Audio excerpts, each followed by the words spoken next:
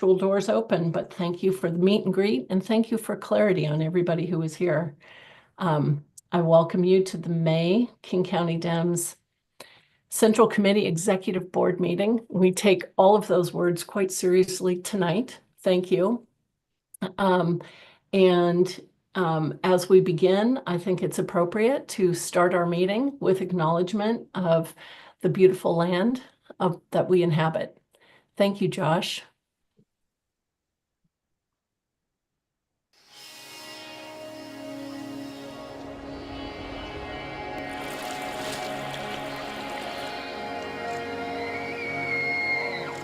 Hash Chesh Eskol.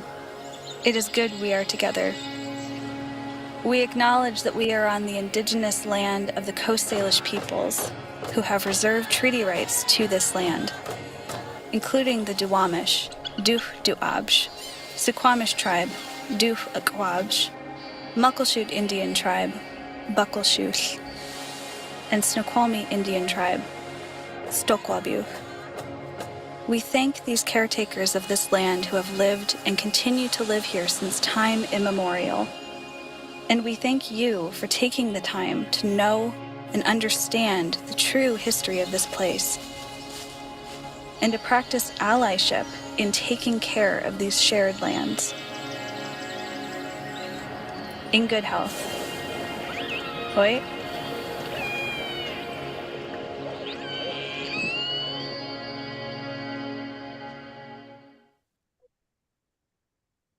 That was beautiful as always. Thank you. I see some hands raised. So prior to moving on to our agenda, I'd like to recognize Lisa Rivera, one of our state committee members. Thank you, Lisa. Hi, thank you. I want to just have a quick point of order real fast. I understand that there's some are not being allowed in this meeting.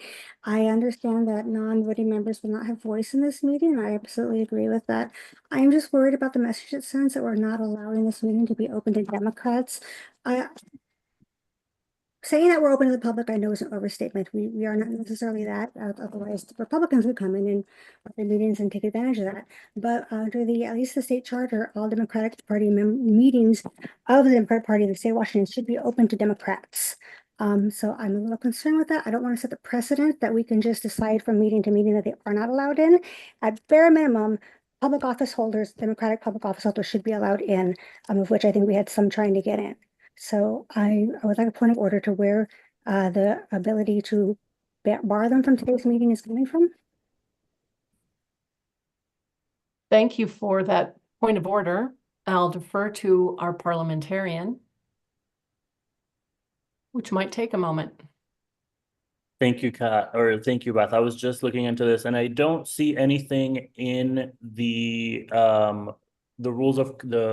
rules for conduct in the virtual meeting or in our bylaws that say that we need to admit any folks. So this is ultimately the chair's call. I will refer you to the state party charter. I can put it in the chat. I would appreciate that because I know that our internal rules can't supersede the internal Washington State Party rules. So if you have a specific. The state party charter says that the party shall, quote, be open to all who support the party and wish to be known as Democrats. Our meetings aren't necessarily open to the public because, again, that would allow Republicans, but anyone who identifies as a Democrat should be able to receive notice and attend their local party meetings. Yes, there's also a King County Dems rule that does specify that public office holders, I have to pull that one up, but that I believe there's even one that says PCOs are allowed in. So we have several types of people who should be allowed. And again, I'm not trying to make trouble. I just really don't want us to set a precedent that's dangerous and says that we can decide meeting to meeting that they aren't allowed in. That's my concern. Thank you for expressing that, Lisa. I appreciate it. Amy, you have your hand up. Yeah, we have we are live streaming on YouTube, and we have put notice into into the chat of the waiting room several times that everybody is invited to watch the meeting as it streams on YouTube and have been given the link. I don't know that makes them barred from the meeting. They're still able to watch their. Yeah, again, you got a point because I don't know where you draw the line at like they're watching the meeting versus they're in the meeting. All the rules say, attend the meeting, which usually means you log on to it. So I think that maybe there needs to be some evaluation of this. But again, I just wanted to raise that concern there, especially when I see office holders and PCOs not being allowed in. And are you finding that to hold true with executive board meetings and not general meetings? Because in the past, the discussion has come up around general meetings, which for us, the only general meeting is the biennial reorganization meeting. So I'm wondering if there's this accommodation for executive board meetings. But I'd like to ask a question before I stop talking and you get a chance to answer the question I just asked. So acknowledging that, I'm wondering if Stephanie Morris, Summer Stinson, and Sam Mendez are all PCOs. Wouldn't know. I mean, I'm not sure. I know that Vivian Song is a PCO and she was not allowed in, so. Thank you. While we're considering, Chris, you have your hand raised as well. I think that was my question sort of been answered was typically that means that there are some folks who want to enter the meeting, and is there anyone or is that the group of people specifically who cannot get into the meeting? Sorry, was that a question for me? Well, for you or Beth, because typically, I mean, other LDs have dealt with an issue where there was someone who wanted entry into the meeting and it wasn't clear, not only was the person say, quote, I'm a Democrat, but also they had a reputation or an intention of being disruptive. And I'm not saying that any of those people are that, but typically that's why I'm asking, is there a specific issue around any of the folks coming in, or is it just they're not being able to come in? Eventually, So my hope was that we could stick to our rules of only the members of this body participating and speaking and being able to speak freely in this meeting. If guests come in, whether they're PCOs or not PCOs, Democrats of any flavor, they can't speak or participate in any way. So it's effectively the same as watching on a Zoom. And we have had some challenges, not in this group in the last 2 months with Zoom bombing, but in another Democratic group. And knowing the important nature of today's discussions, I was just trying to keep it as streamlined and easy and as safe for participants as possible. Lisa, do you have another comment? I appreciate that, and I will just I'll let this go. I just want to just make the point that, I think this is something we need to clarify more, maybe in our virtual meeting rules that says that when there is a virtual option such as YouTube, that counts as an accommodation that people are still allowed to see the meeting. Because I agree, if they came in, they should not be having voice, because that's not what, in not just in the spirit of streamlining, but just in according to the rules that, they're not supposed to have voice. So Right. definitely not trying to argue that. I'm worried. I want to make sure that we're not, again, sending, the wrong message about our meetings. We want to be open and welcoming. And when we are not letting elected officials and PCOs in, that Right. I don't know. Right. So that was my thought, that if they were here, they can't speak or chat or anything anyhow. So it's effectively the same thing. I appreciate your consideration of that intent. It's been a very challenging several days.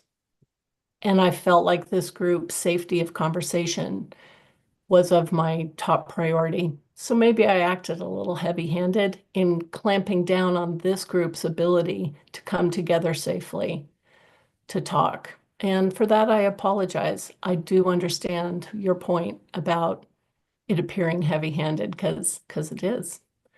So this could all be cleared up, I think our bylaws haven't been updated in a number of years as it is, so there's probably Yes. some updates. We have a growing list of things to add to them, and I welcome you popping that on the list as well. Happy to help. It's been 5 years. Thanks. Hunter, you have a hand up as well. Yes, I'd just like to bring your attention to section 3.2, non-voting members in our bylaws.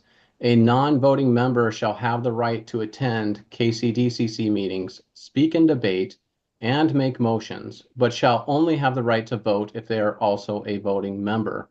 Non-voting members of the KCDCC shall include Democratic public office holders who represent residents of King County, officers of the DNC, state party, congressional district organizations, LD organizations who reside in King County, and officers of the KCDCC and King County Young Democrats.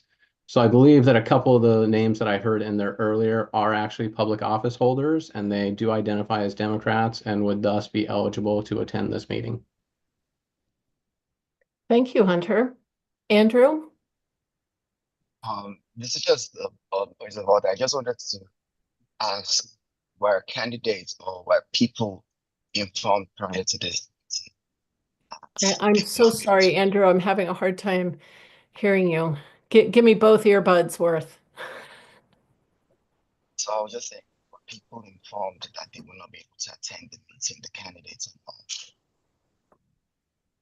I did not send an e-blast to every candidate that has filed with the PDC or King County elections. I did not do that. Hi, Galaxy. Hi. I didn't hear the last question. So what was said was candidates didn't know before this meeting that this year they weren't going to be allowed to attend the meeting. Is that what was just said? Some candidates knew because quite a few candidates have texted, called, or emailed with me today or yesterday. So it's an uneven representation of what candidates knew. Okay, but candidates that have been working with us were informed. Candidates who reached out to me directly were informed. Okay, and we didn't tell anyone that they would be allowed to attend this meeting. No. Okay. Excellent question. Sorry, it took me 3 tries to understand you. Alex, parliamentarian. And again, apologies for my background noise. Would you like to make a ruling? Should we let those folks into the room with the caveat of all the things that we discussed and email to others that they are allowed to join us? How would you like me to proceed? So I think it might be for the best if you admit folks into the room. And then provide them the caveat that unless they fall under the specific parameters of section 3.2, that they cannot make motions or vote or otherwise interact with the meeting. Thank you. Can the folks managing the waiting room help with that and maybe do a little outreach to a couple of the key people who we know went to the Zoom? That would be really generous of us. Thanks. There's only one person left in the waiting room, so, and I can let him in. He was the sole PCO that was left. Thank you.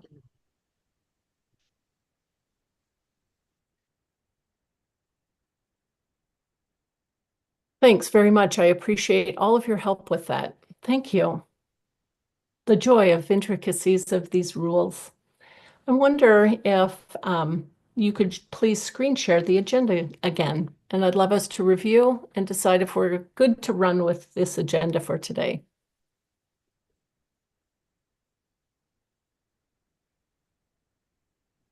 Thanks. I note the agenda is, go ahead and let Summer in the room as well. Thank you.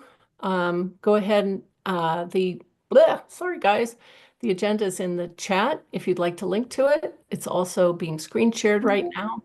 Basically, we're adopting this agenda, which includes a look at the previous couple of months of meetings, and I can speak to those. I can also read them if you would like. We have 2 ultra quick committee updates. We're not addressing all of the committees this time so that we can spend the bulk of our meeting on endorsement considerations. We are linked to the endorsement committee report. Thank you very much, committee, for your hard work on that. And a reminder is that we will be using our unique voting identification codes for each of the ballots. Then we'll have good of the order and an adjournment. Does that look like a suitable agenda? Does anybody have comment? Does anybody have division or their additions? Hi, Hunter. Yeah, if we approve this agenda, are the meeting minutes automatically adopted, or Nope. is this Nope. written, we vote on a separate thing? Thank you. Yep. Hi, Chris. Yes, thank you, Beth. Were those unique ID numbers sent to us recently? They were emailed to you on Wednesday, May 14th at 4 p.m. May 14th. Okay, I'll look for it. Thank you. Thank you. Hi, Tyler. I just want to clarify, Beth, that we will have the endorsement committee report, and then will we have open floor discussion if there were to be motions from the floor at that time? That's all I'm just making sure of. That's wonderful understand. clarification. And I'm super glad to offer that explanation right now. As a part of the endorsement committee report, we will first address single jurisdiction candidates. Those are pretty easy, and our only option for those single jurisdiction candidates is to adopt what their jurisdiction has approved or not, or nothing. It's all or nothing. We're in or we're out. Then we will read through the entire slate from the endorsement committee and note the races, in this case candidates, because I don't think we have a levy on there, the candidates who have had a request for withdrawal. We'll separate those withdrawn, vote on the remainder of that slate. Then we'll review each of the withdrawn candidates. Following that, we'll go to nominations from the floor. And of note here is in the case of seeking a dual endorsement, if one of the two that people might be interested in are listed on the slate, the recommendation is to approve them from the slate and then add at the end the second candidate. And this is a meeting where nominations from the floor are appropriate. Thank you so much for that explanation, Beth. Yeah, thank you. Okay, seeing no more hands and understanding that this is just the order of events, it is not the events themselves. I'll ask a couple more times, making sure that we're good with this agenda. Any objections? Any objections? After the next time, I'll tell you what I learned about asking 3 times for any objections, made me laugh. And seeing no objections, this agenda is accepted. Thank you very much. Super. The next thing to go on to are our previous month's minutes. And as you'll recall, we declined to not, wow, awesome. It's almost like somebody read my mind. We declined approving them because we wanted to go back and augment them with much more detail, which was done. And in fact, I personally spent about 5 hours on the March 25th meeting Zoom at transcribing each of the motions, noting the seconds. Sometimes there were motions within motions, and confirming that we were noting the actions taken. And I was astounded by the amazing work this body did, and also learned, per Robert's rules, that you note a second, but you don't have to name who created the second in minutes. Interesting detail that if you're playing fact or fiction one day with your family, you can bring that one up. So I'm wondering if anybody had a chance to review any of those.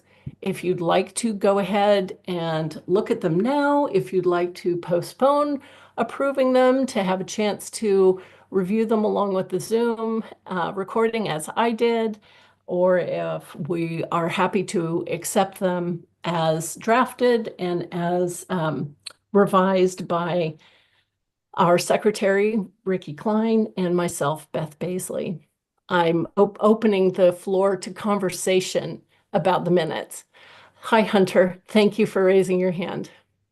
Thank you so much, Beth, and thank you and Ricky for your work on those. They're very detailed.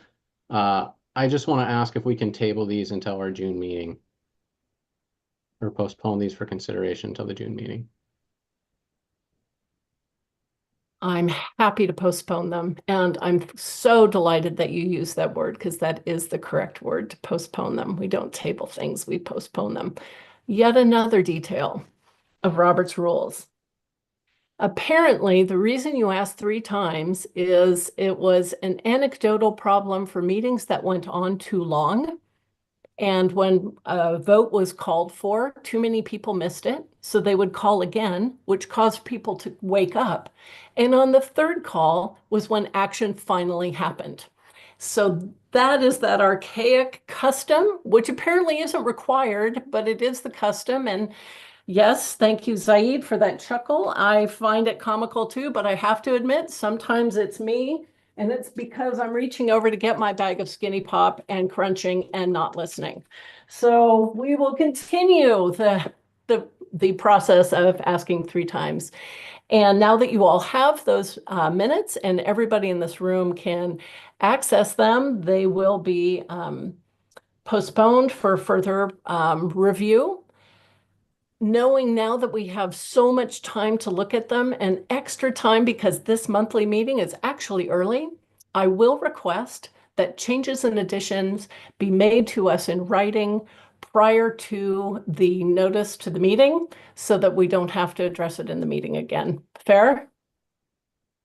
Awesome. Thank you. Thank you. Thank you. Hi, Rye. I see your hand is raised.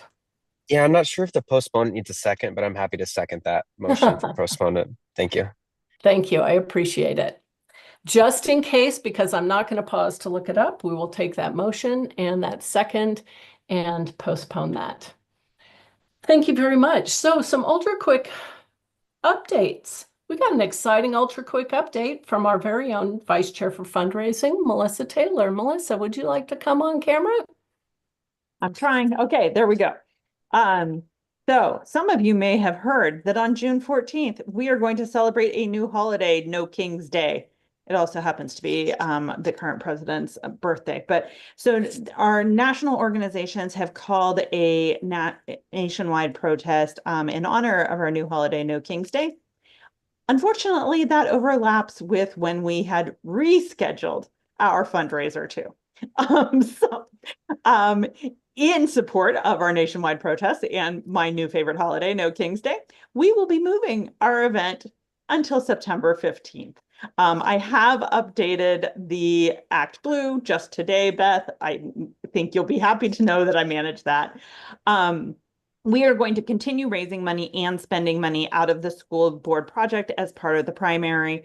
But it is, yeah, September 15th. Now, we're hoping that late on a Sunday will not be a nationwide protest. Anyway, really excited about the project. We had John Weibel from Wind Power Consultants donated time, in-kind contributed time to candidates.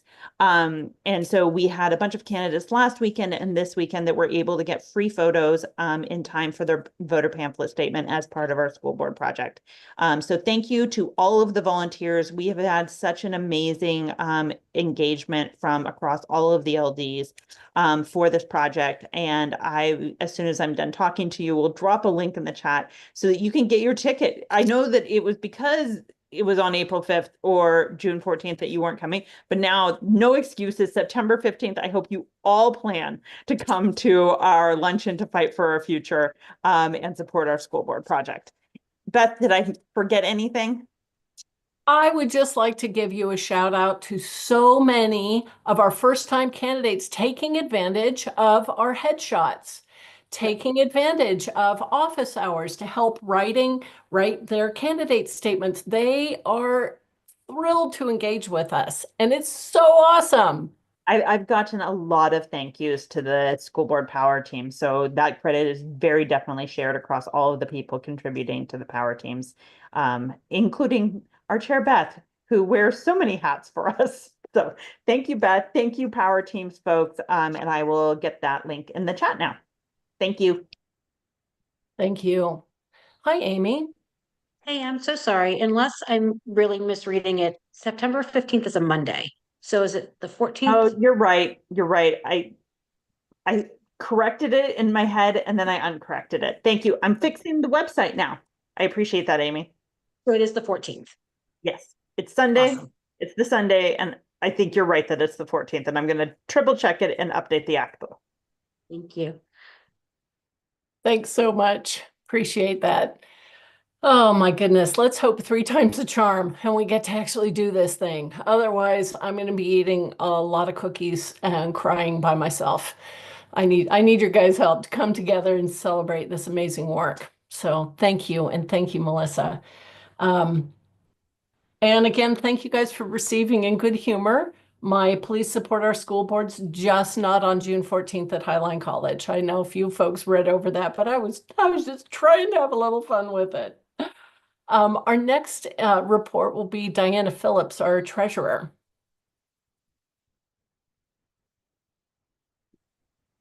I am here to remind you all that we're selling for donations of $20 or more, we are offering our Pride t-shirts. These t-shirts are awesome. You get to choose your color, white or gray. You get to choose your size in advance.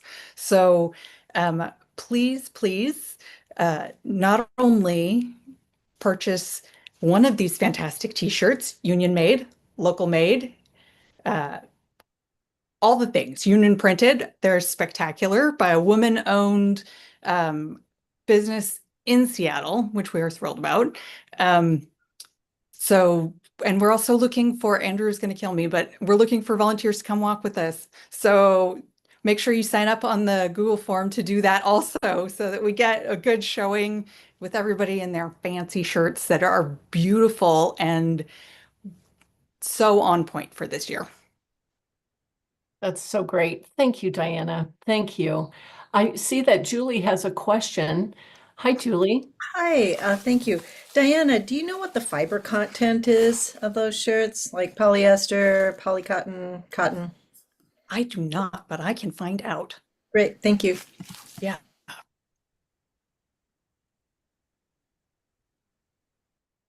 Any other questions about the t-shirts? Oh, hi, Lisa. Is there an image of I want to see the logo, but it's so tiny. I even looked on the website and I could, is there a clearer one we can see it? It looks beautiful. I can see it. Okay. I can't figure out how to make it bigger on my screen. I will drop the link in into the chat so that y'all can bring it up. The logo is pretty awesome. Yeah, I can so definitely. Thank you. I know, I just can't figure out how to make it bigger on my side to make it bigger on your side. So please bring up the link on your end and do the Zoom. And if you need an extra picture, Kat's probably got a way to do this, or she's got a question. I was going to say I could show the logo if you wanted to stop your screen share. That would be awesome.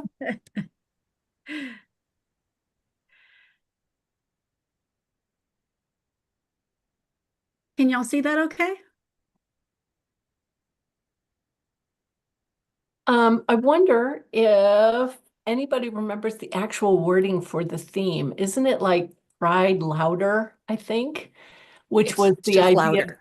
Yeah, just louder. Which is why we've got the megaphone and the sound waves, and we're right there with them. And we did take a little bit of additional trans pride into account to support our trans community, which is why the sound waves have the pink and white and blue. So awesome. They're beautiful. Thank you. Thank you very, very much. I really appreciate it. I'll put in one other quick plug for King County Young Dems who are having a candidate forum. I attended a candidate forum this last week here in Issaquah, held by a consortium of environmental groups for our King County executive. And the Young Dems are hosting their own forum for Young Dems. I'm sorry, King County Executive. It'll be on the UW campus. It's next Friday at Guggenheim Hall. And we'll put in lots of info later on. You're going to hear me mention it a few times, but it would be super great to support them and to support those important candidates.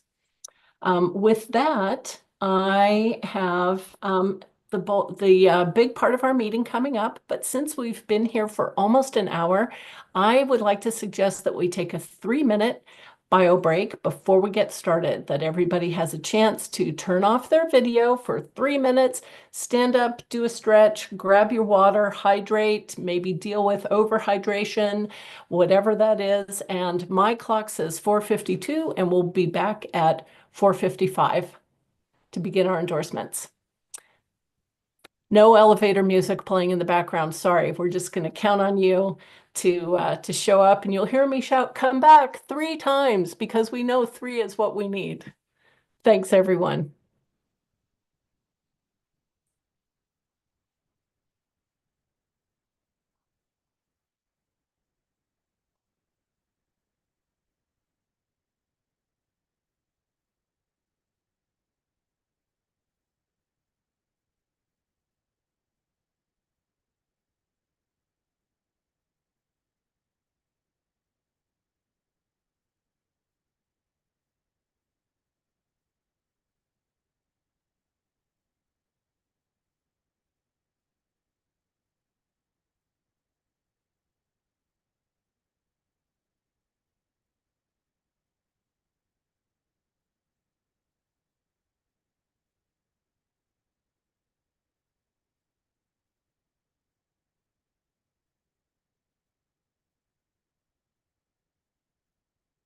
Oh my gosh, look at how amazing that is. Kat even put up a timer. I just can't help myself. You are too good for words. I Thank am you. Hermione Granger. I can't You help it. are. I just am. That you are. Hi, Hunter. I see your hands up. If you don't mind me answering while we're on break, I'm good. No, that's great. I love the t-shirt. I was just thinking as a fundraising idea between votes, if occasionally you ask like who's purchased their t-shirt yet, because I'm gonna go on and purchase one right now.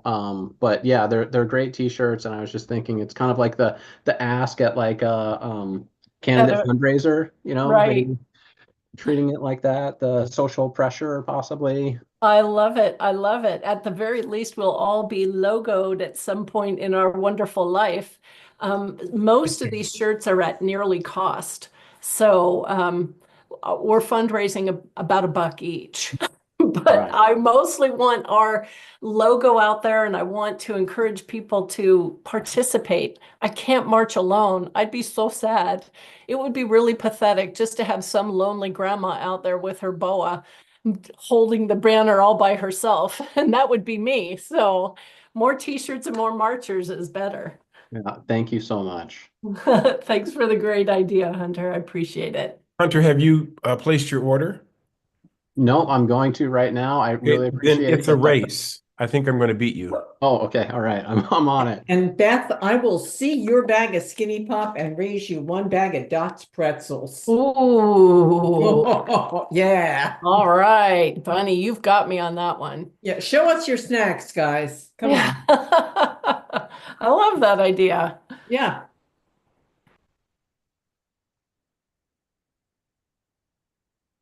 Amy, that was too fast. What do you got?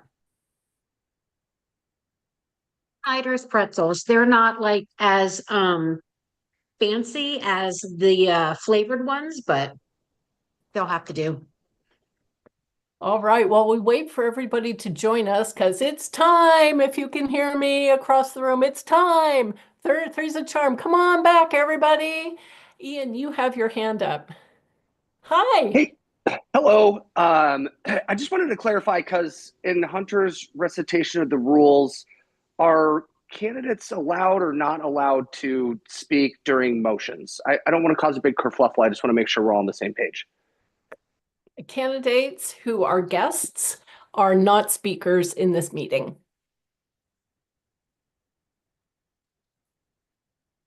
Thank you. Okay, time's up. How does it look? I can't tell because I'm spotlighted. I'm going to get unspotlit. Hi, Alex. Thanks for raising your hand. Yes, I just want to clarify that. So our rule makes so for our purposes, candidates who hold elected office in King County may speak at debates. So that is what the rule says.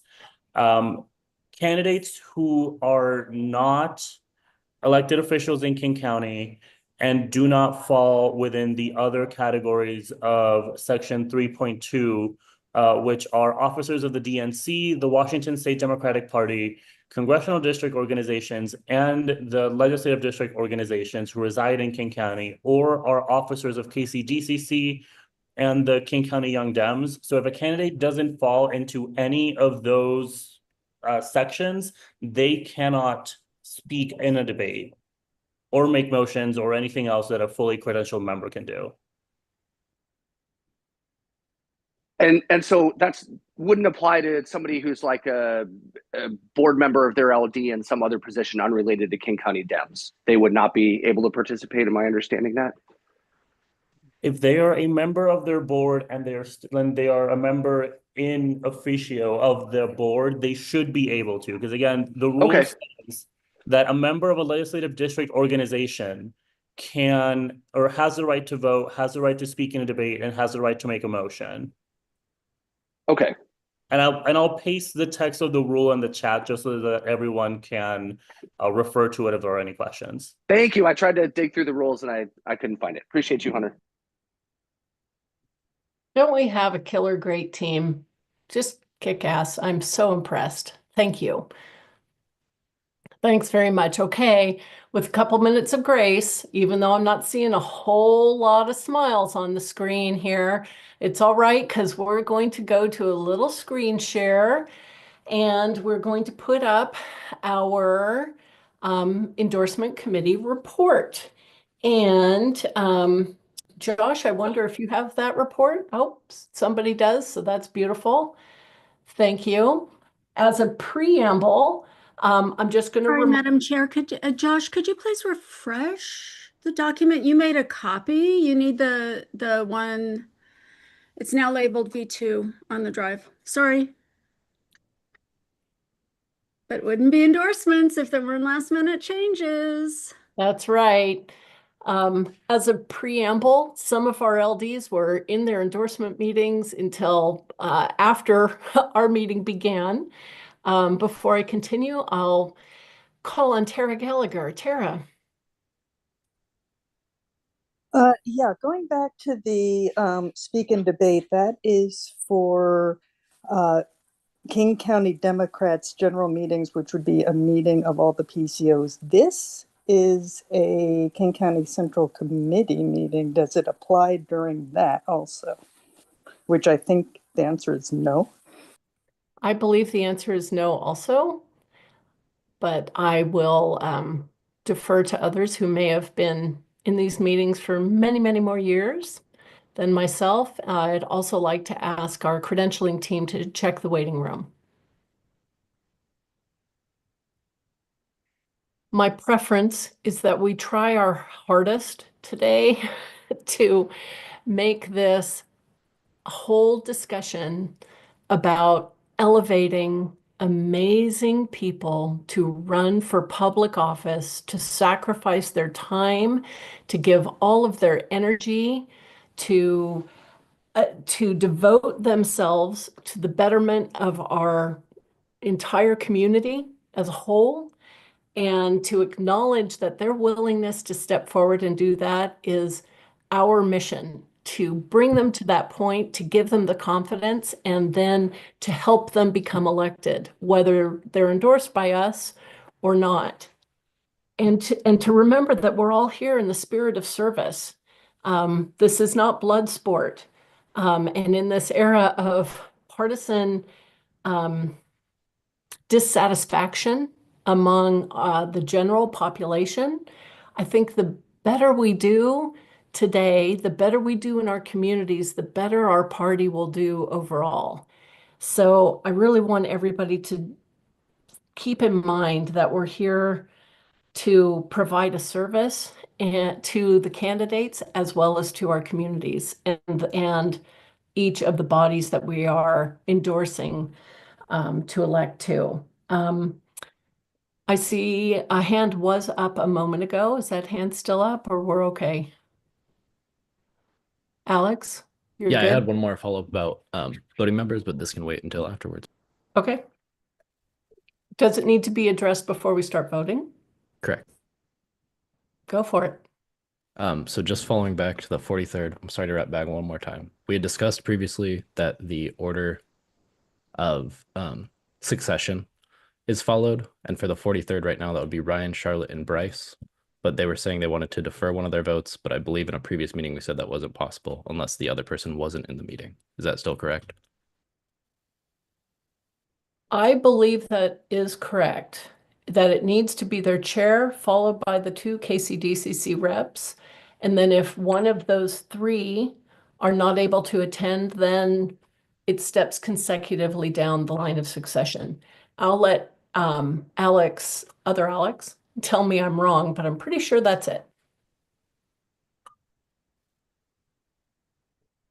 Sorry, Beth. I'm still trying to resolve the who can be at these meetings and who can make motions. So I'm diving through the bylaws right now. Okay, thank you. And again, I'm just going to ask everybody to keep in mind the spirit of what we're doing here. Thank you, Erin. Hi. If you'd just like a little extra detail on that line of succession, it's if the chair can't make it, the first replacement is the vice chair. And if a representative can't make it, the first replacement is an alternate. And then they both cross over. So if a vice chair is not there, then it's an alternate. Anyway. And then at the very end, it's the state committee members. Correct. Yep. But the alternate state committee members, interestingly, are not noted. Yep. Yep. Yep, there we go. Okay, so here's a little snapshot.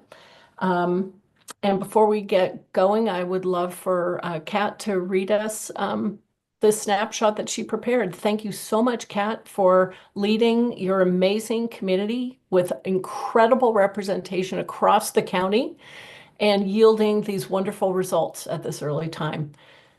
Thanks, Kat. You're up. Yeah, just Dean and I want to thank everybody across the county for literally hundreds and hundreds of hours of work that they've all put in. This snapshot is accurate as of 3:50 today. I believe there may be new, yes, there are two additional single LD races that we'll need to add in.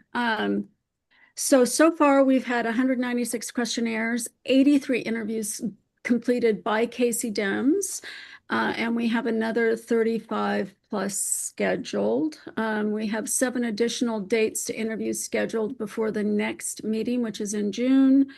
Our endorsement recommendation vote will be on Saturday, June 21st, to give us time, which gets us just in time for the KCDCC meeting on June 24th, where we can do all this again, but with probably fewer numbers, or maybe about the same.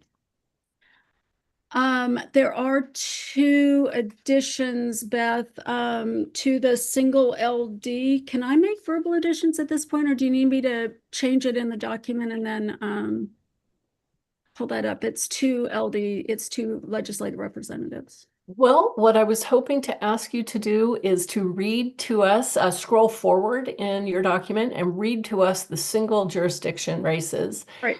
We can transcribe those into the minutes.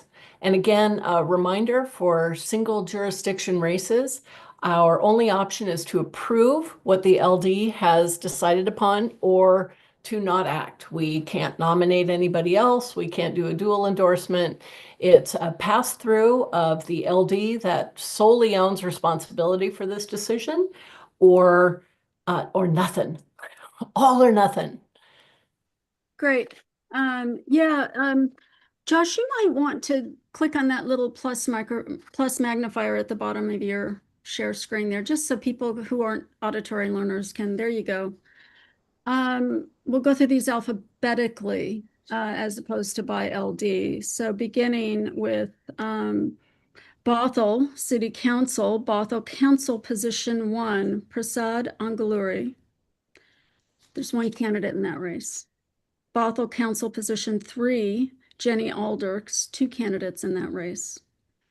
Bothell Council position 5, Brittany Miles, 1 candidate in that race.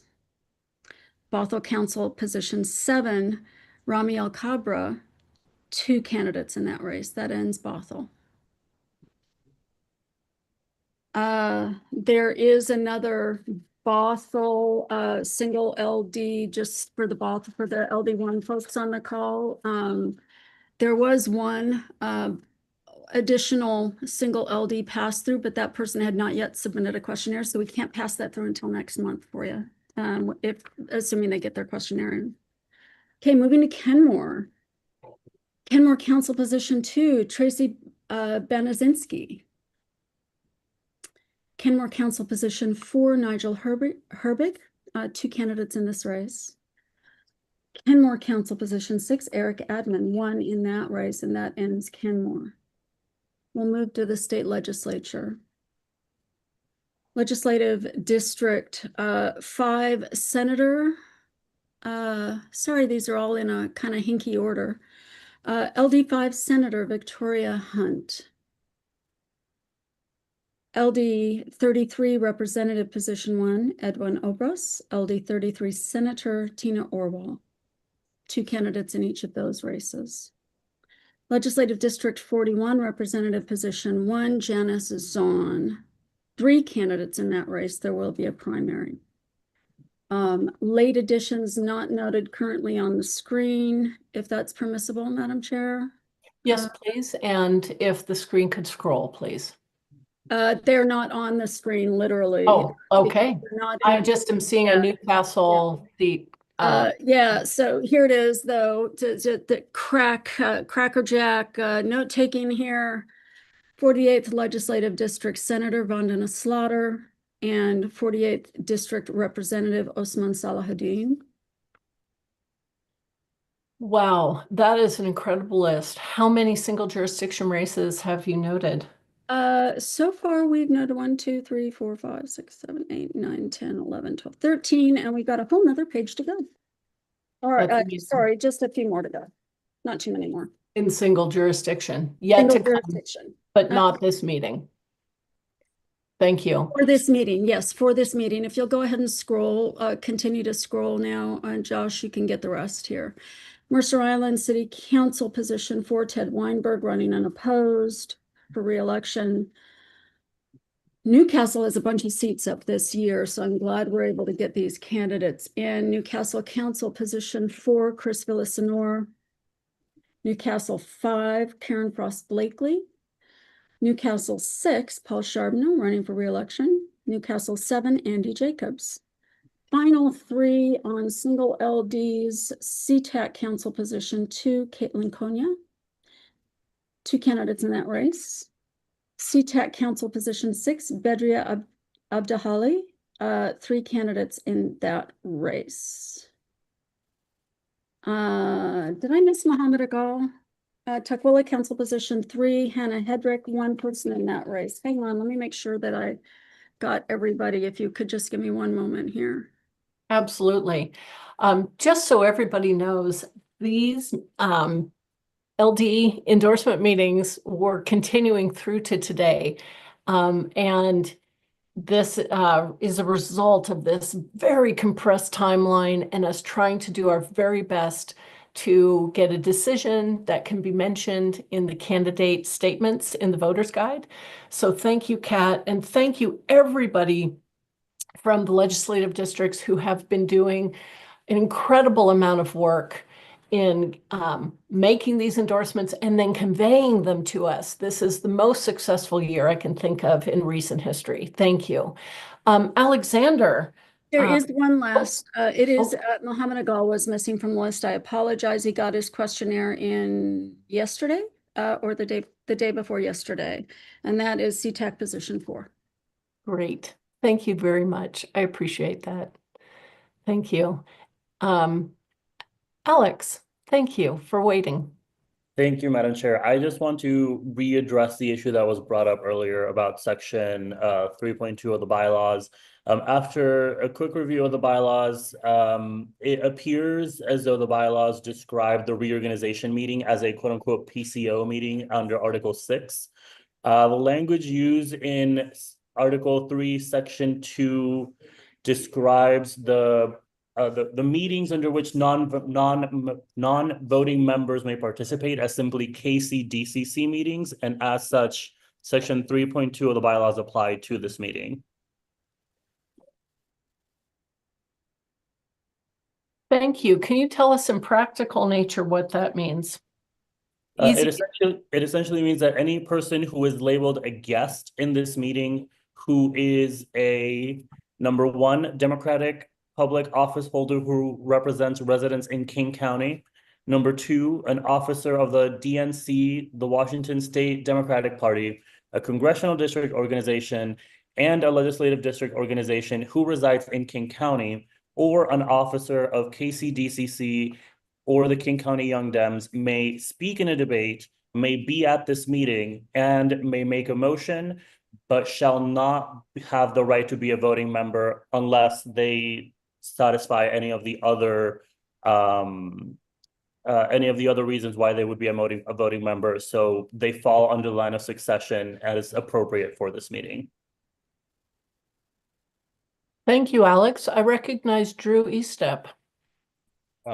Sorry, Beth. Point of information. Actually, no, this is a point of order. And sorry if you hear the just since it was put in such certain terms from Alex, I want to clarify. I do not believe that this is a meeting of the KCDCC. The King County Democrats Central Committee is a meeting of all PCOs. And if we are taking the stance that this is a KCDCC meeting, then this is a much broader meeting, and we are in a lot of trouble. This is a meeting of the KCDCC Executive Committee, which has had authority deferred to it by the KCDCC. I know that's sort of confusing, but I want to make sure that's clear, because if we're taking the stance that this is a KCDCC meeting, we do need to have a lot more conversations.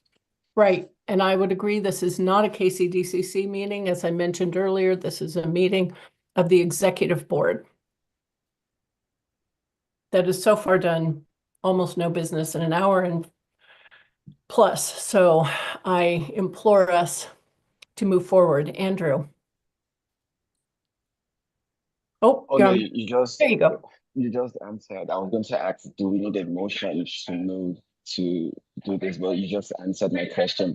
So yeah. Thank you. Thanks. I appreciate it so much. Kat, I appreciate everything that's happening in the chat right now to make sure that we are documenting all of the single jurisdiction candidates that have been elevated for our endorsement consideration by their legislative district. And Kat, I believe I'm correct in saying that once it comes from your committee, which these pass through, this counts as a motion and a second. In that case, these candidates for single jurisdiction office require a majority vote, not 2/3. And at this point, I think we are ready for our first ballot. What do you say, Aaron? Wow, I think I can do that. Now I'm just wondering, it didn't say single on there, but okay, we'll get it sent out. I'll put the link in the chat in just a moment. Okay, and Nancy has a question while you pull that forward. Hi, Nancy. Hi, I'm sorry, I'm looking at our 33rd LD list. Is Des Moines a single jurisdiction? Because we did endorse. I believe that Des Moines is not a single jurisdiction city. Okay, thank you. Thank you for double checking. There is a very large chart that outlines that, and we're happy to share that with you. So for those who were with us last month, you'll remember that there will be a ballot in chat in a moment where you will click on that ballot. You'll input your name and your unique voter identification code. So while we get ready for that, I want to make sure that everybody understands there isn't discussion or debate on these races. That can come later, but these are single jurisdiction. That's pass fail.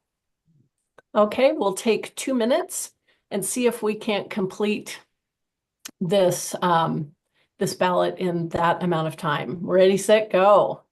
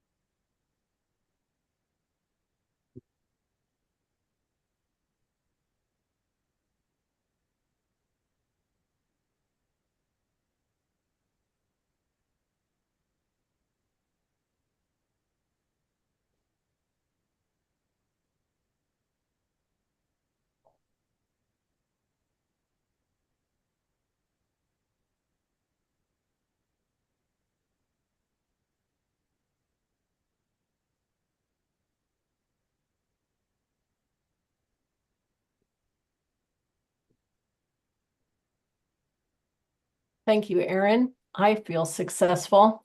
I just clicked submit. Who else can join me and feeling good about it? All right, I'm seeing some thumbs up. I'm seeing some dancing shoulders. This is good. Single jurisdiction votes for the win. Hi, Melissa, you have your hand up. I just had time to do my ballot and go buy my pride shirt. So I just wanted to do a little bit of, hey, I've got my shirt, Hunter, and who else was the other person that I Chris think Porter. They was were on going fire. to- They took no breaks. They went straight to their credit card and bought some Pride shirts. All right, guys. While we get wrapping up, you might want to click that link again and pick up a Pride shirt, because I think we're going to be the best dressed crew in the county.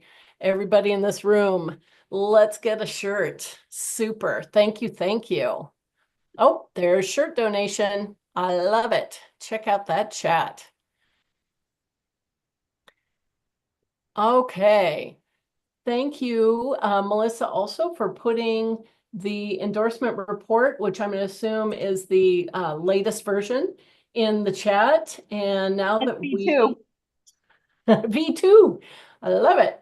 I need to get you a V2.1, but maybe when there's another vote, I'll do that for everybody. It'll be the same link though.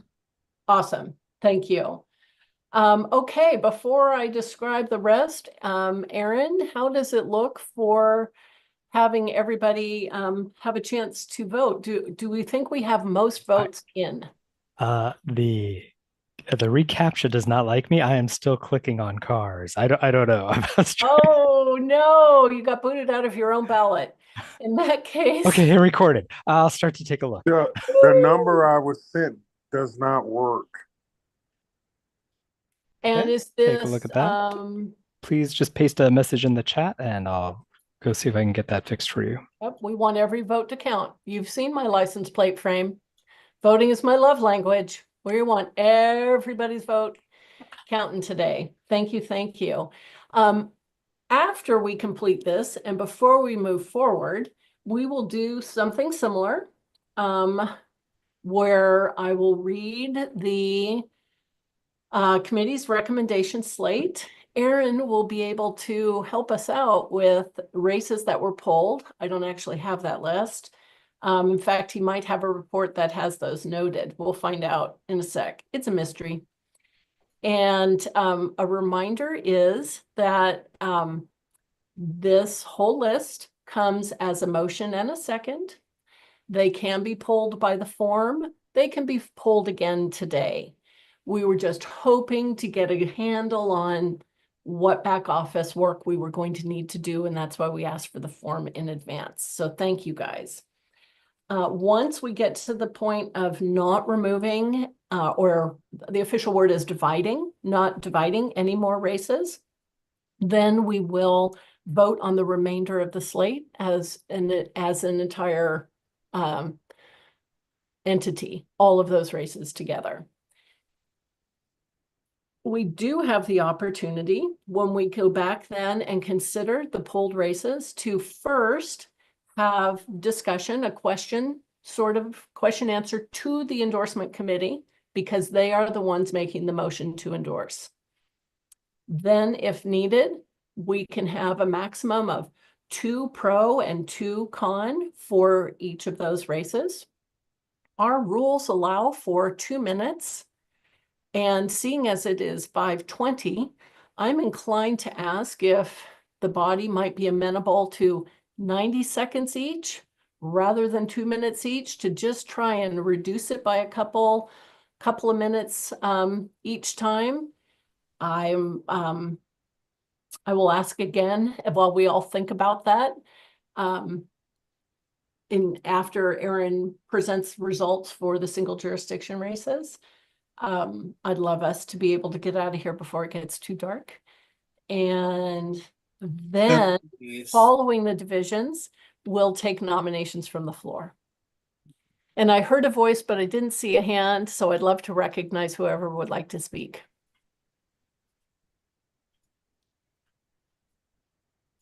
Great. I'll jump in then. So I have a number of emails to go through and start to fix or correct with people. My guess is you entered one that isn't what we had, and that could be because we've since, like just in this meeting, found out we need to be using a different email address, but you need to be using the way we contacted you.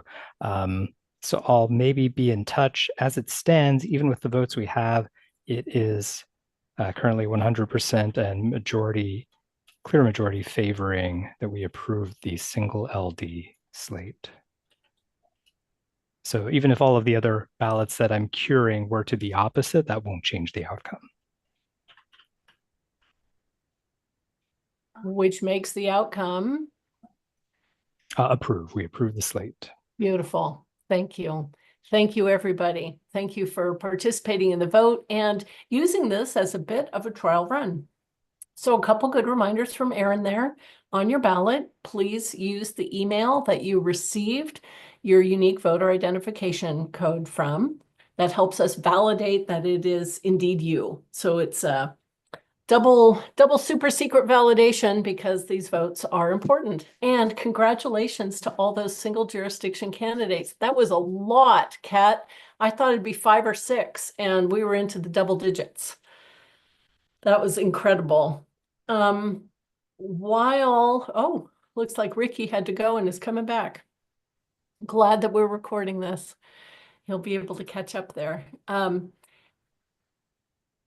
I wonder, is it possible to utilize that nifty list that I saw a snapshot of that showed a slate with the polls, or would you like to interject as I read the slate and with races that were polled? Sure. I sent that to Kat as well. So I think it'd be really great. Yeah, if you and her can work on that, just so I can go through and find out if there are people I need to coordinate specifically on their emails to get that fixed. Great. And it seems like my messages are going directly to Kat in private message. I'm not getting anything from you, Anthony. It says, yeah. I just need my number. That's it. I was never sent it. I looked at the emails and there was just links to the meeting. I just need my Maybe voting you number. can DM Anthony. Would that work? Yeah, I did earlier in the meeting, in fact. Okay, and do I understand what you're suggesting, Beth, is that while Erin is finalizing this vote here, that I go in and pull the currently divided? Well, what I'm thinking is we do it a little bit more organically, that you or I can read from the list. And for instance, I would look at King County Council. I'm looking at a list right now. District 1, Rod Dembowski. You could say, Beth, that race has been pulled. Okay, sure. Or not. Sure. Great. So before we begin, I'm just going to clarify that this meeting we're in right now is a King County Democrats Central Committee Executive Board meeting. Otherwise, we're enforcing Section 3.2 of the rules. So I've just said it in a concise way, and we can record that in our minutes as well. I'm going to come back to the Endorsement Committee Report, version 2, and I'll begin. I think I can Thank you, Josh. I appreciate that, doing some reading. Kat will help me with the divisions as indicated through the Google form. King County Council, District, can you scroll forward, screen sharer, please? Thanks. District 1, recommended Rod Dembowski. King County Council, District 3, Sarah Perry. King County Council, District 5, Kim That received a Khan, motion to divide. Sarah Perry? Kim Kanban, excuse me. Did I Kim jump ahead? Khan. Yeah, why don't you say it after I, Sorry, thought I did. I think I'm nervous. it's okay. This big stuff. So Kim Khan Vaughn's race is pulled from this slate for division. Port Commissioner number 1, Ryan Calkins. Port Commissioner number 3, Hamdi Mohammed. Port Commissioner position 4, Toshiko Hasagawa. Auburn Council position 2, Kate Baldwin. Auburn Mayor, Nancy Backus. That has received a motion to divide. Kate Baldwin is divided. Thank you. Wait, did she mean Kate Wait. Baldwin or Nancy Nope, Backus? My bad, my bad. Thank you, Nancy Backus. Please help me out there, guys. Nancy Backus. Thanks, Ian. Bellevue Council, position 1, Vishal Bhargava. Bellevue Council, position 2, Naren Breyer. Bellevue Council, position 4, Pradnya Desh. Bellevue Council, position 5, Claire Sumadawirya. Burien Council, position 1, Hugo Garcia. Burien Council, position 3, Sam Mendez. That race has received a motion to divide, or that candidate has received a motion to divide. Thank you. And Burien Council, position 5, Sarah Moore.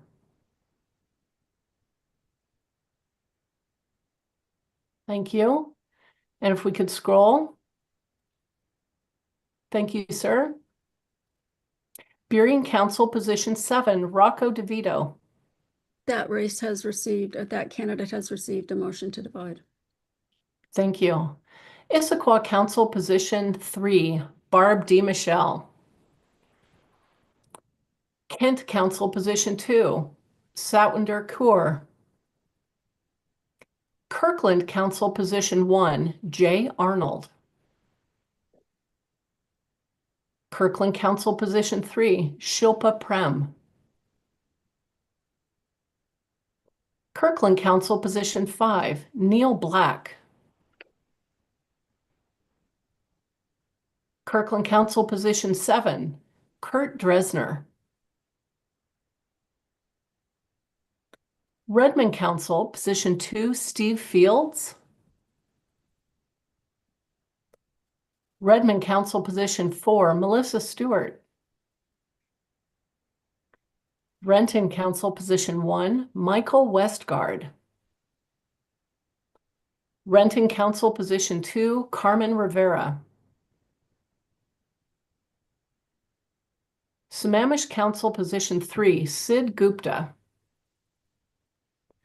Sammamish Council, position 5, Lin Yang. Sammamish Council, position 7, Karen Howe. Seattle City Attorney, Erica Evans. Katie, you have your hand raised? Yes, I'm sorry for the late request to pull Steve Fields. Redmond City Council, position 2. Thank you. Thank you. Checking to make sure that our endorsement chair has a moment to make note. Done. Got it. Super. Thank you. I believe I'm at Seattle Council District 2, Jamie Fackler. Seattle Council, position 8, Alexis Mercedes Rink. Seattle Council, position 9, Dion Foster. Seattle Mayor, Katie Wilson.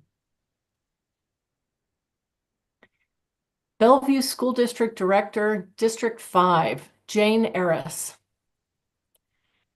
Issaquah School District Director, District 2, Natalie Anderson. Issaquah School District Director, District 4, Sydney Mullings. Lake Washington School District Director, District 4, Aspen Richter. Seattle School District Director, District 4, Laura Marie Rivera. Hi, Kat. It has had a motion to divide. Thank you. Seattle School District Director, District 5, Vivian Song.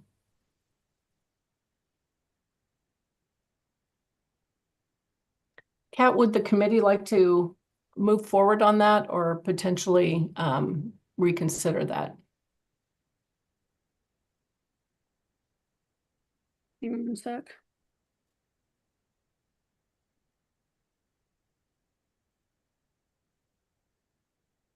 Dean, jump in here while I'm looking up at our notes on that one again, real quick, if you wish. Yeah, we had decided to pull that one. Yes, we'd like to move to divide that race. Thank you. May I take a pause between the next page and ask our credential committee to make sure that the first LD has the correct number of voting representatives in the meeting?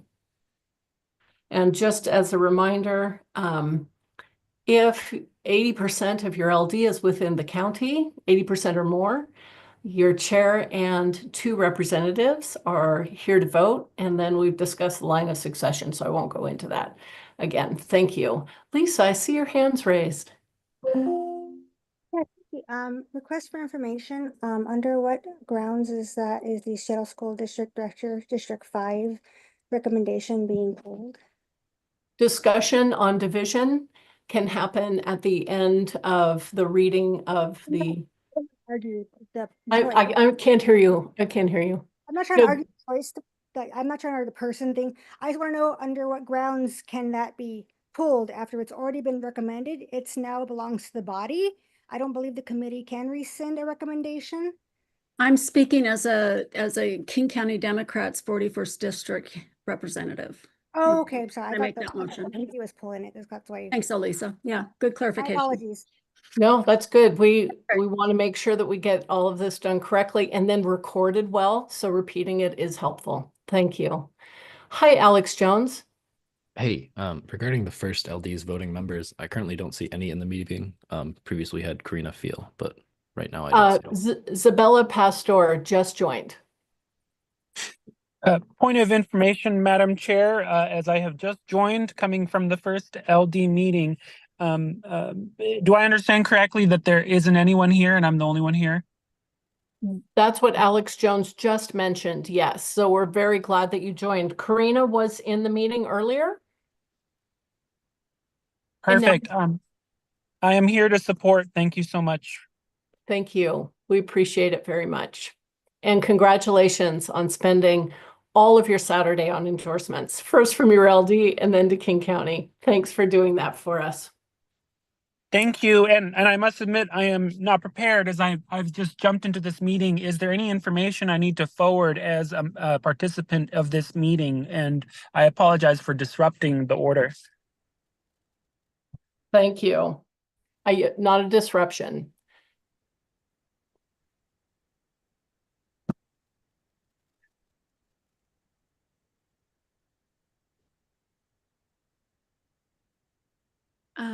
Madam Chair, may I address that question? Yes. Isabella, I just want to let you know that your single LD candidates were passed through and have been endorsed by King County Democrats. Thank you so much. Thank you. If we could scroll to the next page. Thank you.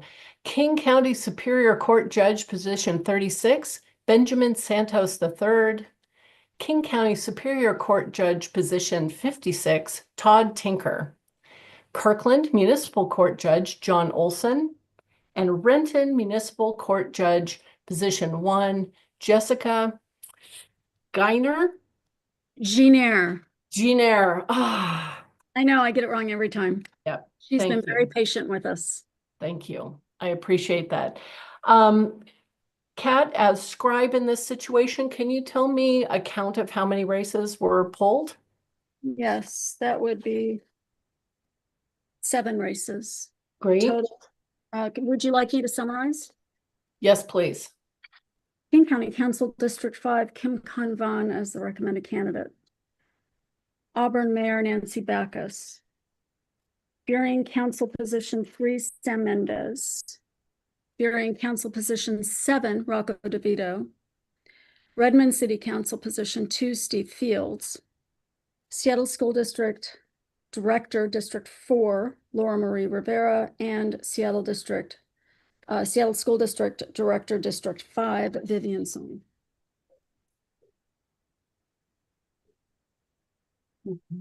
Thank you very much. And that leaves a total of how many recommended races? And I know we need to count on all our fingers and toes. I'll give you a moment. That would be 37. Super.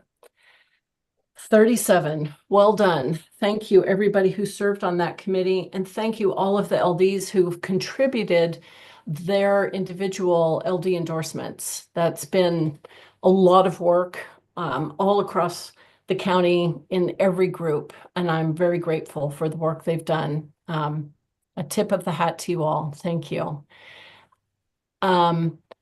Because these were recommended by the committee, they come in with a motion and a second. They require a majority to pass. Without division, there is no discussion or debate, and we can move straight to a ballot. Erin, I wonder if you feel confident in resolving the individual questions that came along and presenting us with another ballot. A lot of windows here. So yeah, we're doing pretty well on that, down to just 7. And this is mostly me finding ways to update records from stuff we've been doing. So I think as long as let's just put more time on the clock for the next one, but we can start the next ballot because that means there are only going to be 7 to look at there as well, from what I understand. So let me find then the link to hand to folks. The current ballot would be the slate. Yes, the next ballot that we're going to put out, Okay, will be the slate for multi-LD candidates. For candidates running for office that span more than one legislative district as amended after the polls. Sound good? That sounds so good. I am very excited to vote on this.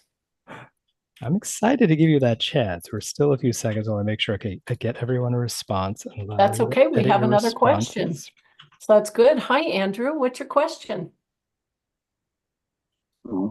This is a point of information, please.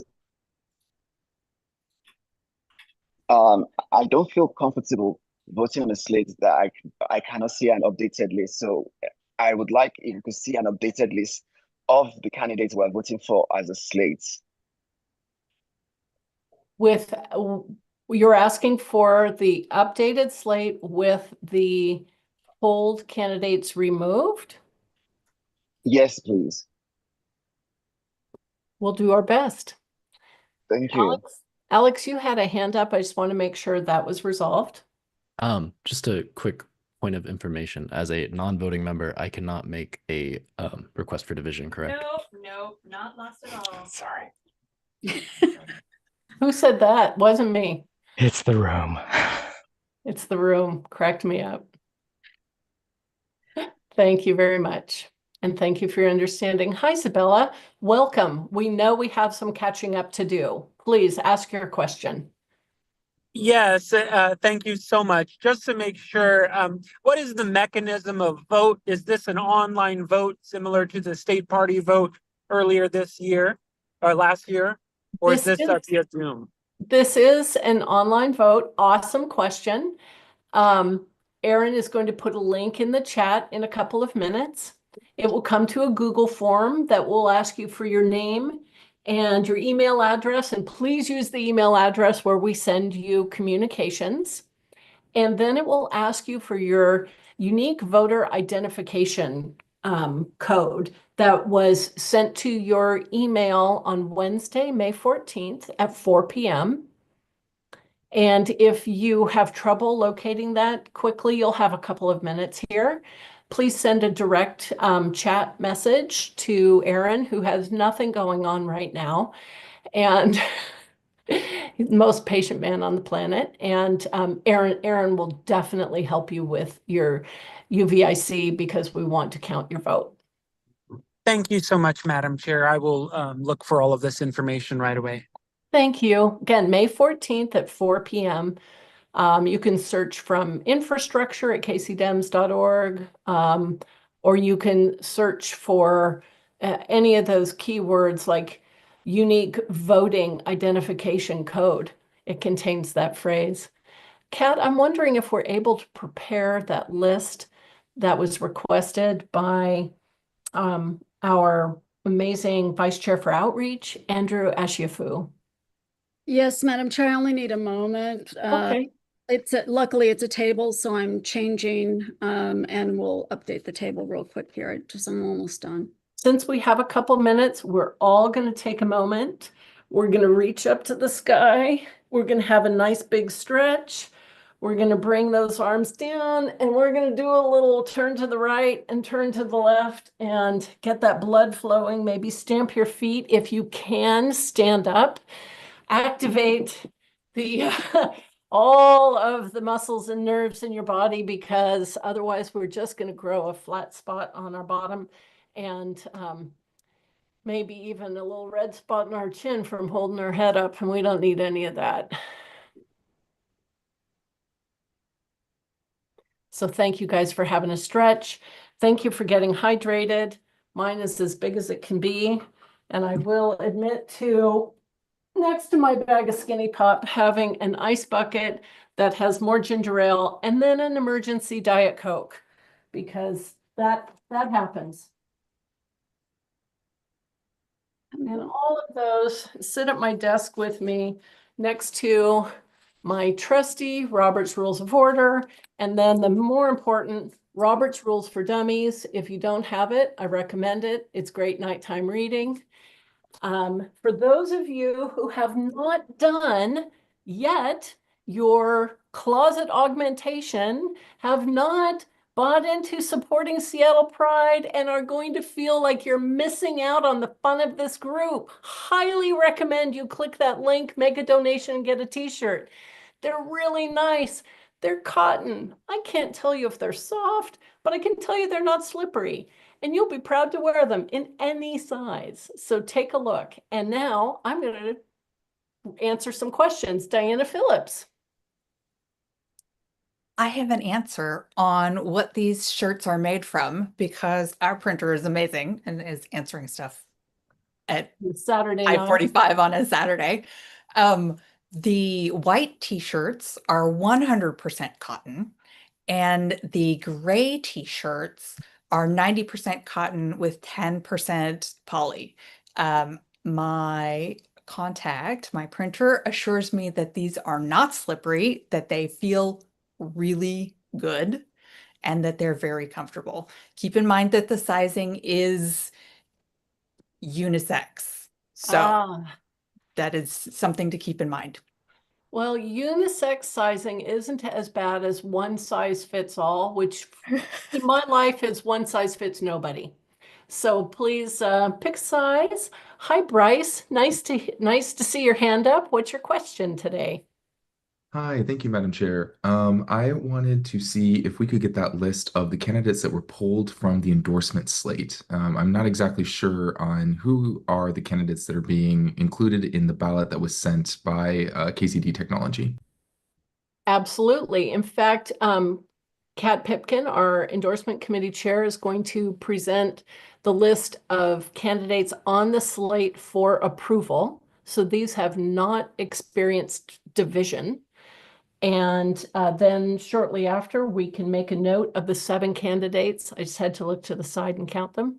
The 7 candidates that have been divided from the slate. Is that okay? Excellent. Yeah, thank you. Thanks, Bryce. Hi, Kat. I was just going to say that it will be, both tables will be in the report. Oh, my goodness.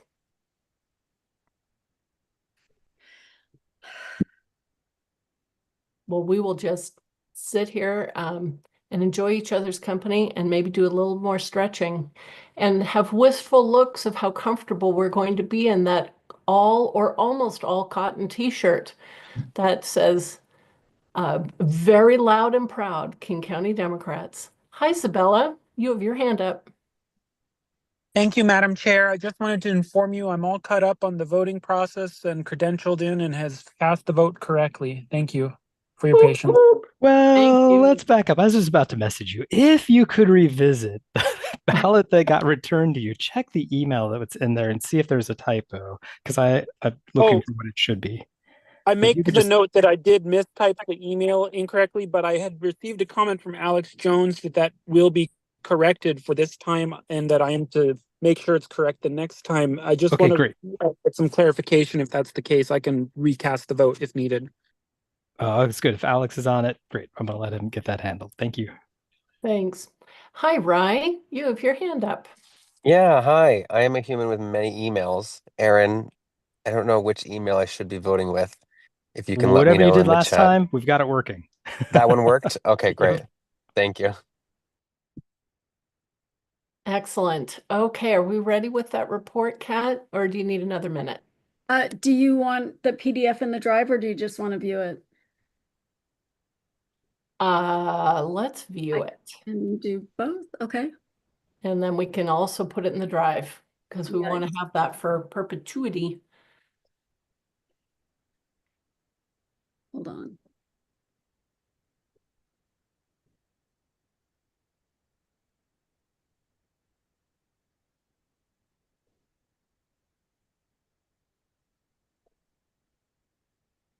One sec. Okay.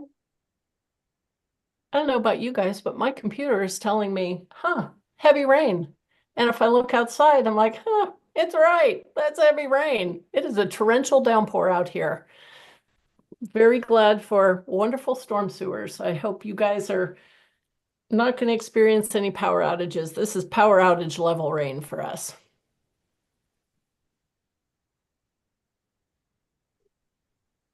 I'm on a hotspot, so I have not lost power, but my kids had to come tell me that they lost their their Wi-Fi. So everybody, please pray for me.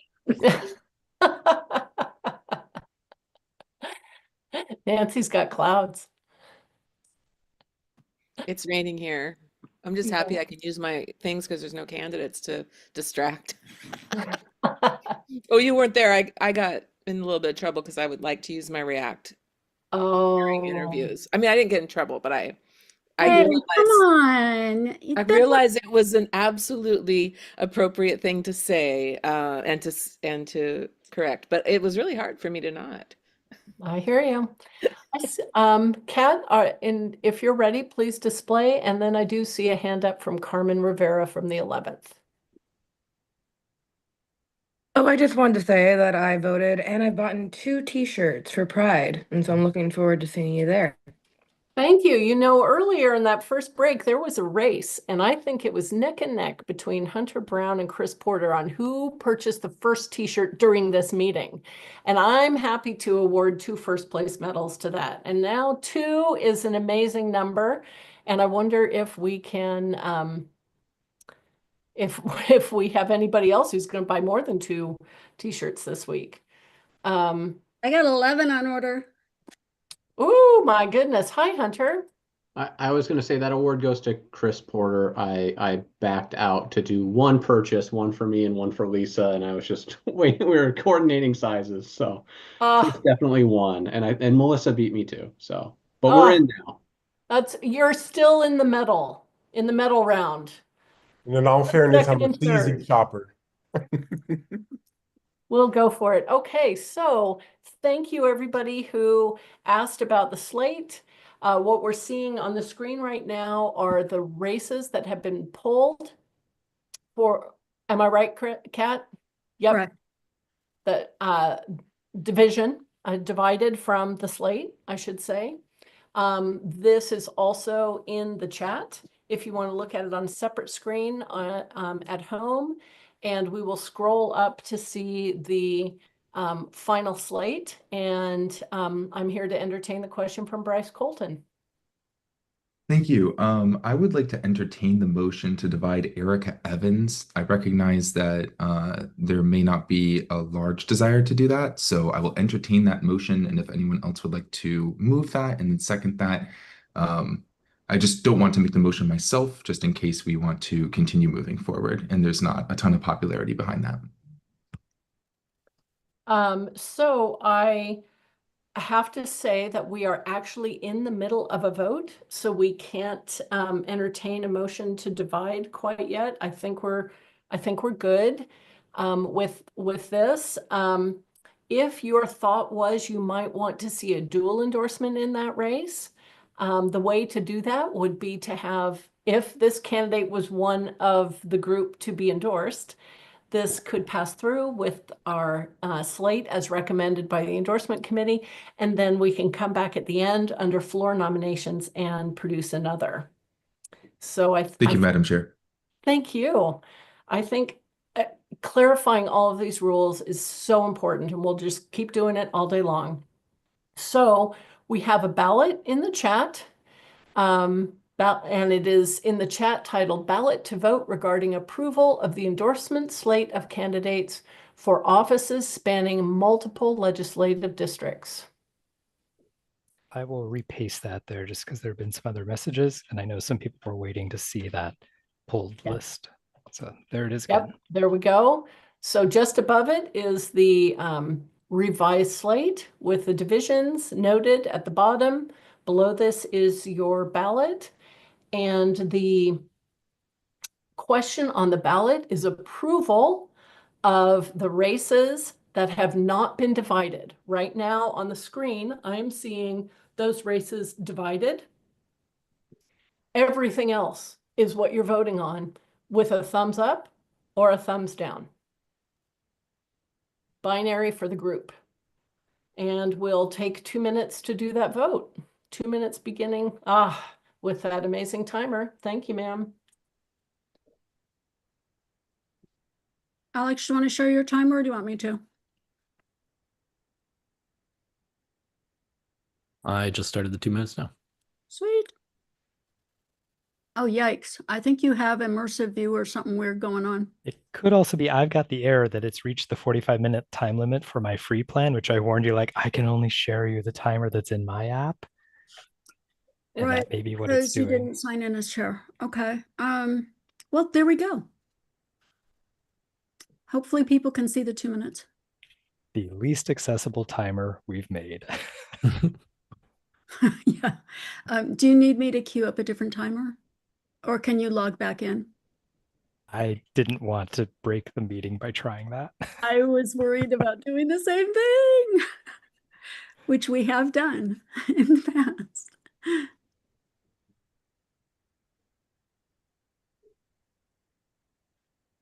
Madam Chair, you do have a hand raised in case you're wondering. Thank you. I had looked away. I appreciate that. Hi, Julie. Hi, is this the same ballot we voted on several minutes ago? It looks just the same, except for at the very top, it'll say multiple. Depending what's being asked, this is the second ballot overall. So the link in the chat is the same as was there just a little bit ago, and it's because enough messages went by and we got this other work done with the pulled candidate list. Okay. So the one I voted on the second ballot, this is not an amendment to the second ballot. Correct. Yep. Okay. Thank you. Thank you. Hi, Isabella. Thank you, Madam Chair.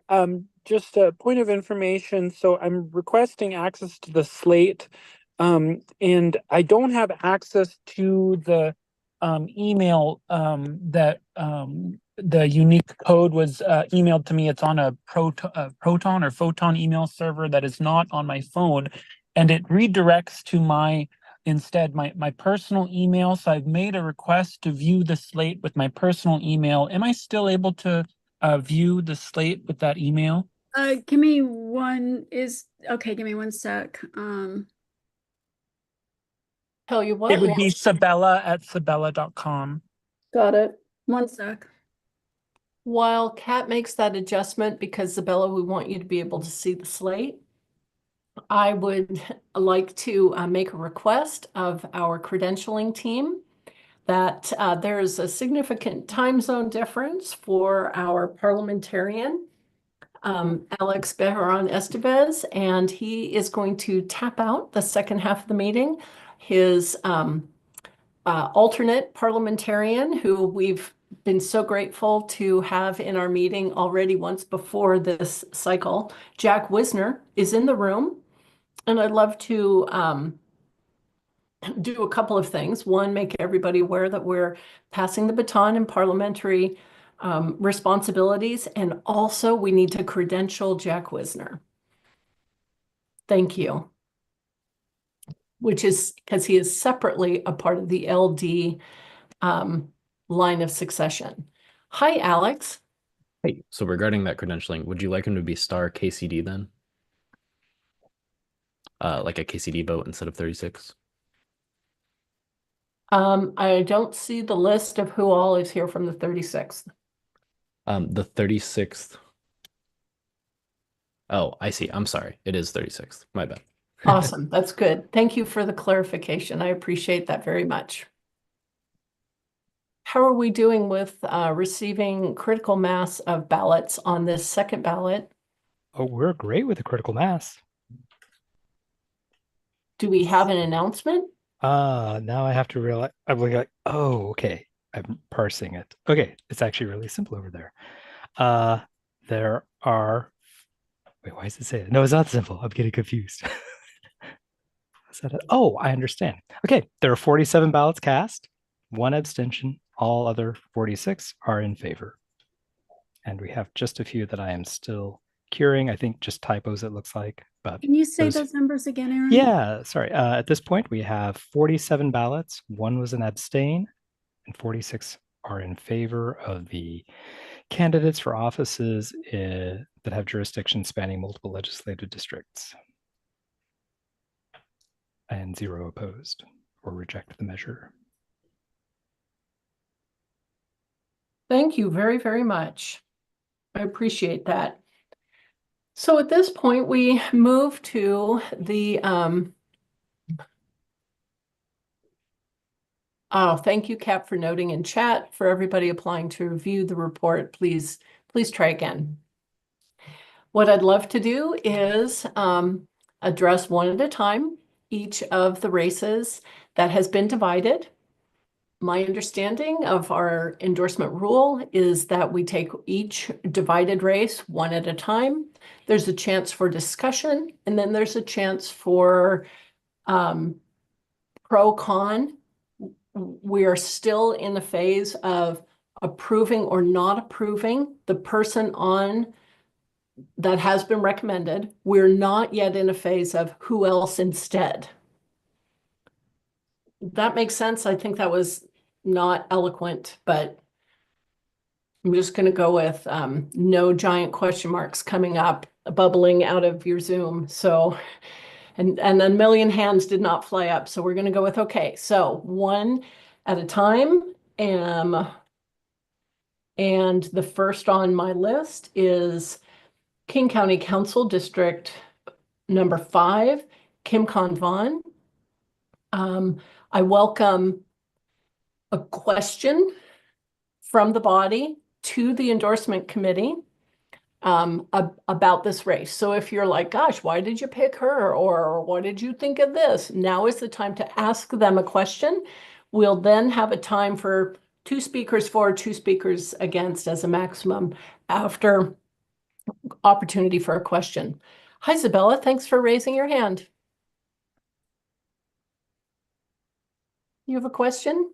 Yes, thank you so much. And I think there might be an easy answer, but just to confirm, as I'm new and I'm looking at this slate for the first time, the Lake, and I forgive me if this is out of order, Madam Chair, for Lake Washington School District Director, District number 3, the first LD had an endorsement for Angela Meekhoff, and I do not see her on the slate. Was that endorsement denied to be input on the slate? Correct. At the last endorsement meeting, that race was not considered to become a part of this slate, but it can be considered in the next go around. Wonderful. And is that the same for the other, I think I see North Shore school districts and Woodinville Fire and Rescue. Is that the same for those as well? Yes, indeed. Thank you, Madam Chair. Sorry You for the got it. disruption. No worries. Excellent clarity. Hi, Ian. I see Ian, Hunter, and Bunny. We'll go with Ian. Thank you so much. So I've had the pleasure of interviewing all, I think, 5 candidates for this race as part of the 47th Endorsements Committee. And my question is, what sets Kim above the rest of the crowded field of candidates in this race? An excellent question. And I welcome Kat and Dean to respond. Very briefly. So our process was a ranked choice voting process, which required a 2/3 vote to elevate the candidate, and Kim Kong-Von received 2/3 vote. I think that the statements for and against, I think in this case would be better able to address what sets her apart. Dean, did you want to say something on this? Yeah, I'm just pulling up my notes. So just give me a minute. And Bunny, did you have a response to the question? I know you're in the endorsement committee, or did you have a question? No, yourself? this was a response to an earlier question, was that people had asked about, well, why isn't this candidate on the slate or that? And for some races, we still have several candidates to interview in those races. So in order to be fair to all the candidates in the race, we did not vote on whether or not to recommend them for endorsement at this time, but we will interview them in the next few weeks. Thank you, Bunny. Dean, do you have anything to add to respond to this question? Yeah, I just I'm kind of looking at my notes at this time, and it was Kim had thoughtful responses to the range of issues that we challenged her on, which wasn't consistent with the other candidates in the race. So it was her breadth of knowledge and her thoughtfulness in those responses, which put her at the top of the list in the ranked choice voting. Thank you. I appreciate that. Andrew, do you have a question for the endorsement committee about this recommendation?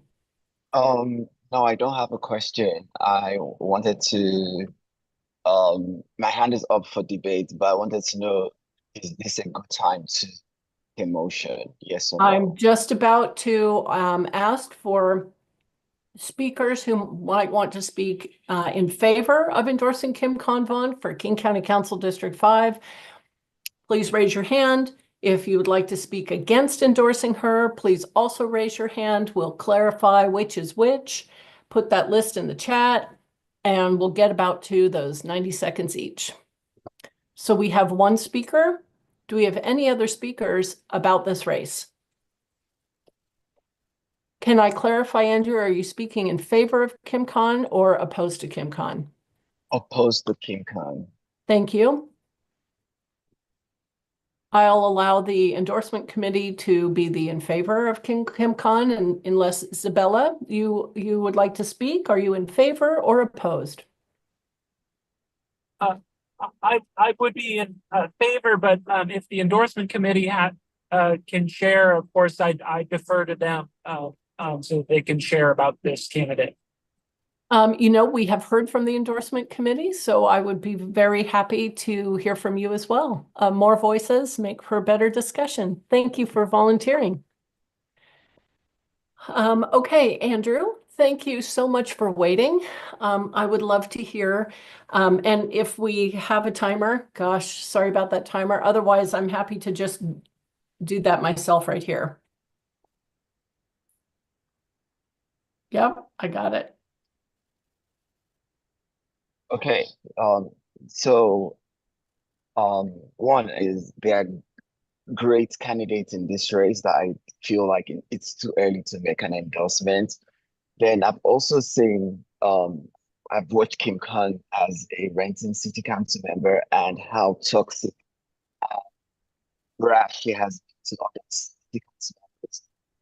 And I don't feel like she might be a good person answering questions, but her actions do not go with what the endorsement committee says, right?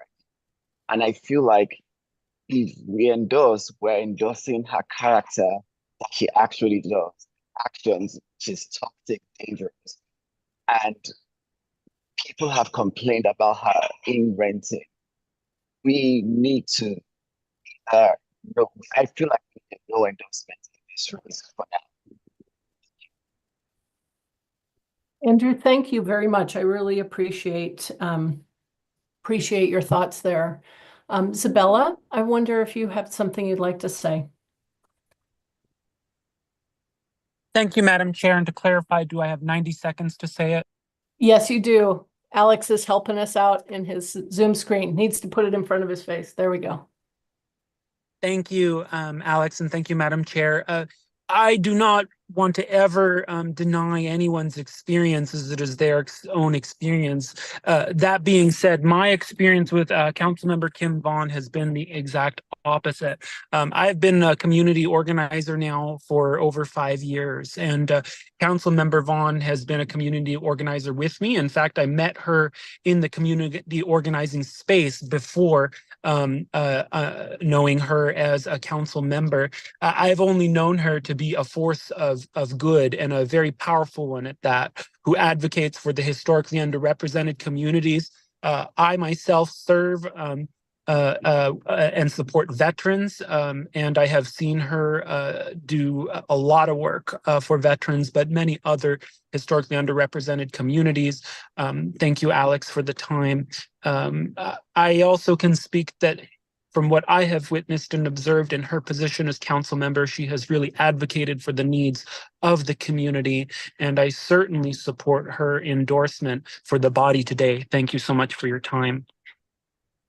Thank you, Sabella. Thank you, both of you. Do we have any other speakers for or against? Any other speakers? Because Yeah, I'll speak on behalf of Kim Khan. do we have another speaker opposed to endorsing Kim Khan? We'd like to have even Stephen. Seeing none, I'll close comments. Anthony, thank you very much for your willingness. I appreciate that. Thank you. Andrew? So is this the time to make a motion or no?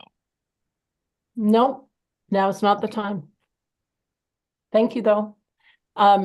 So having divided Kim Khan Vaughn from the slate in this race, and having some questions answered, and having a pro and a con statement each, I would like to call for a vote on whether this body would like to endorse Kim Khan Vaughn for the seat 5 on the King County Council, bearing in mind that it only takes a 50% threshold because she has been passed through by the endorsement committee. And as soon as Erin is ready, we're all going to do a little stretch. We're going to do a little wiggle of our shoulders. And as soon as we see a ballot in the chat, we will do it. Yes, Jack, thank you so much, man. You are rocking it already as our new parliamentarian, 50% plus 1. And here we go. There is a link in your chat.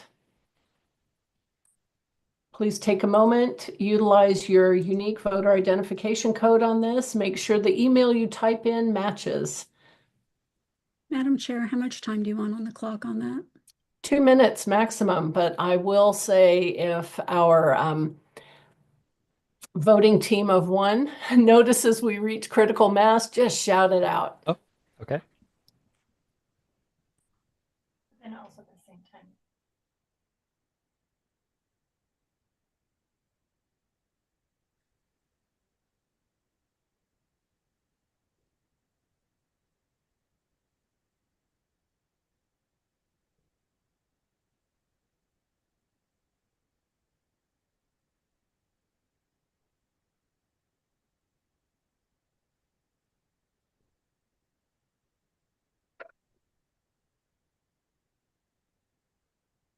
Madam Chair, there are raised hands if. I appreciate that. Thank you. I was looking the other way while I voted. Thanks, Amy. Hi, Katie. Thanks for waiting for me to come back around.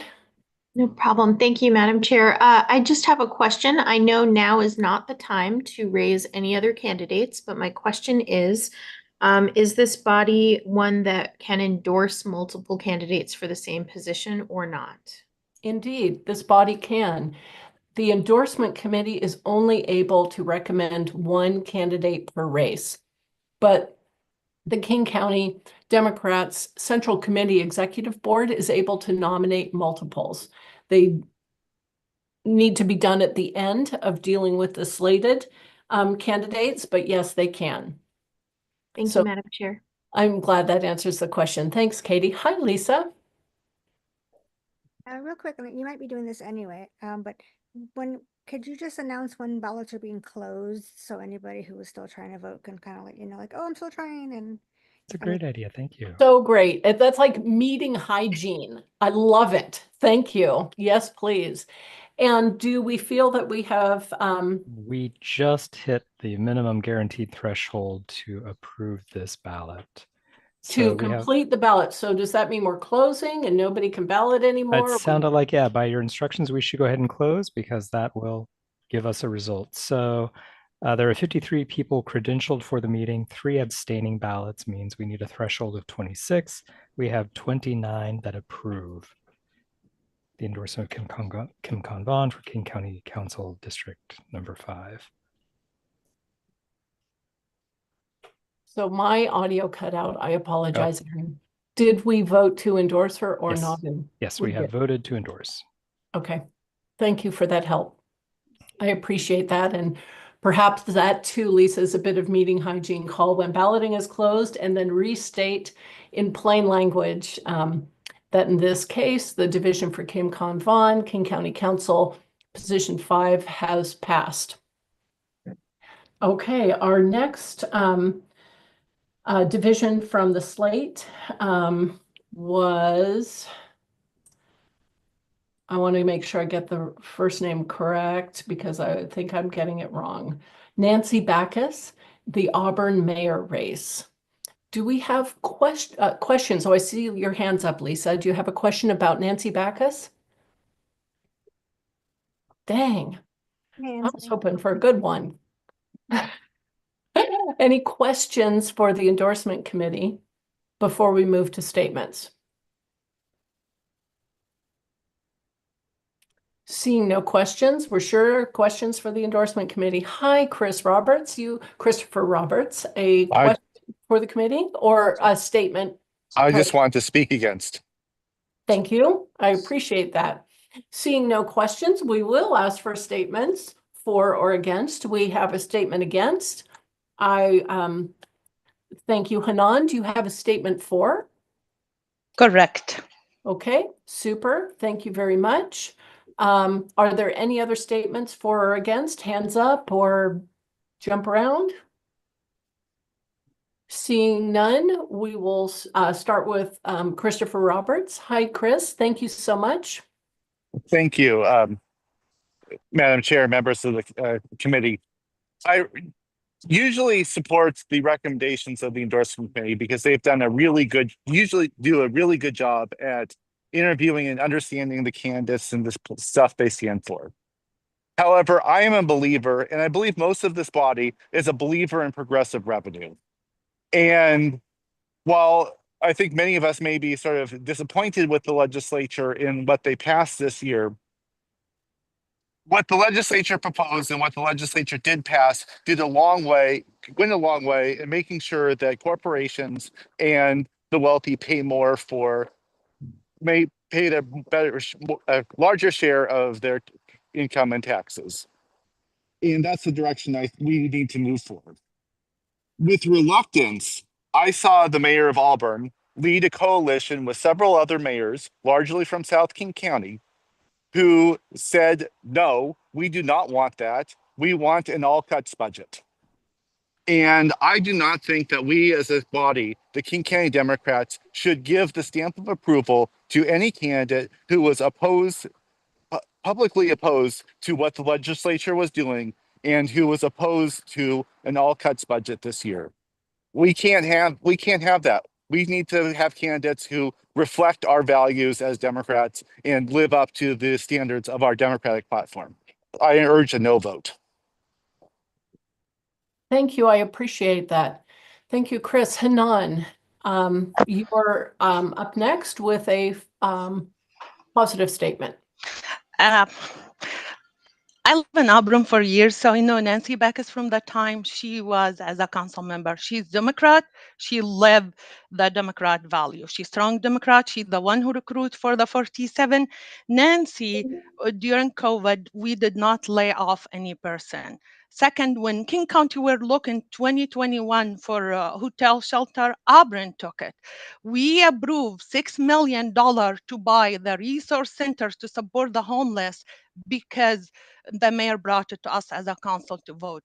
If you think about it, if we have Republican, probably we'll have it for the theater. She's the best candidate and she wasn't planned to run until we know there's a Republican former mayor. He's recruiting people to run against her. I don't want to even speak more about because I don't see the time. Every year we will proudly, she raised the pride flag. Even I know one of the Republicans said they love Nancy, but they hate that she will raise the flag. I'm really with support for her to be able as a council Democrat able to do the work we're doing. We really, if you look to Auburn, we need strong candidate Democrat, live the candidate value. Thank you. Thank you, Hanan. I appreciate that and well done. 7 seconds to go. Very impressive. I noticed that one of our previous voting members, Lionel Ford, is returning to the room. Just going to call that out because we've asked Alex to do double duty. Thank you. Are there any other speakers against? And Julie, I see your hand raised. Are you for or against? It was a question. Are there other Democrats running in that race? That's a really good question. No. I can respond to that from the committee perspective if you wish. Yes, thank you, Kat. As Ian just said, there's only one Democrat in the race. There are 3 candidates running. We received 1 questionnaire. From our perspective, the only possible person who could be endorsed would be Nancy Backus.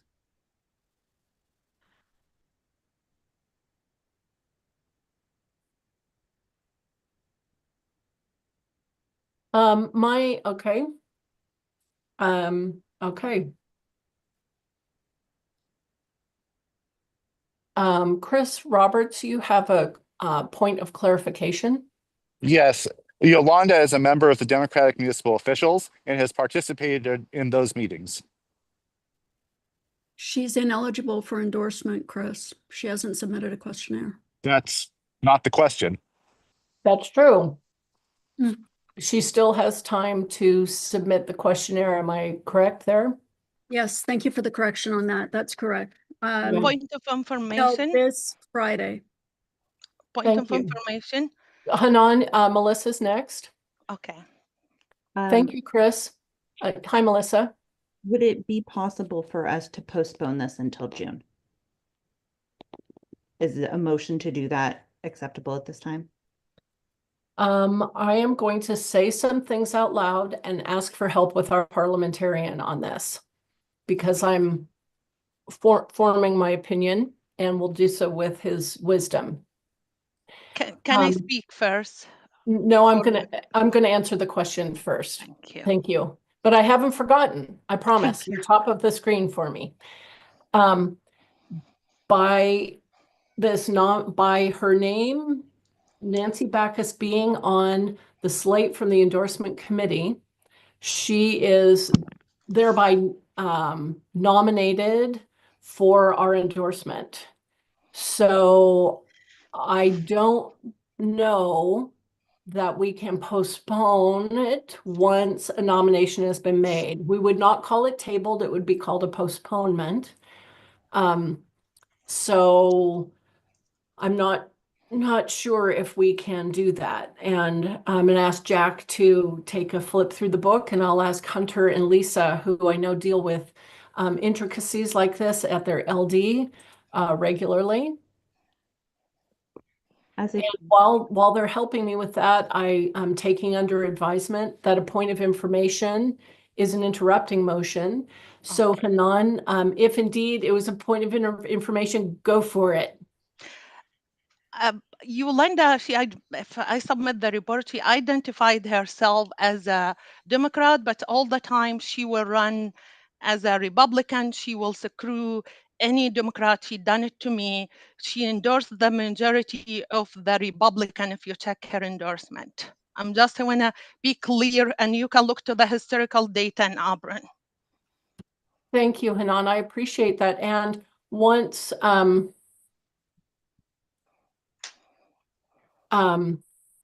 once we have a chance to receive a questionnaire and we can do research on another candidate, we'll be able to speak about a different candidate.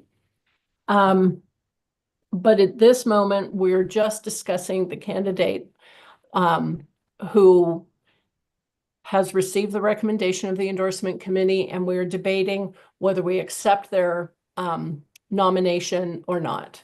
Kat, thank you for raising your hand.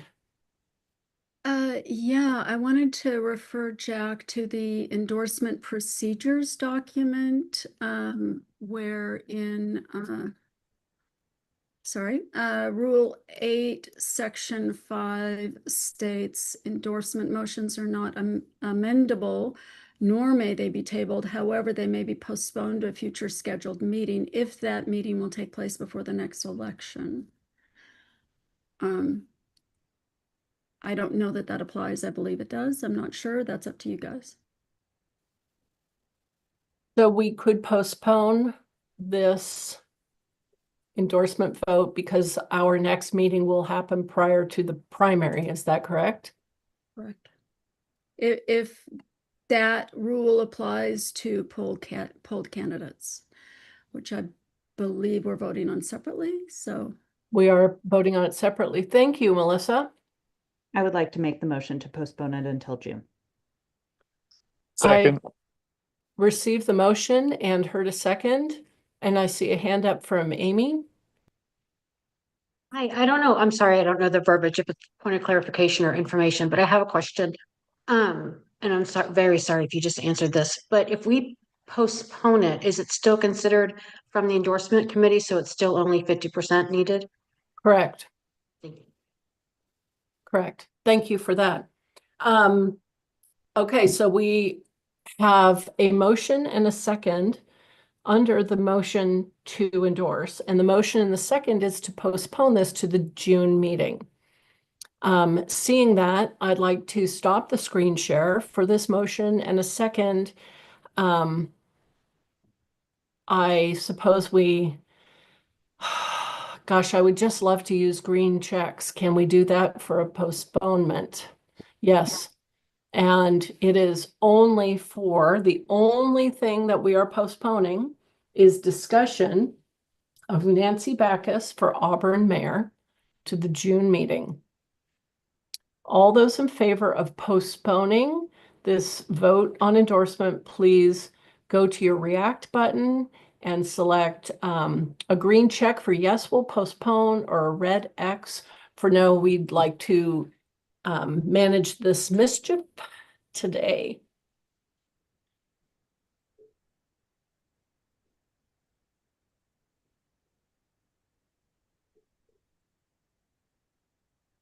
Hi, Isabella, you have a hand up. Point of information, Madam Chair, how does one abstain with the reactions? You can just leave your box blank. And now that you've mentioned that to us, nobody will frantically message you, wait, Isabella, come back. Do you mean to vote or are you abstaining? Thank you, Madam Chair. Thank you. I just want to make sure that everybody who has an asterisk next to their name has a chance to go ahead and cast their ballot. I see a few abstentions. Just want to make sure that these are abstentions. Nope, that one's under a tab. I see abstentions from Zabella. I see abstentions from Jack, from Zaid, from Tommy DeBow. I see abstentions. Guest.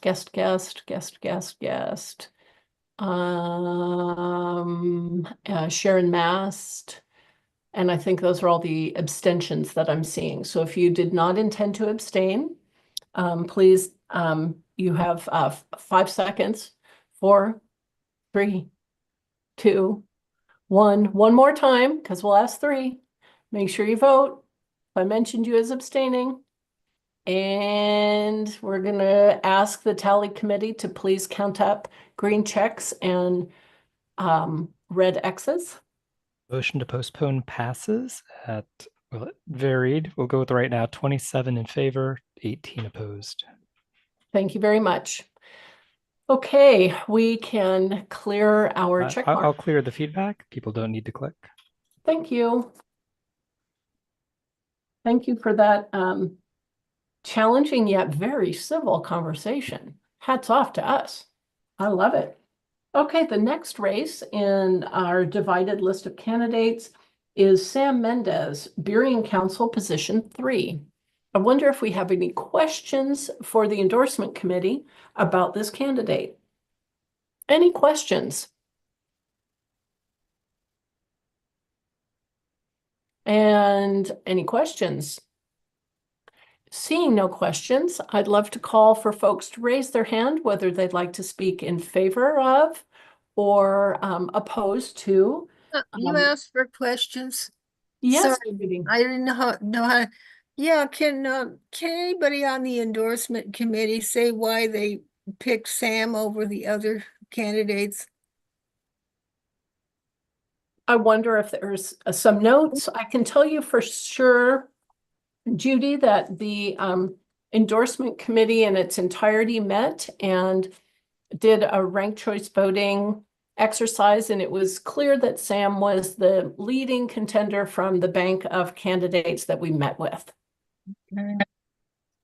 Thank you. I guess you said something like that earlier, and I shouldn't have asked the question a second time, but it's going to be the start of most responses. That's how they got on the list. So thank you for clarifying that. So I see Katrina has her Yes. I see Madam Katrina Chair. has her hand up, and I see Nancy Kick has their hand up, and I'm wondering who is opposed to endorsing Sam Mendez and who is I'm pro? opposed. Okay. And Nancy, are you opposed or in favor? Go to the backyard and I'll locate. Sorry, I'm in favor. In the backyard. Thank you. And Anthony, are you opposed or in favor? I'm in favor. Thank you. And Melissa? I'm in favor. Okay, in that case, I'll take the top 2, Katrina and Nancy, as the subsequent 2 were also in favor. Katrina, please give us a solid 90 seconds on, oh, Kat, did you have a question? I do have a timer that will give an audible, and it will come up in the corner of my screen if that would be helpful. All right, let's give it a try. I appreciate that. And Katrina has the floor. Yes, I know that Burien is 60% people of color, BIPOC community, and Sam has no ties to people of color in community. He's done no work in community with people of color, and I think that there's other candidates that we should consider. It's still early on in the race. I know some haven't even been interviewed yet, and I'd like to see this before we fully endorse him. And also, he did ostracize and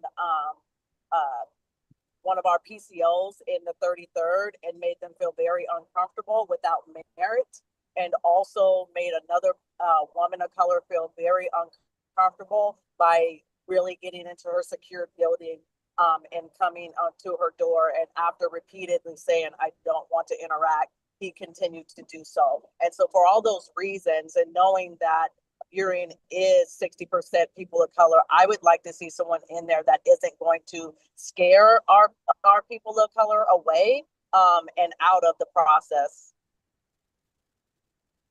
I appreciate that very much. Thank you. Thank you. Anthony, I believe that Nancy has deferred her speaking moments for you. Thank you for joining us. Okay, my name is Anthony Berkeley, King County Hospital District 1, Position 1 Commissioner, also a member of the Democratic Party and very good standing.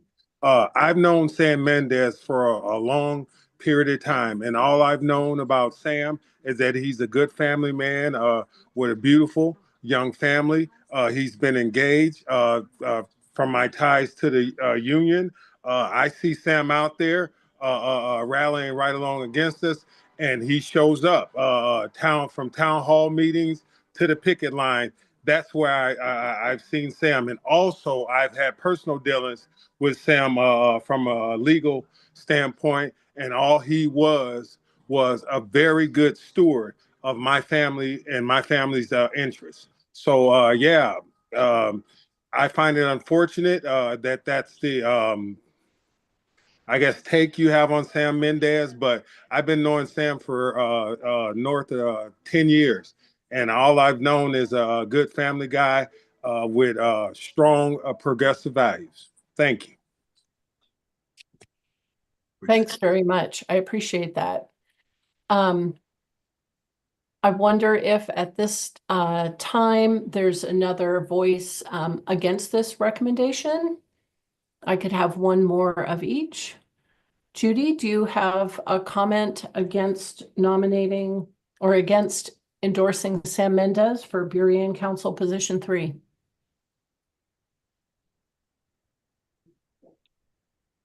Judy? Sorry, I was on mute. I'm wondering if we could postpone this one until June and let people look into these comments into the situation that the first speaker mentioned. Yeah, if there's a problem of people, if making people uncomfortable or coming into an apartment building and when he wasn't welcome, I think we should know that. And postponing it until June would maybe give some time for checking.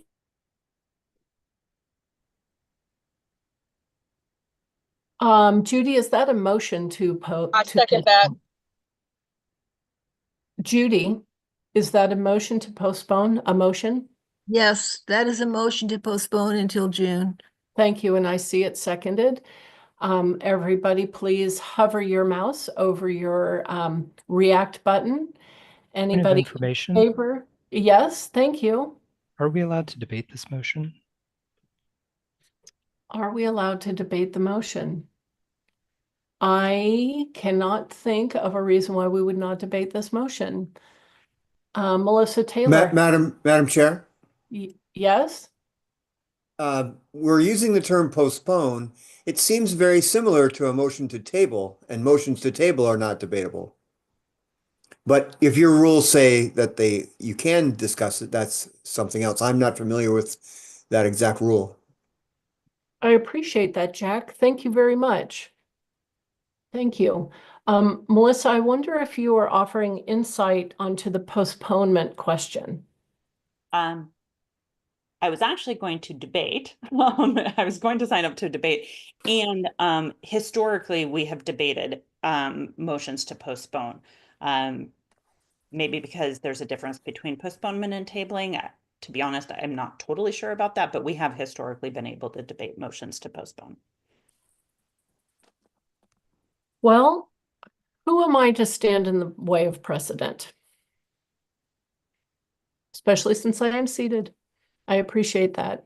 I'll entertain 1 minute each for debate on postponing endorsing in the Sam Mendez nomination for endorsement. I see 4 hands up.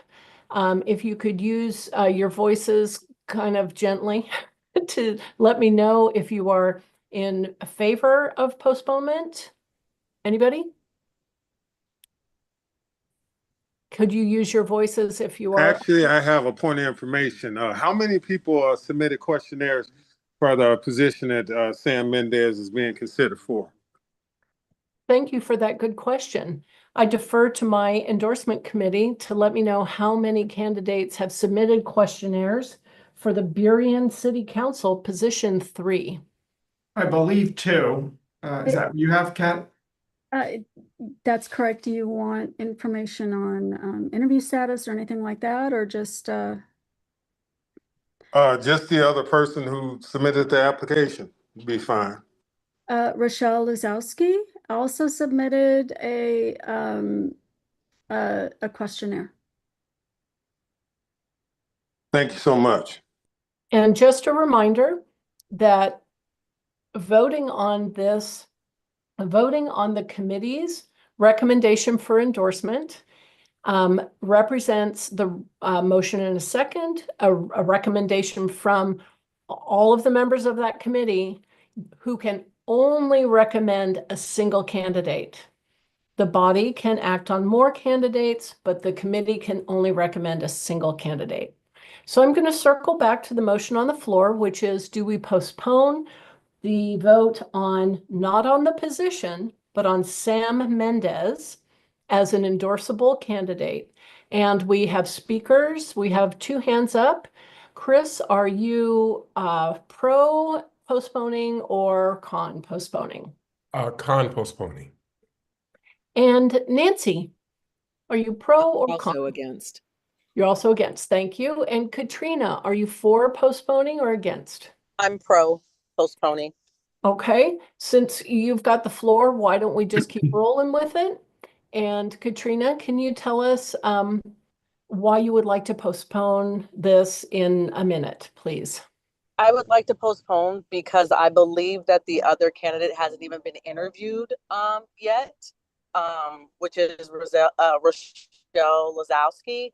And also, I think that it would be behooved of us to actually look into the allegations that have been made against Sam, because they are factual and true. And that is very problematic, especially with a district that you are going in that is 60% people of color, actively doing harm to people of color in community.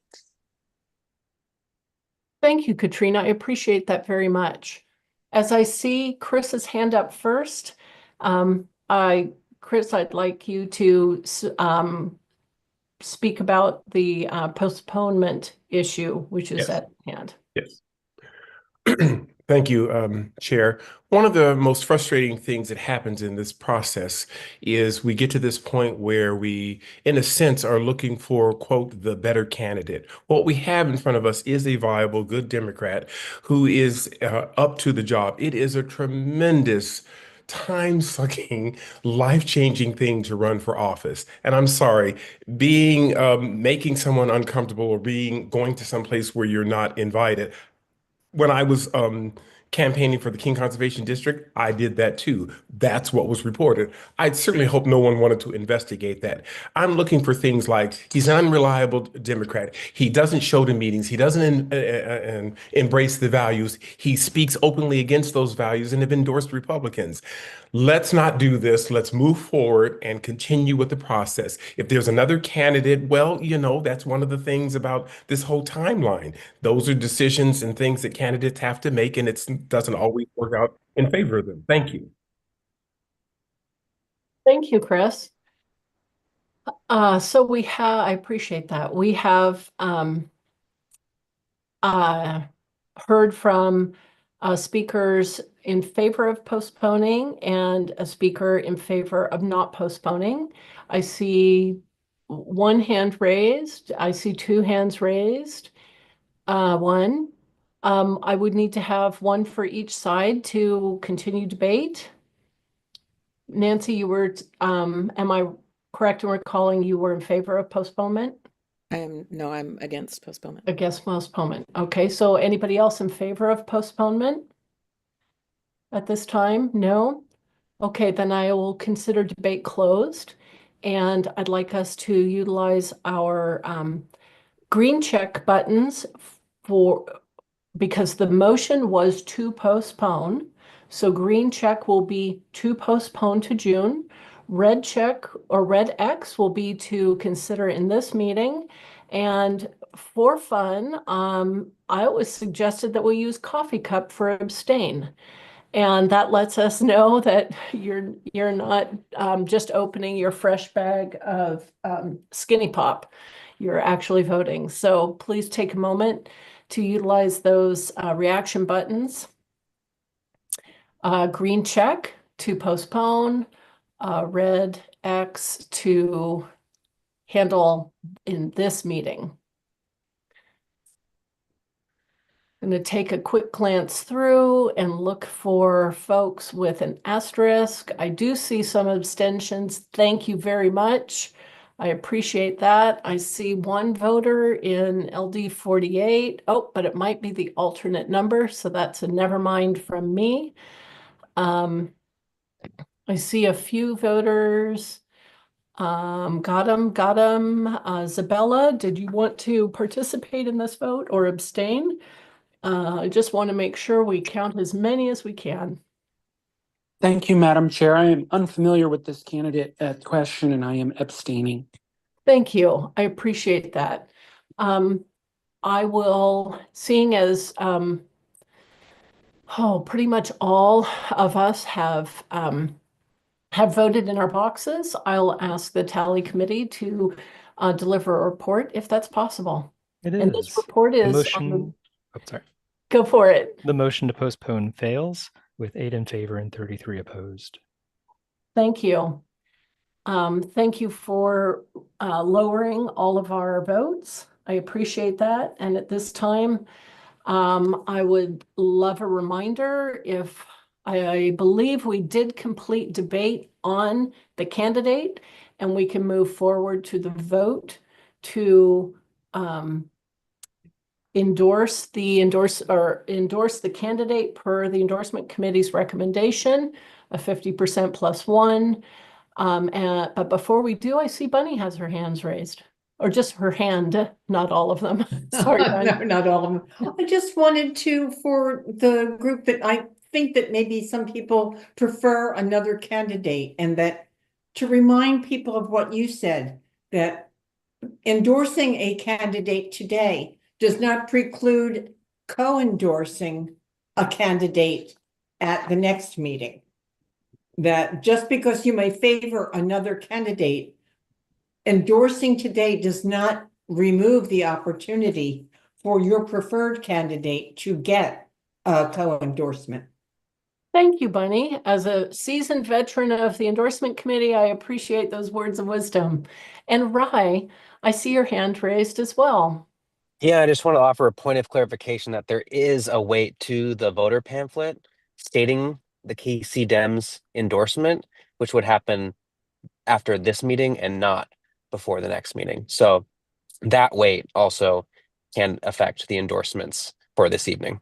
Thank you. Indeed it can, because the statements in the voter pamphlet are due on the 20th of this month, which is why we're crushing the time frame to have this meeting, even though multiple LDs were doing their voting today too. So thank you for the good reminder. And I would like to request a ballot be placed in the chat. And the ballot is to read all those in favor of endorsing Sam Mendez, Burien Council Position 3, as recommended by the endorsement committee. Okay, the ballot is in the chat. Beautiful. Thank you. And if you beat me to it, way to be. Thank you for putting 2 minutes on the timer.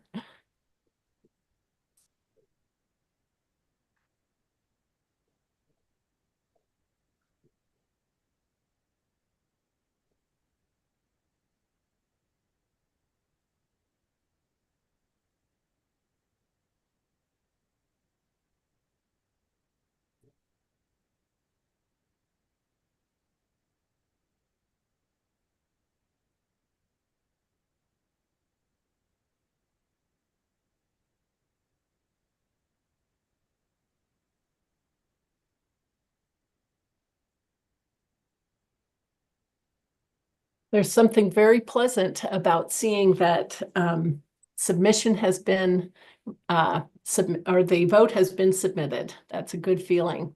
Thank you. Hi, Saeed. I see you have your hands raised. Haven't heard from you today. What's your question? Hi, thanks so much for this and hosting this, and it's been great. I just wanted to mention that I have to drop, but Robin is joining from LD41 to take my position. Wonderful. You're getting thumbs up from Alex Jones and everybody else in the credential crew. Zaid, thank you for giving us almost 3 hours today and for gracefully passing the baton to Robin Gittleman, one of your alternates. Have a good rest of your evening. Thank you. You too. Really appreciate it. Thank you and welcome, Rob. Thank you. Okay, I'm noticing a coffee cup still up in the sky. Just want to make sure that gets addressed. And Chris Porter, I see your hand. What can we do for you? Are you looking to kill about 30 seconds with conservation talk? After we announce this ballot, Okay. Aaron, do you need 30 seconds or are we good to go with an announcement? Okay, we are sufficiently voted to go. So we have 37 ballots out, 6 abstentions, and then 31 to 6. This endorsement is approved.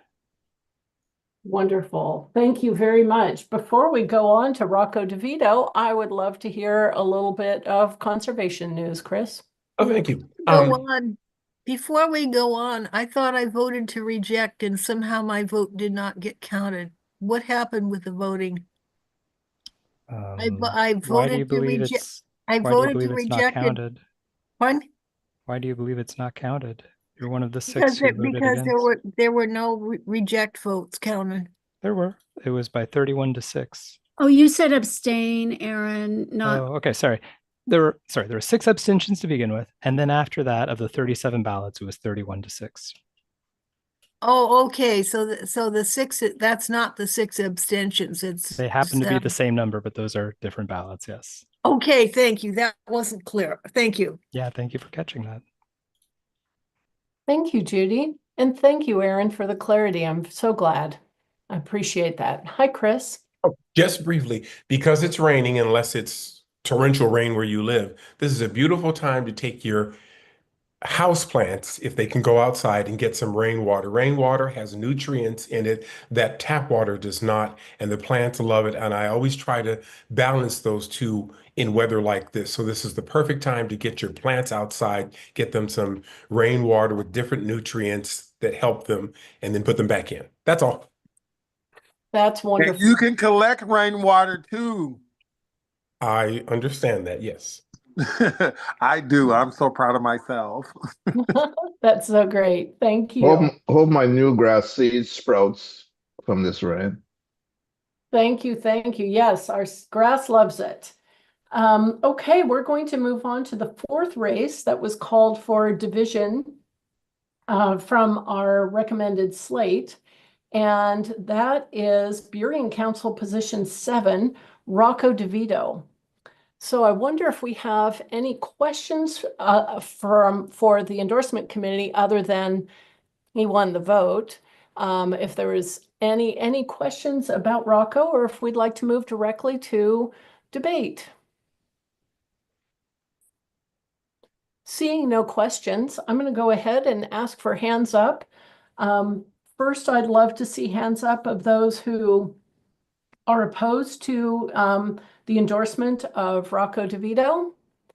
Thank you, Katrina. And now anybody who's in favor of the endorsement of Rocco DeVito. Thank you, Andrew. And I see Nancy as well. Dang, Nancy, you keep getting aced out. Is there anybody else who would like to speak for or against? Okay, being that the case, I pass the floor to Katrina. I appreciate your patience, and I know I'm stumbling a little bit, so thank you. No, Thanks. you're doing great. We've been on for a long while now. Yeah. I voted this way because I think that being a council member is an integral job. And personally speaking, he lost a lot of integrity with me. And I wonder if he will have integrity in that seat if he's not able to be honest and stand up for what he says in just regular 33rd LD business. And so that is the reason why I am adamantly concerned about him representing community without having any integrity to back that. I appreciate that. Thank you for your thoughts. Thank you. Andrew? I have known Rocco for a couple of years now, and one thing I could say is he has integrity. One, as I am the chair of the Washington Stonewall Democrats, and I have seen him in community, in action, and giving to the community. He's an active member. Not only that, he listens, goes out to the community, he knocks on doors. He's also a strong labor union member. We know he's going to go and he's going to hit the floor running, working hard for the people. And I've seen him matured over the years, and I trust and I believe he will be a great city council member for you. And that's why I'm supporting him. Thank you. I appreciate that. I appreciate that very much. I would like to ask a point of information of the endorsement committee. Can you share with us which LDs have or have not endorsed in this race, and if any of those endorsements in this race were for Rocco?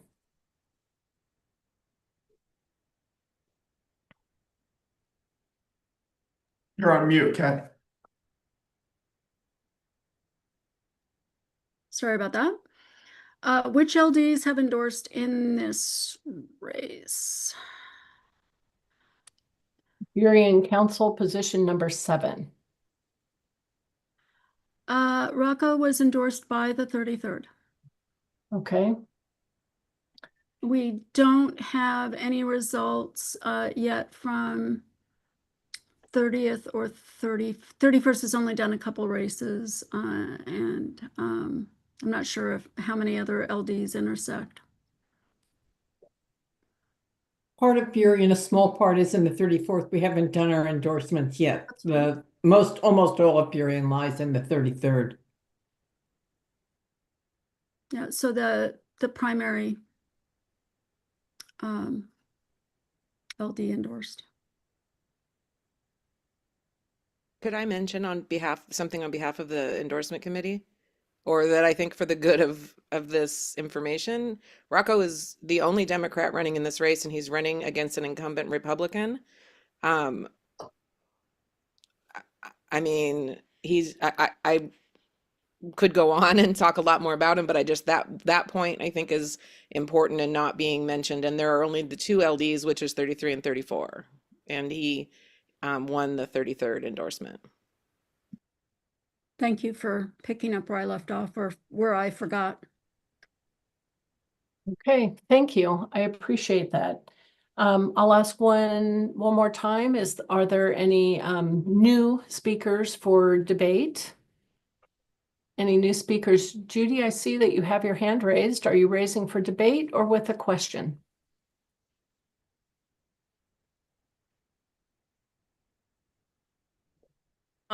After I heard that comment, I made up my mind and I forgot to lower my hand. I'm sorry. Thank you. I appreciate that.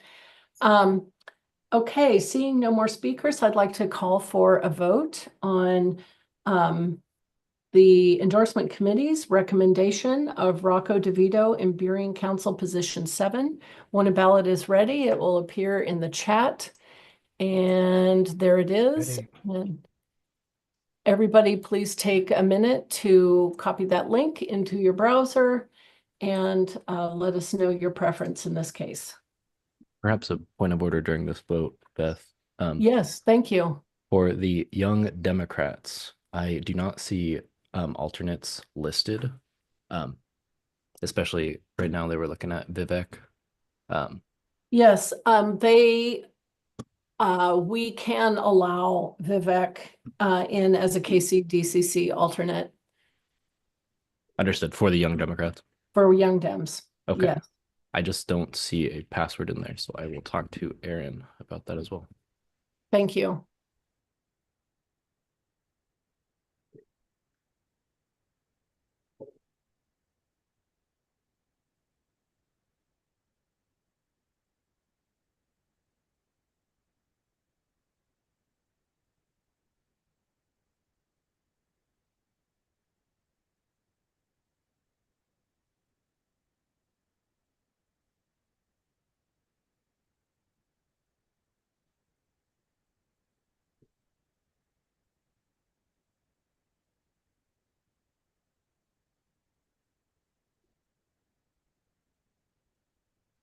Okay, in the past, we've found by the time I generally complete my ballot, most others are already ahead of me. So I'm going to check in with our ballot team to see if we have received everybody's votes. Hold on, I was trying to. It's okay. You go back to what you were doing.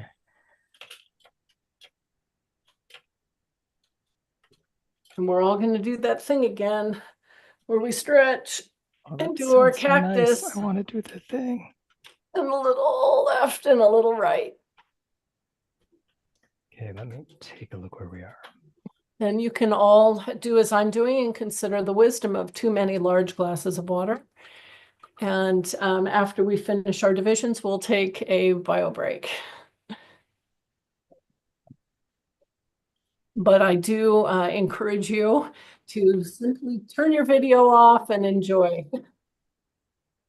Okay, great. So we're up to 41 tallied ballots, 2 abstain. So of the 39 remaining, 38 approve. By that, we endorsed Rocco. Thank you. Quick version. Thank you for that. Okay, we're going to move on quickly to Steve Fields. Steve was on the endorsement committee's list for Redmond Council position number 2, and there was a call for division. I would first like to ask if there are any questions.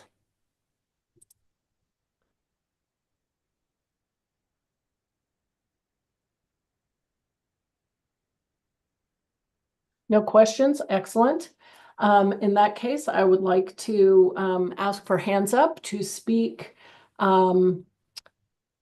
against Steve Fields' nomination for endorsement and for Steve Fields' nomination for endorsement in Redmond City Council position 2.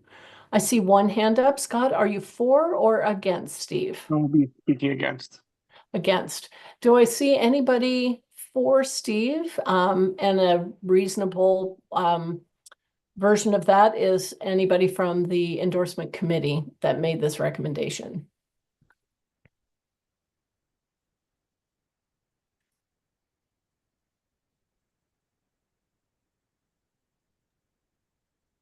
Okay, Kat or Dean, may I ask one of you guys to please respond so that Scott can have his moment? Yep, Sure. I'm seeing a couple nods. Great. Thank you very much, Scott. I'd love 90 seconds if you got it. Can you tell us a little bit about why we would not want to endorse Steve Fields? Yes, I'll try to go a little faster. So the primary complaints that came up yesterday during the LD48 endorsement meeting were that he had excessive Zoom participation, in that he was not present in council chambers and has been participating via Zoom a conspicuous amount, that he has not been showing up to community events, that he has been not following up with certain community groups. It was brought up that he had a pattern of bringing up platforming questionable groups. There was Jasarkan Singh Saro from Landlord Lives Matter and a group called Safe East Side. I confess I do not know these groups, but that was the concern. And there was also a report that I've now confirmed in the intervening time that he did endorse the Republican candidate for the 41st, Jesargan, who is C, and Jared Neuenhouse, who is a Republican in Bellevue City Council. Thank you. That's helpful information. I appreciate that. Dean or Kat, anything that you might want to note from, or Melissa, are you speaking for the candidate? I would move to postpone this, as I would like the opportunity to validate this information or have the candidate weigh in. Like, I'm uncomfortable voting either way today, based on that information. I would hate to ignore it, but there's nobody here speaking for the candidate either. Mm-hmm. I can share some comments on his behalf from our notes.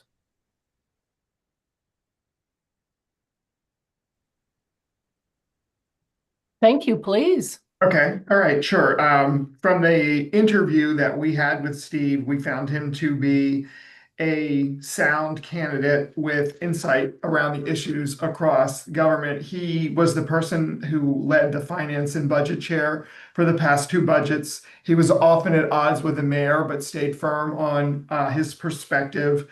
I would also say, as it relates to Zoom and participation, I think we've seen that in all of our public servants, that flexibility to use that option. So I don't really know that should be a consideration. He's been a champion of bicycle infrastructure. He's been an advocate for public safety.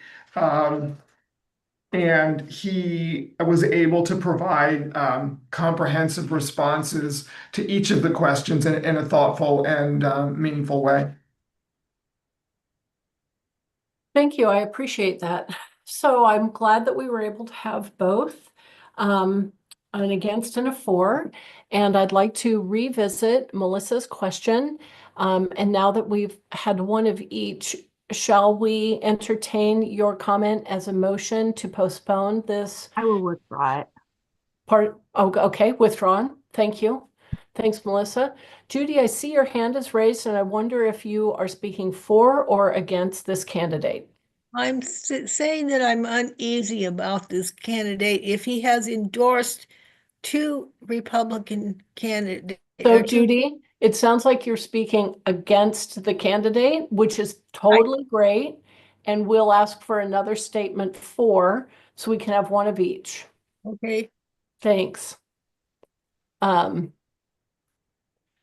on just a sec. Okay, Robin, I see your hand is raised, and I wonder if you're speaking for or against Steve Fields. I actually want to go back to the idea of postponing this vote. I would like to find some confirmation about him endorsing Republicans, particularly those Republicans. So I'm making a motion that we postpone this vote.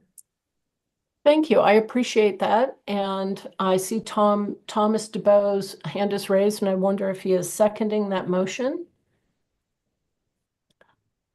Yes. Yes. Thank you. Thank you, Thomas. We have a second. I will ask if we have any questions. I think we all now know what the postponement means. Do we want to have debate on postponing this vote? I'll ask a couple times, would we like to have debate on postponement? I think it's either, if I Judy, thank you. Thomas, are you, I see Scott, are you wanting to debate on the postponement of this vote? I would wish to speak against. Thank you. Do we have anybody to speak in favor of postponing this vote? Yeah, if I started to speak out before, it's because I'd had my hand up and it somehow got lowered, so I apologize. I think it's either, in my mind, it's either postpone it or vote against him. If he's endorsing Republicans, I don't think we want him. Judy, I think what I'd like to do right now is make clear to the floor if you are speaking for postponing this vote or against postponing this vote. I'm speaking for postponing the vote. Duly noted. Thank you very much. And Scott, am I recalling correctly that you're speaking against postponement? That is correct. If it helps the body, I could share my screen to show the relevant endorsements on the candidate website. Well, If that would- unfortunately, that's out of order at this moment. Please don't dispense with that screen, because right now we have a motion and we need to determine if we are postponing this vote. I see a hand raised. Is this a question regarding postponement, or is it pro or con for postponement? Point of information, Madam Chair. Yes.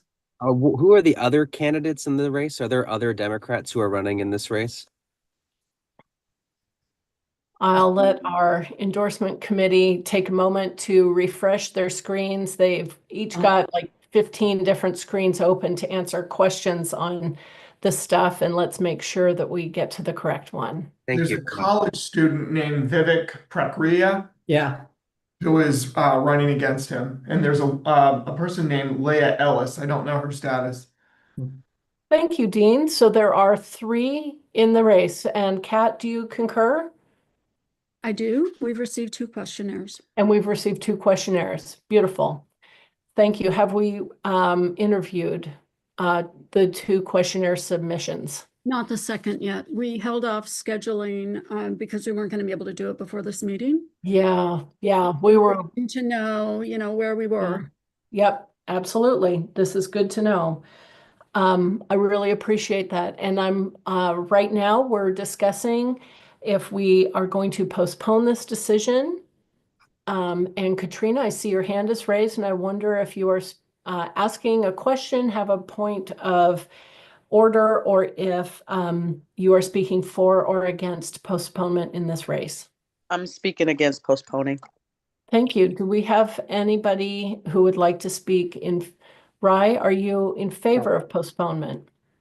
Okay, in that case, these will be our last pair of comments before I call for a vote using our react buttons. So these 2 comments will begin with Katrina. Hi, Katrina. Hello. I think similarly to what Sam Mendez, I think that we can make a collective decision to debate this and move forward without postponing this. I don't think it requires that. It didn't take me very long to go and Google and see that what, was happening. And so I don't think that we need to postpone this. I appreciate your comments and thank you for speaking regarding the postponement. Hi, Rye. I see your hand is down, but I know you're ready to speak on the other side of the debate. You have the floor. Yeah, I just want all Democrats and candidates to be considered. But I'm happy to have rank and file, however the body would like to move on this. And I know it's been a long night, so I appreciate everyone's patience. Thank you. I appreciate that as well. Okay, at this time, I'd like to call everybody to hover their mouse over the react button. A green check would indicate that we postpone a decision in the race specific to Steve Fields. So this would only be about postponing voting on Steve. This would not be about any other candidate. Other candidates can always be considered later in this meeting or at a later meeting. A green check postpones a vote on Steve Fields. And thank you so much for starting that timer. I should ask before you even start blathering on. I'm very grateful for that.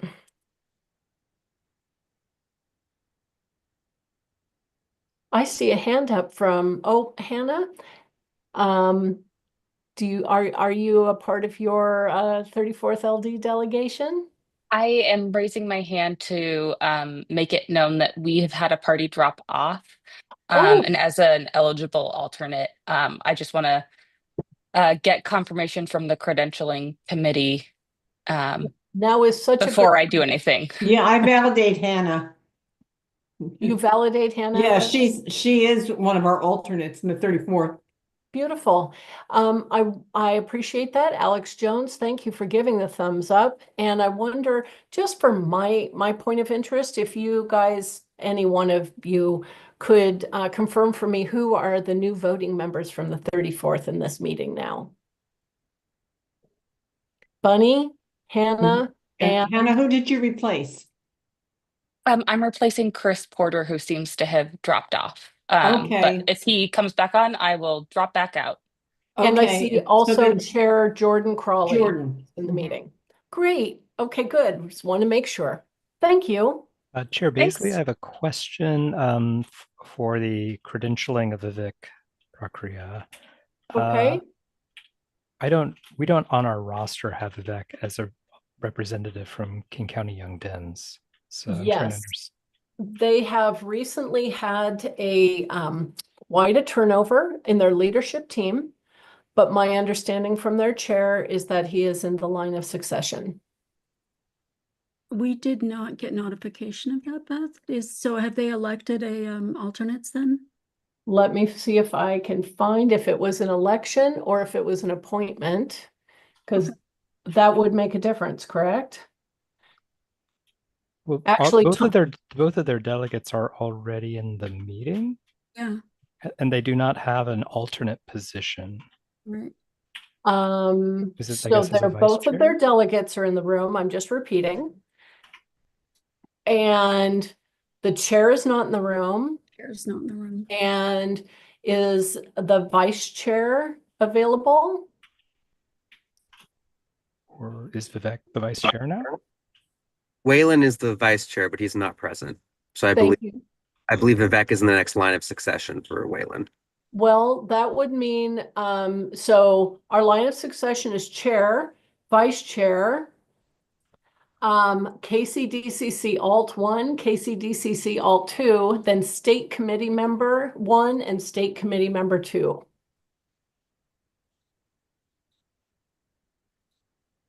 I don't believe KCYD has alts for KCDCC currently.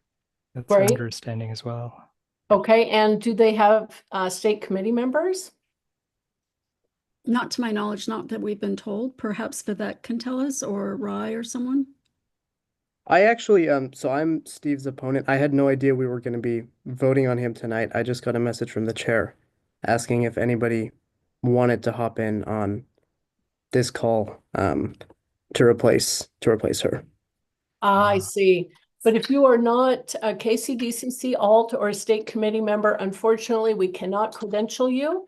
You can join us as a guest, but in this meeting, guests are simply that you are just enjoying the proceedings. And I see Alex Jones has his hand raised. Hi, Alex.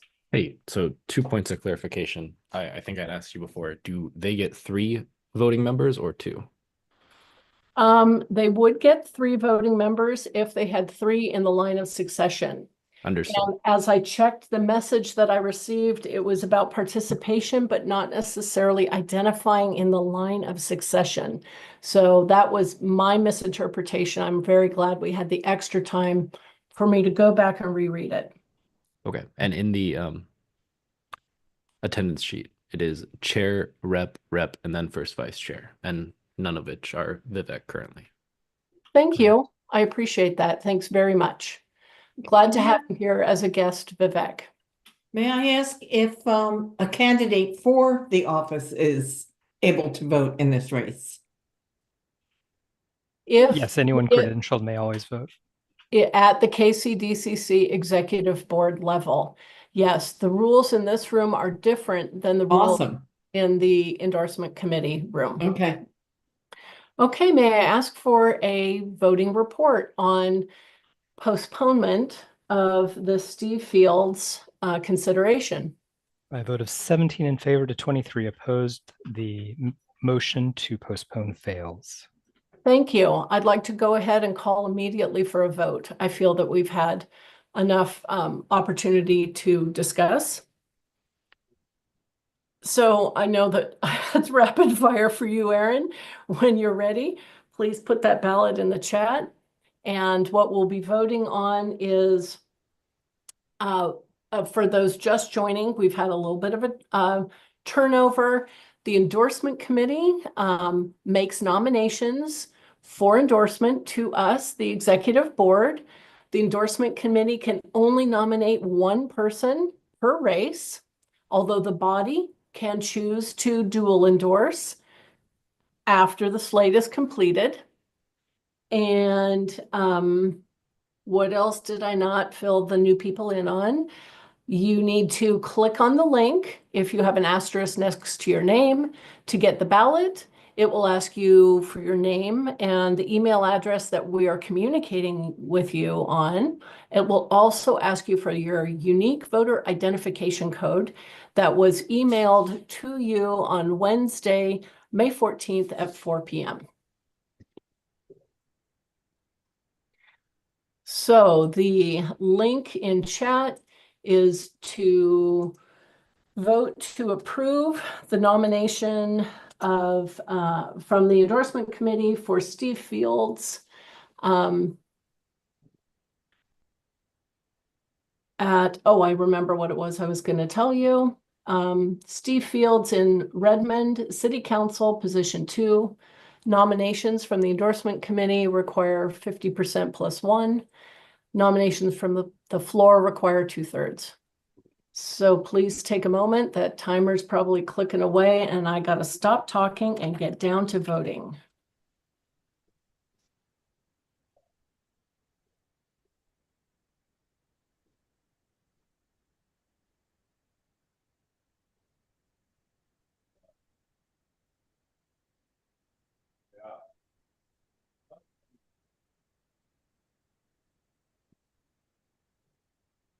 Rye, I see that you have a hand raised. Can you hear me? Yeah, There we sure. go. I received a text from Rohana. She's going to email. Apparently, Vivek is the KCDCC alternative, but I'm just relaying information that she's going to put that in writing. But anyway, for whatever that's worth, I don't know. I appreciate that. Thank you.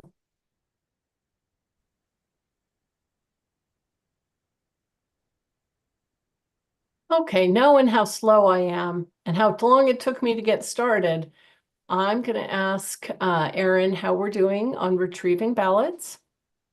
Okay, we have a sufficient number of ballots returned that we can call this motion. And shoot, I forgot to say, stop, pause, no more talking. I'm closing the voting time period. We're officially done voting. Thank you for everybody for getting your votes in. And now we can share the results of the voting. Okay. It's going to take me a little while. It's great. I closed the form then. At this point, we have 42 ballots cast. There's one that needs cleanup, but even with the remaining 41, that one won't change things. So 3 abstentions, and then by 7 in favor to 31 rejecting, the motion to endorse Steve Fields for Redmond City Council position 2 fails. Thank you. I appreciate that, Aaron. Thank you so much. Melissa Taylor, I see you have a hand raised. Sorry, it's anticipatory for the next. I'd like to speak in favor of the next candidate. Okay, well, I will promise we will get to you. The next race that has been pulled for consideration is the Seattle School District Director, District number 4. Laura Marie Rivera has been pulled for consideration. I wonder if there are any questions for the endorsement committee. I've noticed in the past that as we have had our debate, questions have come up such as how many candidates are in the race, such as how many candidates have requested endorsement consideration. I see somebody in the waiting room. I have seen questions such as how many Democrats are in the race. And then I will reiterate the comment for those who are new in the room that the endorsement committee can only make a single recommendation, but this body is allowed to make more than one recommendation. And at this point, seeing no questions or anybody wanting to chime in on the ones that I asked, are any of those hands raised questions for the committee, or are they all speakers pro or against? It's a question. Thanks, Judy. What's your question? My question is that the people in the 36 LD did a dual endorsement on this one. And those of us who are representing the 36 LD were told that we could only vote the way the 36 LD voted. And in that case, I would have to vote no on Laura Marie and yes on a dual endorsement. I'm wondering where we've got a single person here. If I'm still bound by that, what am I bound by? Well, in this body, we don't have a policy on how the individuals vote. That you might get recommendations by policy from your legislative district.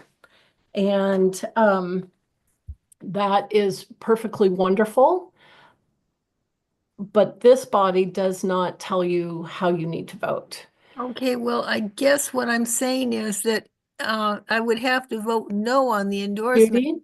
Judy, you will absolutely have that opportunity. You can also text or chat to others in your LD delegation, because I have seen instances where an LD has had a dual endorsement and they've had a plan on how to utilize their 3 votes in the room and also how to utilize the opportunities for nominations for voting. So I'll let you and the delegation work that out together.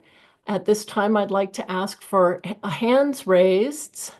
Can you let Tyler Crone speak, because she's got her hand up and she can speak to this? You know what, Judy? Right now, that's out of order. What we're talking about right now is we're either asking questions of the endorsement committee, questions such as how many Democrats are running in this race, how many people are in the race, that kind of stuff, or what was the shining example that caused you to endorse any one particular candidate.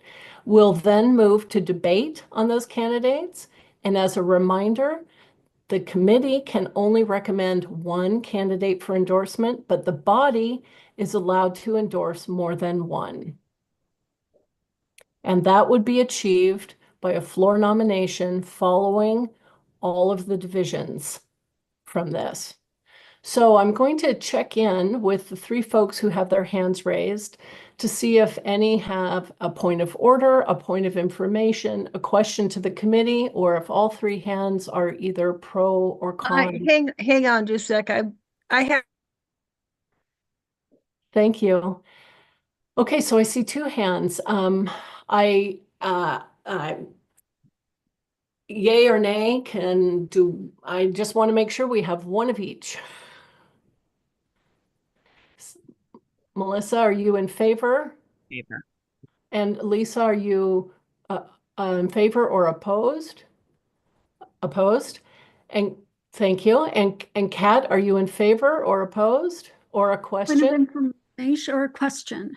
All in, go for it. Okay, and sorry, I think this math was probably in your head, but as we're not considering 2 candidates, we're considering 1 candidate right now. So if an LD is instructing their people to vote for 2 candidates, so the LD conversation is inconsequential to our evening.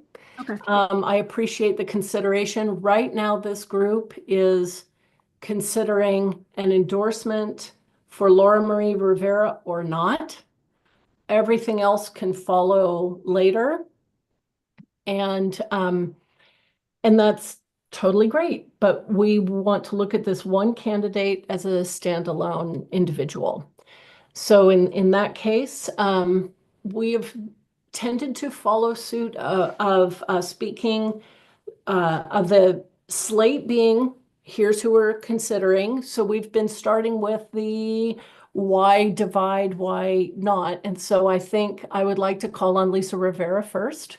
Thank you, Lisa, for waiting, and I apologize. Blah, blah, blah. Thank you. Floor is yours. Thank you. As I understand, on Monday night's meeting was about, there was only 1 speaker, and it was a speaker for Laura Marie. And while I understand that the committee defaulted to that position, I believe that this body needs to reconsider that. I myself was twice elected to serve on the Seattle School Board, so I hope that you will trust me when I tell you that it would be a mistake to endorse any candidate in this race other than the incumbent, Joe Mizrahi. Every school board candidate wants to make the district a better place. And even in her own questionnaire, Laura Marie admitted that one of the root causes of public dissatisfaction with the district is inconsistent leadership. Because she's right, inconsistent leadership has plagued our district. So I ask that we not exacerbate that dissatisfaction completely unnecessarily by working to unseat Joe Mizrahi. Joe is not one of those incumbents. Pause for a moment, please pause. All the comments need to be directed just to this candidate and not about another candidate. But please continue. You do have another 50 seconds on the clock, but please direct to just why not this candidate, which you have made good points already. We just want to stay right there. And can you speak up so we can hear you? Yeah, thank you. No, again, as a school board director myself, I can tell you that it would be dangerous to support any candidate that is not the incumbent who is doing the job, doing it well. We are endorsing for school board director. We're not endorsing for a fundraiser or a party planner or a curriculum specialist. Laura Marie has done a lot of good things for our Democrats, but trying to unseat one of the shining stars on our school board is not one of them. I believe it is dangerous to not stand with our good incumbents who are doing the work, doing it well. So I ask for your help for your vote against endorsing Laura Marie in this instance. Thank you. Lisa, thank you. And I appreciate you adjusting your comments to meet the Roberts requirements. Thank you. Thank you. At this point, I'd like to pass the floor to Melissa Taylor. Yep. Like Lisa and Judy, we have two great Democratic candidates in this race. And one of the things that I would like to speak to, so Laura Marie has been doing great work within the party. And we have a lot of people in this race. It's not just two. And so what I would really love to see is two candidates supported by King County Democrats on the ballot in November. So let's get two strong Democrats through the primary by endorsing two people, including Laura Marie, and then we can have a robust debate in the fall after having seen all of the candidates through the primary and getting to know them better.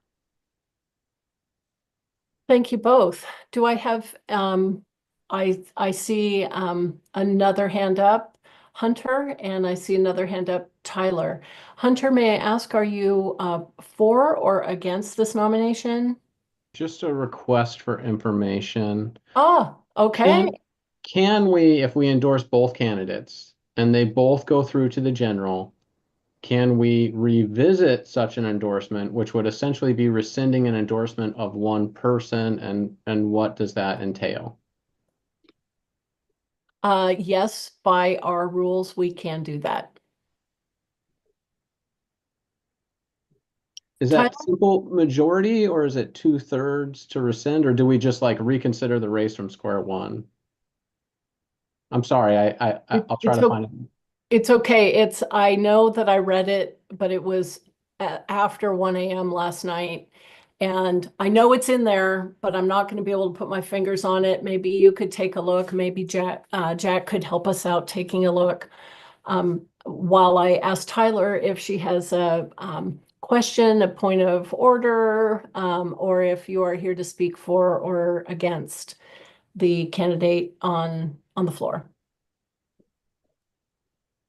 Thank you so much, Beth. I was going to speak to the candidate on the floor and share the 36 rationale, but I'm not sure if this is the moment to do so. Thank you. I am not sure either. Hold on just a moment, please. Something's happening here.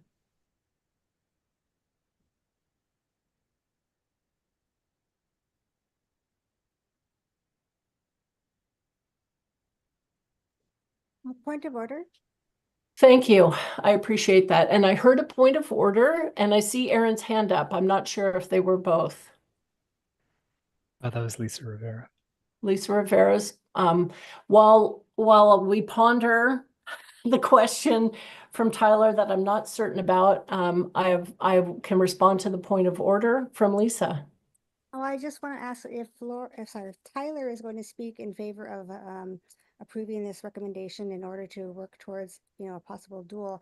I would like to know that there's a speaker against it next, since you're trying to make it even, speakers for and against. I agree, which is why we're pausing, because I don't know if we can provide information once we have entered a phase of debate. My suspicion is probably not, but I know that Jack is flipping furiously. Perhaps Aaron also has a response to that. I did have an augmentation to your answer about how long an endorsement persists. Oh, excellent. And I love persistent endorsements. So please share. Okay. Thanks. As I read Rule 9 from our endorsement procedures, Section 6 states an endorsement for a nomination remains valid until the nomination is filled or the candidate is eliminated from contention due to failing to place first or second in a top 2 election. And so my reading there is that that means it remains valid all the way through as long as the candidate is still in the race. That's lovely. Thank you. And then we would roll straight to the rescission of endorsements, Rule 10, that I see in chat, that an endorsement may be rescinded by a 2/3 vote of those present and voting at a KCDCC meeting. The chair approves the request to consider rescinding in the event that and a withdrawal, of course, means an immediate relief there. Melissa, I see your hand is raised. Do you have a question? I wanted to make sure that you had seen that in the chat. Yes, thank you very much. Thank you. Okay, since discussion has ended and we are in the phase of debate, I think we would need to have fresh voices, because I did also read that in the rules that we hear from each speaker one time. And Tyler, representing the 36th as their chair, has information about why they chose what they chose. And I'm wondering if we have another person that might like to counter that comment regarding not supporting this endorsement committee recommendation. Do we have anybody countering? Can we please remove all votes from the screen? I can, it will lower Tyler's hand. It's okay. Okay. Thank you. Okay. In that case, Tyler, I appreciate the wonderful offer. Thank you very much. Thank you. At this point, I'd like to close discussion and close debate. Amy, debate is closed. Do you have a question or a point of information? I have information about credentialed voters. Yes. Chris Porter has re-entered the Zoom, so we've re-credentialed him and taken away the credential from the alternate Hannah Cameron. Hannah, thank you so much for making sure that your LD was adequately represented while Chris needed to step out of the room. I appreciate it. Amy, thanks for letting me know. And thank you to both you and Alex behind the scenes. That's really wonderful. Thank you for your help. Okay, seeing as debate is closed, I will ask for a ballot to be placed into the chat. That is approval of the endorsement recommendation for Laura Marie Rivera for Seattle School District, Director, District number 4. Please take a moment and open that link and cast your ballot.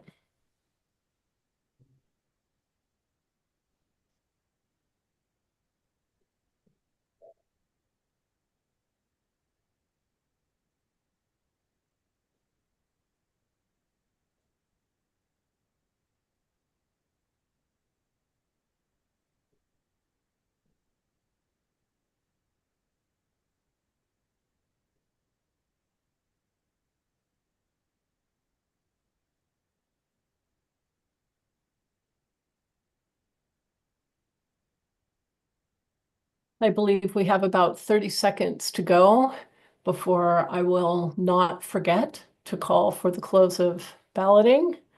Say it out loud to help myself remember in about 30 seconds.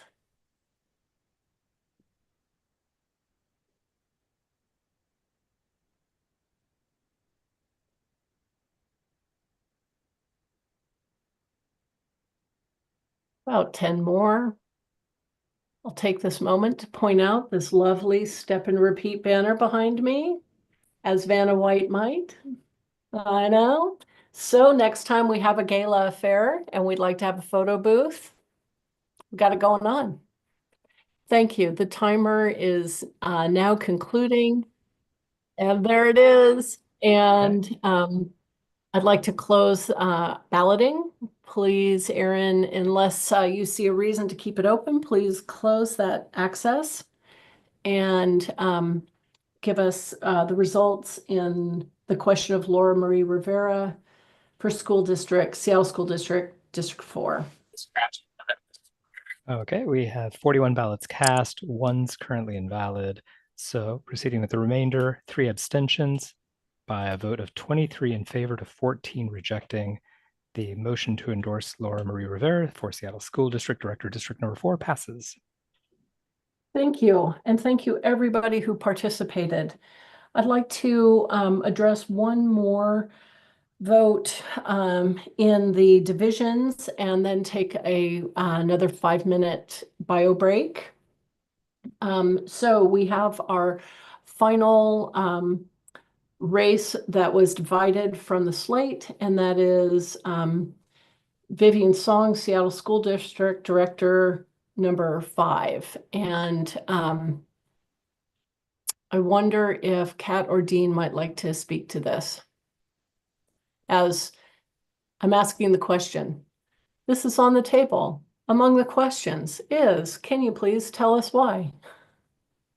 The reason that we feel that that's an appropriate decision is that at this point, we've only interviewed one of 3 candidates who submitted questionnaires. The other 2 are viable candidates, and we feel that it is important in this race to interview candidates prior to making a decision. Understanding that it's a competitive field and there will be a primary.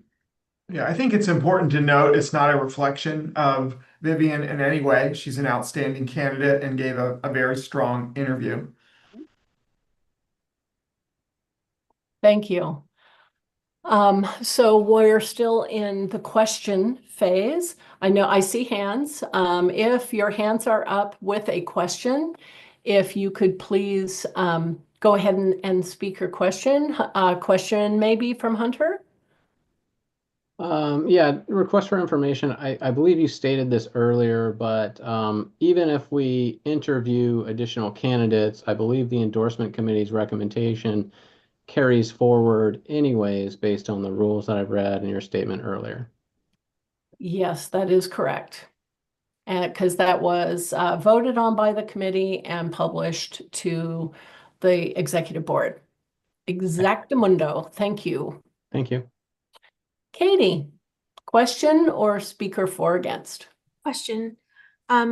Just verifying that if there are no Democrats endorsed today from King County, that since this is a race that will be primary, that means no Democrats will have King County's endorsement in time for their voter pamphlet for the primary. Is that correct?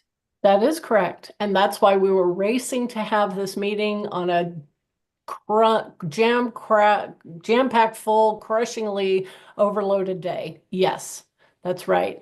Andrew, do you have a question for us? Debate.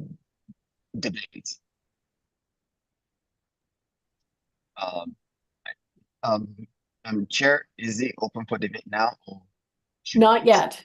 I'm just concluding questions. I have a point of information. Thank you, Aaron. I need to know which, oh, camera's being weird. What is the office and candidate again? So I missed that on the ballot there. Absolutely. The office is Seattle School District Director, District Number 5, Vivian Song. Okay, thank you very much. And as you can see in the screen share, there are 6 candidates in this race.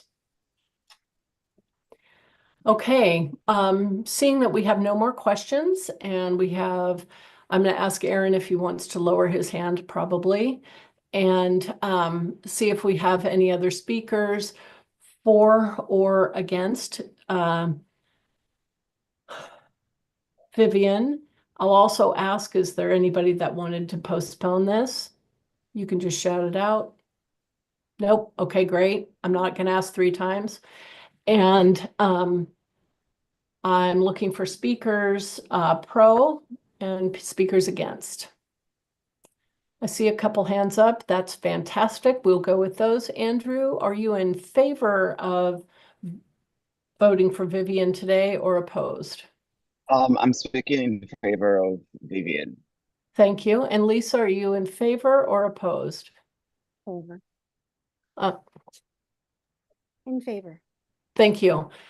Seeing 2 speakers in favor, I wonder if somebody from the endorsement committee would like to speak opposed, since that's where or if Kat from LD 41, who pulled the race, might be able to speak opposed. I see a hand up from Melissa Taylor. Melissa? If we vote on this today and we vote, because it sounded like you were asking the endorsements committee to speak against, my understanding is that we could not reconsider this candidate in June. Is that correct? So that was my mistake completely, because I've been referring to Kat in this meeting as the endorsements chair, fully bypassing the fact that she is a voting member of this committee as the representative from LD 41. Okay, but So am I that if we I'm going to answer your question, I promise. If we are by our rules only allowed to consider a candidate 1 time. So if we vote today, whatever happens today is what stays. Other candidates in that race can also be considered, but we only get 1 chance to vote on Vivian. Thank you. Because she received our recommendation, is that right?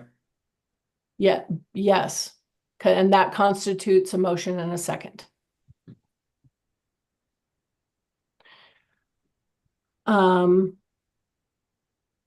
Okay.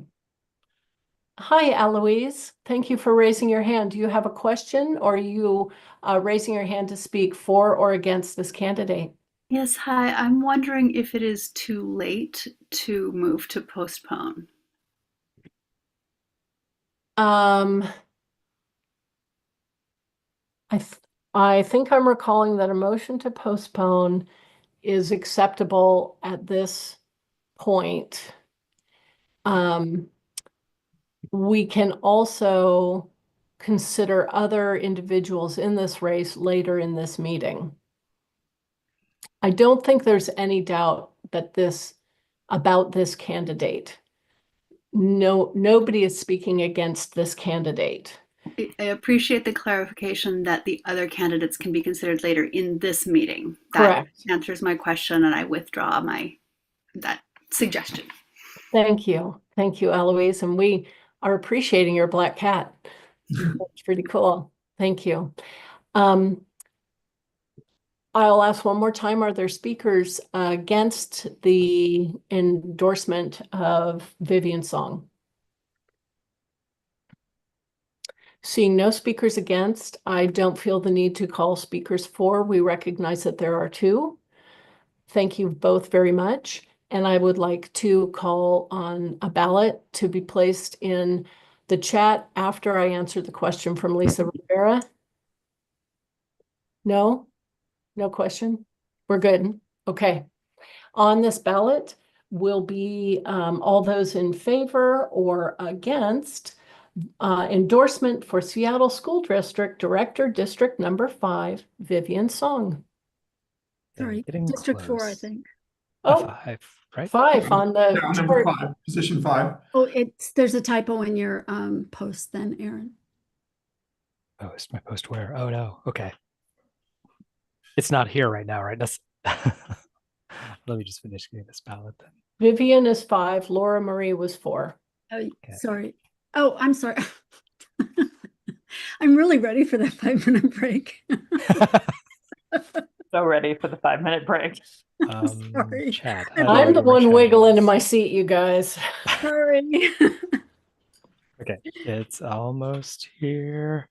Steaming hot. Oh my There God. we are. There is a link. I'm just so used to you being, before we've even stopped speaking, Aaron. Yeah, I know. And here we're actually just asking for normal Herculean duty from Erin, not superhuman. Okay, I'm excited. I'm casting a ballot. Please, everybody, take 2 minutes. Take what is now 1 minute and 50 seconds to cast your ballot on that endorsement.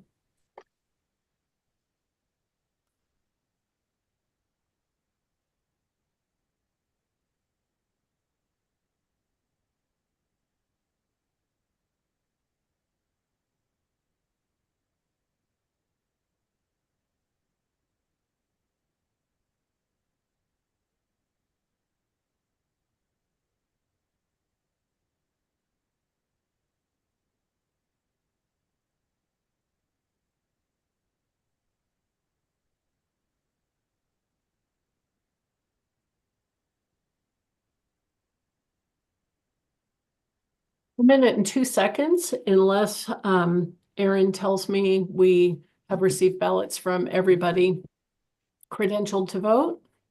Oh, I get the most trouble from these CAPTCHAs. So, yeah. Oh, you do, don't you? Please try again.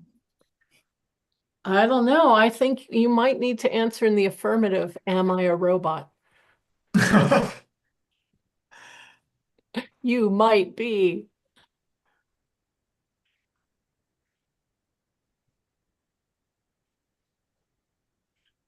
You know what, I should just go take a look. Maybe my vote will not change anything. Oh, I got through. Madam Chair, as a facetious point of information, if robots are participating in the endorsement committee, does that risk the value of this endorsement process? Oh, it would be out the window. Thank you. At this point, I'm about to close balloting, but I want to make sure I entertain the question from Hunter Brown before I close ability to do things. Yeah, thank you, Madam Chair. I just wanted to double check. Technically, under our rules, we don't have to have balanced debate. I just would really hate for this candidate to not get it because, they couldn't hear what a strong candidate she was.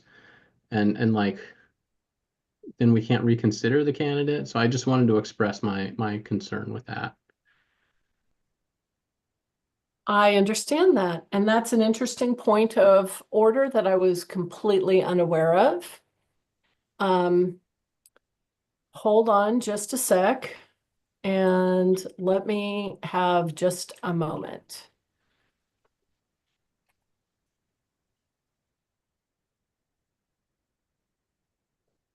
Send a quick chat to one of my team members, ask a quick question.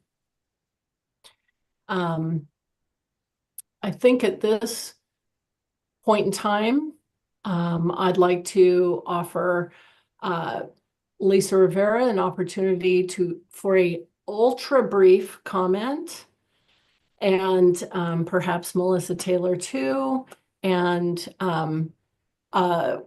then a moment to ensure that nobody wants to change their ballot before we share where we're at. Thank you for waiting, Lisa, and Hunter, thank you for that clarification. It's all yours, Lisa. Sorry, just to add on to what Hunter said, when the polling when the polling person explained why they were polling, that was an essentially argument for pulling of it. There was never then another side getting to say why we shouldn't pull it and why we shouldn't vote against the person who was recommended. So that was unbalanced. I understand that already. Thank you. Okay. Do you have a positive statement for the candidate? I do. Please go for it. Oops. Unmute. Can't hear you. Can you hear me now? I can hear you now. Thank you. I'm trying to find my notes. The time is probably going, but having been on the Seattle School Board with Vivian Song, I know that she is ready to hit the ground running. She has the lived experience that is sorely needed on our district and on our school board. In District 5, Race has several great candidates, like you said, I think that an interview is not required to get our endorsement, only the questionnaire is. And as I understand it, several of them have turned in their questionnaire. So this is not a matter of they didn't have a chance to interview. Or that they needed to interview. They didn't need to. They just didn't for whatever reason. And that should not be a reason to not move forward with this recommended endorsement. Again, Vivian is an amazing school board. She was an amazing school board director. She will be that again. She's a daughter of Asian immigrants and came here not knowing English. She didn't know it either, learned in school, got diagnosed with a disability, has overcome so many obstacles, has faced anti-Asian racism, both overt and covert, and she still has achieved so much in her life. I'm in awe of her. It was a pleasure to serve with her on the school board. I know that it will be an immense service to our district to have her back on that, and this endorsement would mean so much. Thank you. Melissa, I will indulge the group because of my 2 errors before in this race by allowing you to speak as well. I know that we're way over time and I feel really badly I'm about it. going to be very quick and simply say that there is a That's not you. That's not you. Sorry.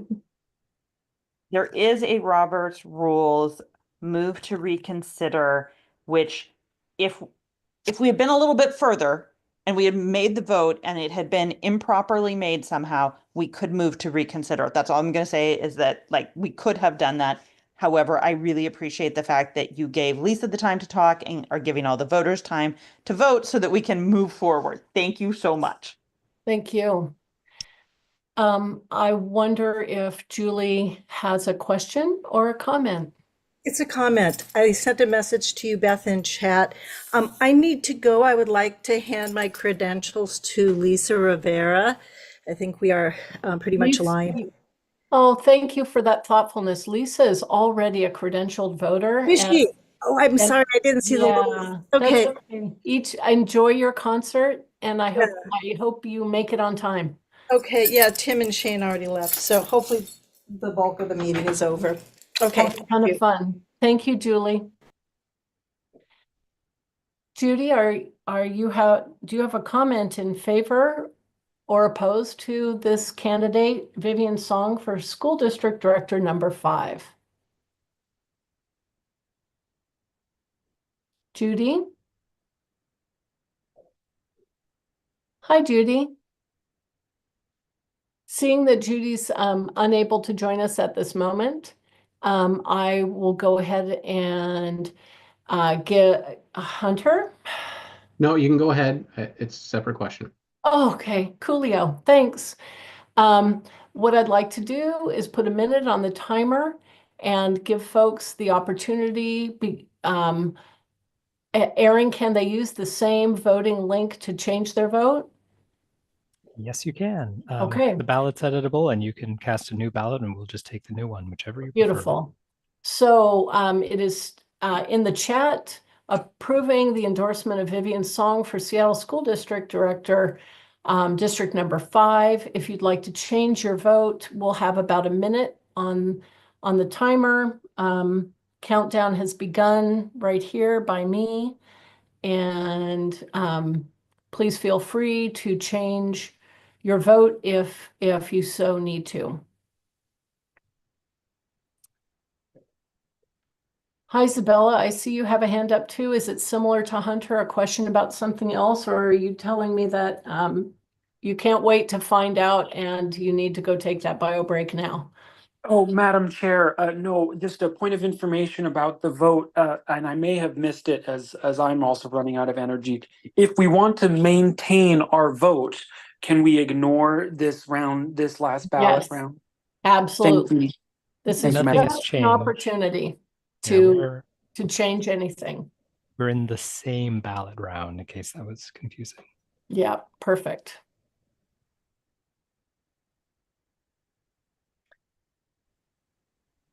Well, we're about to hear the playoff music for the Academy Awards. I'm feeling like my outfit would gain me nothing on the red carpet. Thank you. Balloting is now doubly closed. And Erin, I'm wondering if you can share with us the results. I'm happy to do so. We have, I guess we'll say 42 tallied ballots. There were some revotes. So at the end of the day, 42 that are counting, 1 unable to be verified. And by a vote of 38 approving and 1 rejecting with 3 abstentions, we pass the motion to approve the endorsement of Vivian Song for Seattle School Director, District Number 5. Wonderful. Thank you so much. Thank you. We have 2 hands raised, and then we'll have a 5-minute bio break. Hi, Hunter. People don't need to stay for this, Madam Chair. So if you want to release them, you can. I do have just a request for information about rules. Since one of our reps left, and typically, Lisa's already credentialed, does she get 2 votes? I don't believe so. I think each human can just hold 1 vote. Okay, thank you. I'm going to call my alts. Thank you so much. Oh, yes, please do. Now's a perfect time because we have a 5-minute break. Hi, Sabella. You have your hand raised.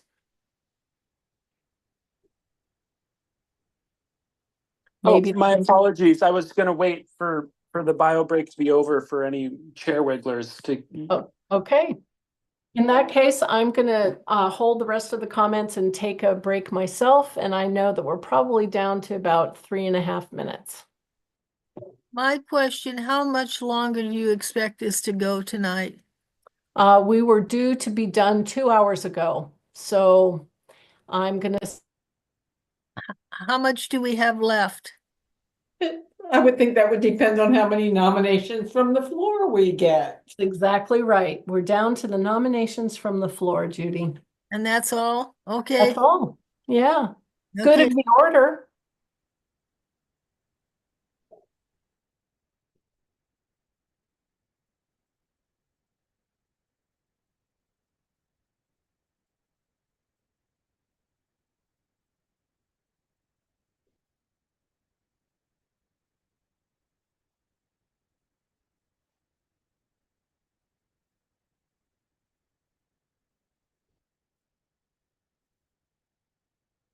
Hunter, if you can hear me, or if Lisa can let Hunter know, Tara is trying to join. So if I also texted him. Okay, thank you. Yeah.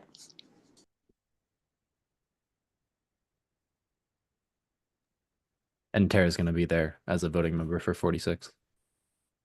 Yeah, she's having iPad troubles, but if she gets in, yes. Awesome. I'll grab her as soon as I put my frozen pizza in the oven.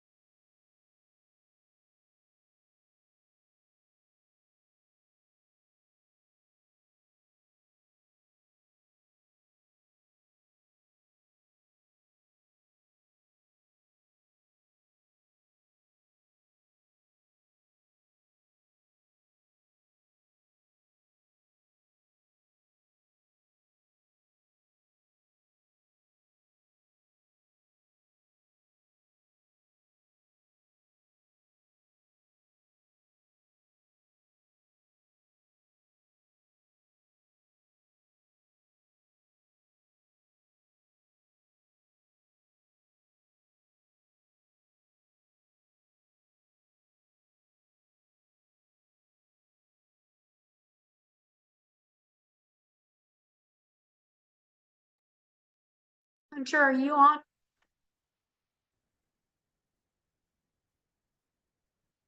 Hi. Chair is back. Thank you for the additional 40 seconds. Whoop, whoop.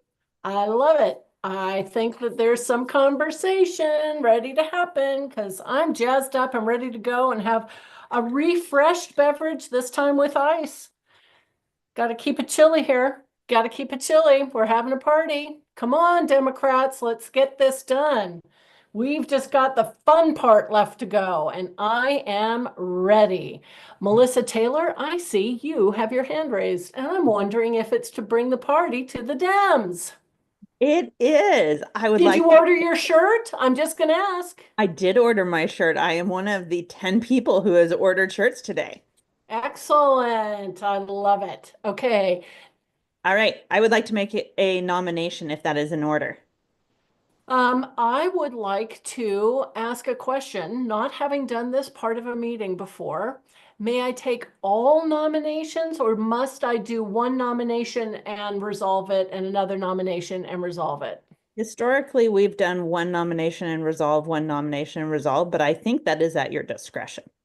I am filled with discretionary power at this moment, and it comes from the ice, because clink, clink. And I would like to do our best to put all the nominations out there. We can always add another one if you feel inspired, but I would love to know who all we would like to nominate, because that might inform others as we go along. Let's look at the big group. And you've got the floor, Melissa. Who might you like to nominate? Yes, I would like to nominate Joe Mizrahi for Seattle School Board Director, District Number 4. District 4. D4. Thank you, ma'am. I see a hand up from Ms. Tyler Crone. I wonder if you have a nomination or a point of interest. Could be anything. Thank you so much, everyone. I would be honored and delighted to bring our body together behind a dual nomination for Claudia Belducci and Gurmai Zahalai for King County Executive. Thank you. And I will recognize right now that that is within my privilege to receive that as a team. So thank you very much for that dual nomination. Nancy Kick, how are you? I'm okay. I have a point of information. At this point, does the person need to have completed the application? So interesting to note, the only way to receive a endorsement recommendation or an endorsement from King County Democrats is you have to have submitted and have an approved questionnaire. Okay, I thought so. I can't, I have a couple of names that I've been asked to put forward, and I can't find the list. Can somebody drop in the chat? You know what? The list is humongous. Can you drop in the chat the name of folks that you're looking for? Oh, sure. Yeah. Why don't I do that? And then you can tell me yes or no, and I'll either, yeah. Okay. Thank you. I love it. Working session right here. Hi, Amy Hamrick. What you got for us? Hey, just a credentialing update that Tara Gallagher joined from the 46th. So there are back to 3 voters. All right, go 46. And thank you for the update. I appreciate that a ton. Thank you both. Hi, Andrew. Do you have a nomination? Yes, I would like to nominate Ryan McCurry for King County District 5, and if we could get a dual nomination with him and King. Thank you. Can you repeat, please? Because did you say? Ryan running in King County District 5. Oh, Ryan McIrvin. Oh, McIrvin. Running in King County District 5. Okay. Okay, King County Council 5. Thank you. Hi, Mary Scanlon. Yes, hi. I'd like to move as an additional endorsement, Rory O'Sullivan for Seattle City Attorney. Thank you for that recommendation, Rory O'Sullivan, Seattle Attorney. Okay, got it. Thank you. Hi, Hanan. Do you have a nomination tonight? Sorry, I'm wondering. Yes, I have 2. I'm being told by the 47. I want to bring it to the floor. Laura Wilson for Kent School District, Position 5, and, if possible, to bring Stephanie Fain to King County position 5. And can you tell me again, which school district was Laura Wilson a part of? Kent School District. Kent, thank you. Thank you, thank you. I will say our power teams have been enormously successful. We have huge races in our school boards, and nothing makes me happier than to see a lot of people stepping up to run. Thank you. Tyler, thank you. Who would you like to nominate? Thank you. I would like to nominate our 36th endorsed candidate for Seattle Public School Board position number 2, Sarah Clark, and put a +1 on Joe Mizrahi. Thank you. You got it, a +1. And Sarah Clark's position number is? 2. Number 2. Thank you. I appreciate that. Appreciate that. Hi, Anthony Berkeley. Who would you like to nominate? I would like to nominate Gurmai only for King County Executive. Thank you, Anthony. Hi, Mary. Oops, Mary Scanlon's on mute. Dang. Sorry. I'd also like to nominate Rye Armstrong for another endorsement for Seattle City Mayor. Thank you.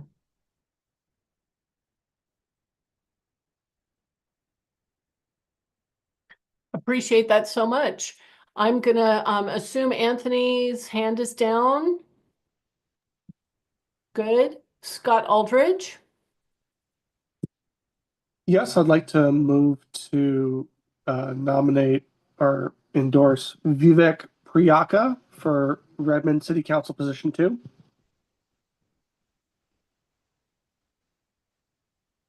Redmond position 2. Yes. Thank you very much. Well, hello, Holly Hill. Lovely to hear from you. Who would you like to nominate tonight? Well, hello. Actually, not a nomination, just a correction. I think that Hanan made an error on the name. It's not Laura Wilson, it's Williams, I believe. Thank you. Yeah, you're welcome. Thank you. So if you're looking for her questionnaire, it's Williams. Yes, it's William. I know her for years, so I apologize. Sorry, but thank Okay, you. your secret's safe with us. Thank you so much. Thank you, Holly. I appreciate that. Hi, Isabella. I see your hand is raised to make a nomination. Point of information, Madam Chair, if we have a dual endorsement for both Claudia Balducci and Gourmet, Councilmember Gourmet, and then a separate nomination for just Councilmember Gourmet, would either or overwrite each other during the voting process? It's such a good question. And this is my understanding of the rules, and I'll ask Jack to correct me if I'm wrong. But my understanding is we consider each of these endorsement nominations individually. So the dual endorsement would stand alone. It is not a part of an endorsement committee slate. So there is no point of division that we would vote as a body. Do we want to support these two amazing Democrats? And if we do, then we give it a thumbs up. And if we are uncomfortable with the dual endorsement, then we vote down the dual endorsement and leave the door open for 2 individual endorsements. Thank you for asking. Hi, Melissa Taylor. Hi, I just wanted to clarify, our threshold for all of these races is 2/3, correct? That is correct. And if we vote on candidates and they do not clear the 2/3, we cannot reconsider those candidates in the future. That is correct. Okay. Thank you. So by saying those words out loud, I see the error in my earlier statement. And I feel like I'm on a side quest. And perhaps this is Princess Bride, and there is a rodent of unusual size to my right.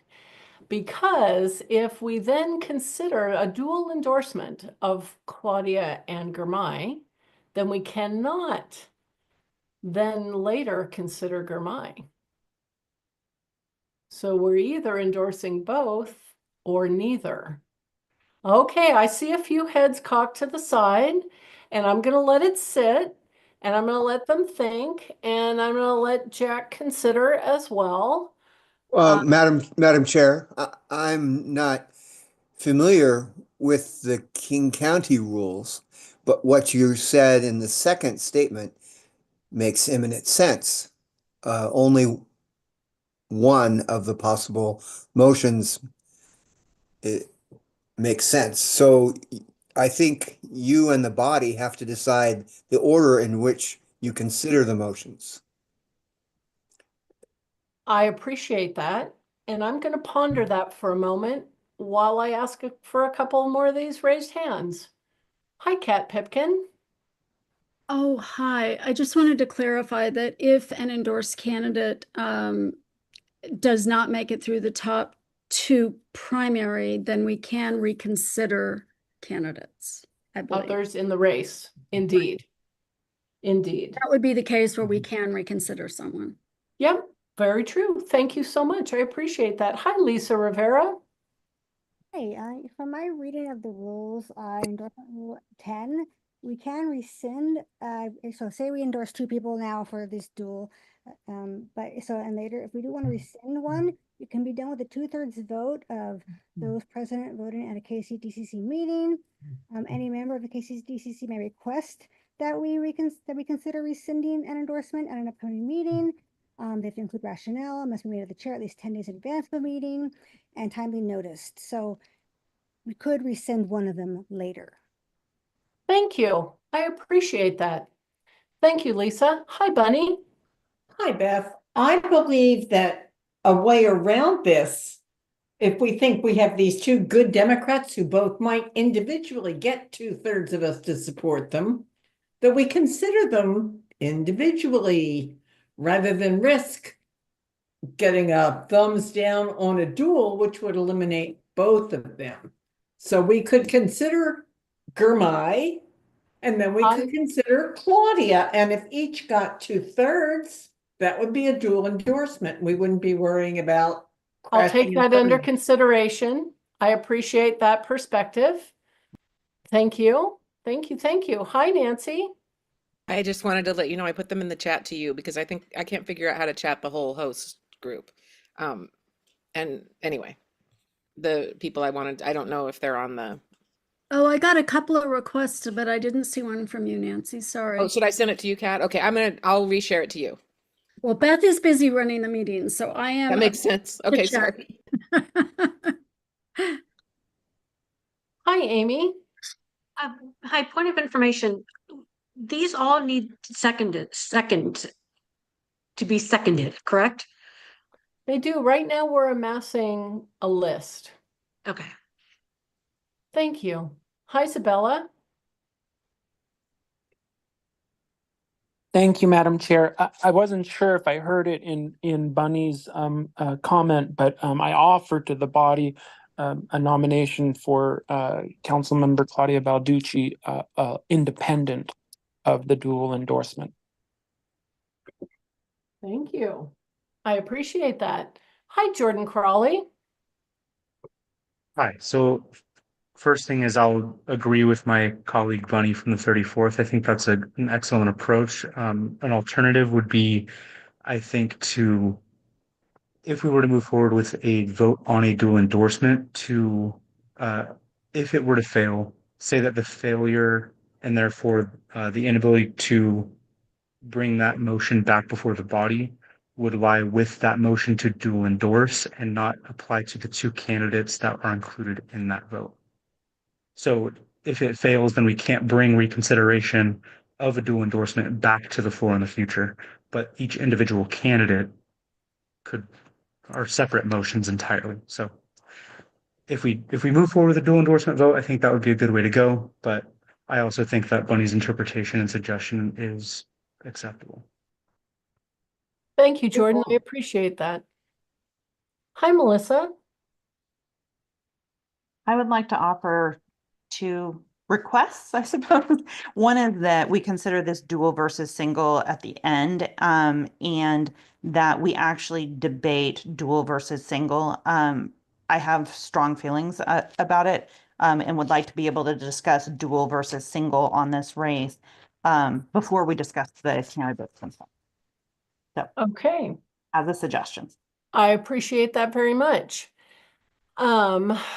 I would like to, before we close this pool of candidates for floor endorsement, I would like to check with our endorsement committee on the candidates in chat to make sure that they are eligible for our consideration. All of these candidates would have had to submitted a submitted questionnaire that was complete. Shall I just go through the list that I've received? I'm not sure if there might be others. Is that okay? I'm just wondering about the ones in chat, like Harry Steinmetz and Cher Oh, did Kaur. that go to all? Okay. Mhm. All four of Nancy's candidates have submitted questionnaires. The other two, Jude Anthony and another, had not, Tim O'Leary. Okay, so Harry Nancy's- Steinmetz. And one of them had already been on the list, sorry. Okay, Harry Steinmetz, Des Moines City Council, Right. Cher Kaur, Kent City Council, Damaris Espinoza, Highline School Board, Laura Williams, Kent School District. Right. Those are eligible and Yes. nominated. Yes.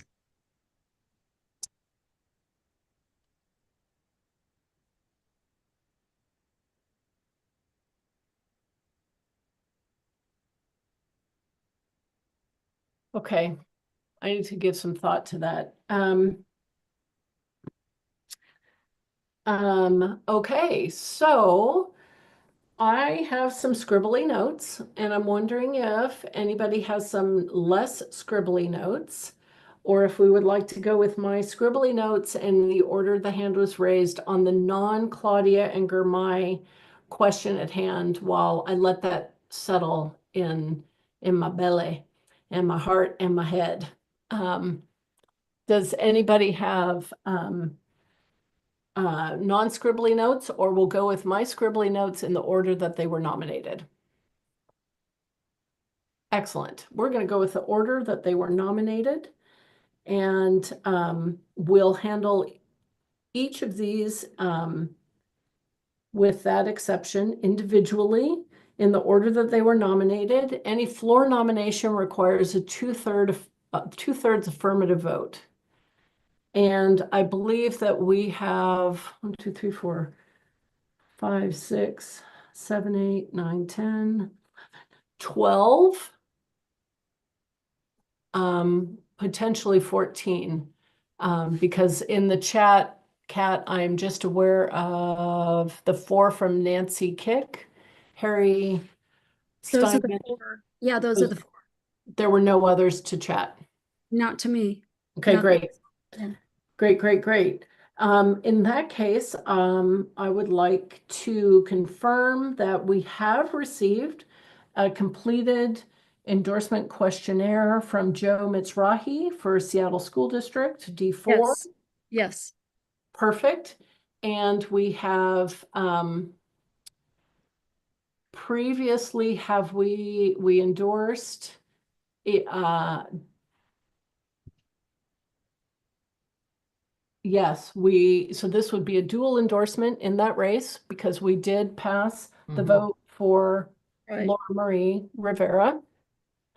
And so we're a go on Joe Mizrahi, and I'm not going to call for discussion. Do we need a second? Melissa nominated. I'll second. Thank you. So we have a nomination from Melissa Taylor and a second. And I would like to call for comments for and against. Who seconded that? It doesn't matter. We don't have to know right. in the minutes, Sorry. but it was Tyler Crone. We have Andrew and Jordan raising their hands. Great. Okay, Andrew, please comment on Joe Mizrahi for Seattle School District D4. Joe is the incumbent and he has proven to be there for the kids, to be there for school, and he has done a great job. And also, in this era where there's been a lot of anti-LGBT plus attacks on students, having someone that's able to speak up for those students to protection, security, and safety, I think is very vital in our public school. And I know Joe will do the job, and Joe is there for us. Thank you. Thank you very much, Andrew. I appreciate that. I noticed that there's somebody in the waiting room. Jordan, do you have a statement either for or against Joe Mizrahi? Yes, for Joe Mizrahi. Thank you. Go for it. Hi, everyone. I'd just like to express my enthusiastic support for the endorsement of Director Joe Mizrahi as he seeks re-election to Seattle School Board. Joe is someone who embodies the progressive values that we hold dear, and as a labor leader and a parent, he brings both the professional expertise and personal commitment that we need in district leadership. Through his unwavering commitment to community engagement and his practice of it by keeping the community meaningfully involved in decision-making, Joe has ensured that the voices of those most affected by school board decisions are heard, respected, and make a difference. Not only has Joe put in the work, he will continue to do so, and his colleagues, our city's families, and elected officials from across the region all know this. In these times when public education is facing unprecedented challenges, we need leaders who are committed to standing up for our values and securing the education and environments that Seattle students deserve. We need a solid, stable leader on our school board, and the endorsement of Joe Mizrahi is an endorsement of a strong fiscal future, a strong defense of our values, and putting community voices first. As a father of two in Seattle myself, I have an immeasurable appreciation for his service. I urge each of you to join me in supporting his reelection, supporting his endorsement, and supporting the continuation of the progress that we've made toward a better education for all. Thank you. Thank you, Jordan. Hi, Lisa. I see your hand is raised to make a comment on the nomination of Joe Mizrahi. Yeah, I was just checking if you're still taking, I wasn't sure how many you wanted. Okay, I'll go. I think we dispensed with how many I wanted a little while ago, so we're just going to continue.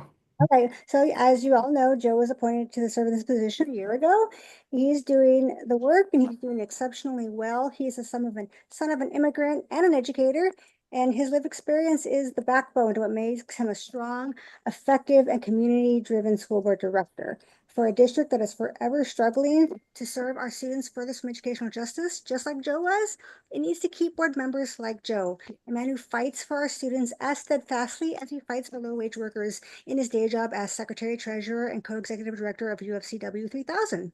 And that is definitely an asset he brings to the school district.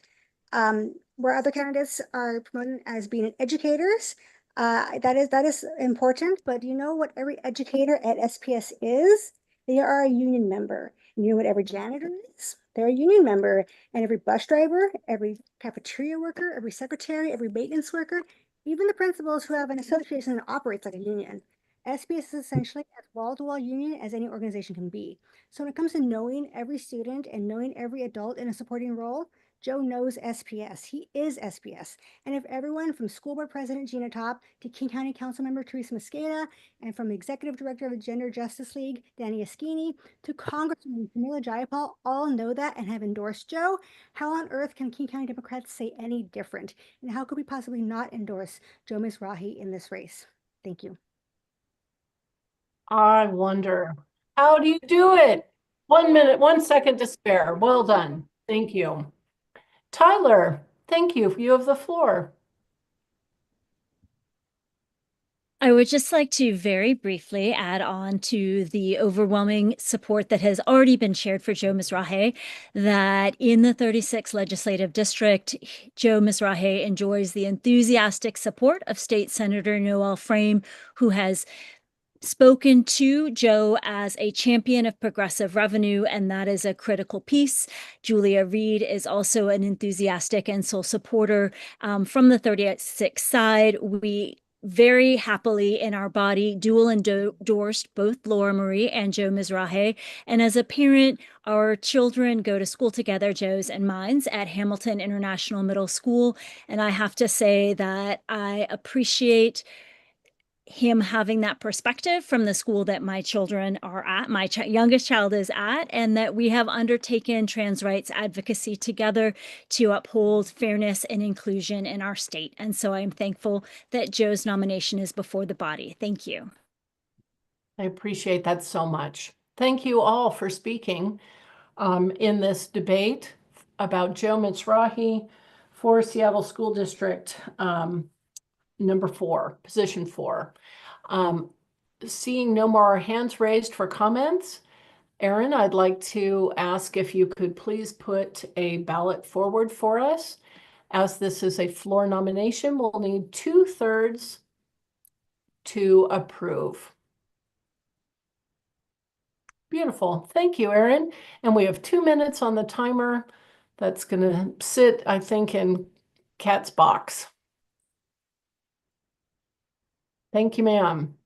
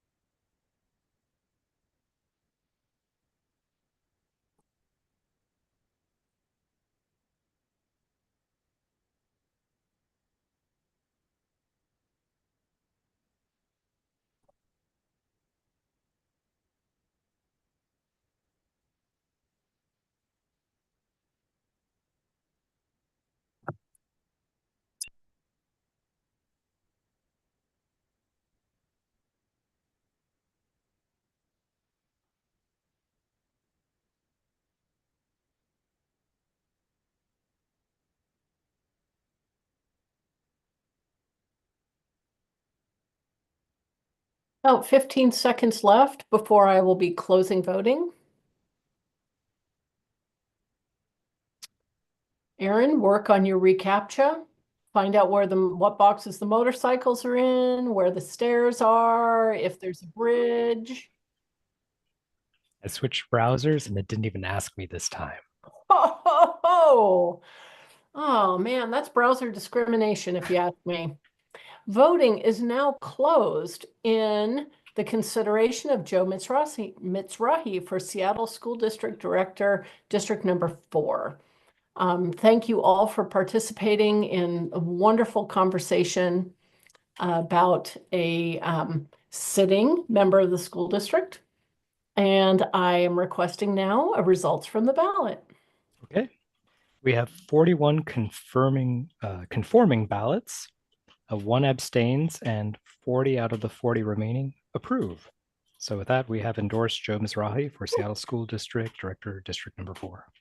Congratulations, Joe. Thank you very much, everybody. And that is an appropriate way to do a dual endorsement. And I appreciate you all supporting our system and our rules and bylaws as they are written. That is wonderful. Thank you. Thank you. 2 amazing Democrats.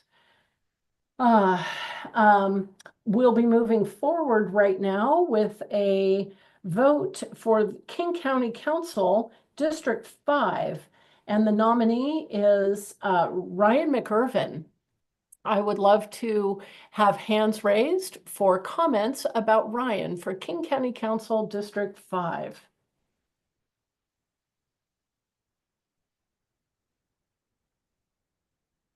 I see a couple of hands up. This is great. All right. I'm going to go ahead and get started with comments. If another couple of people, I'd like to try to keep it to 4-ish because it's 8:30 already. But if other folks have comments, I'm very happy to receive those. Thank you so much. Andrew, do you have a comment on Ryan McIrvin, King County Council District 5? Yes, Ryan is community. Ryan is someone that knows what district would be. He's proven himself again and again on the Renton City Council, from raising the minimum wage to ensuring that workers are protected. But also, I feel like he has the grassroots support. Going through his endorsement, you see grassroots and community leaders supporting it to be a failure on our side if we do not support him. So I do urge you to make it a dual endorsement. Thank you. Thank you, Andrew. I appreciate that. Carmen, you have the floor.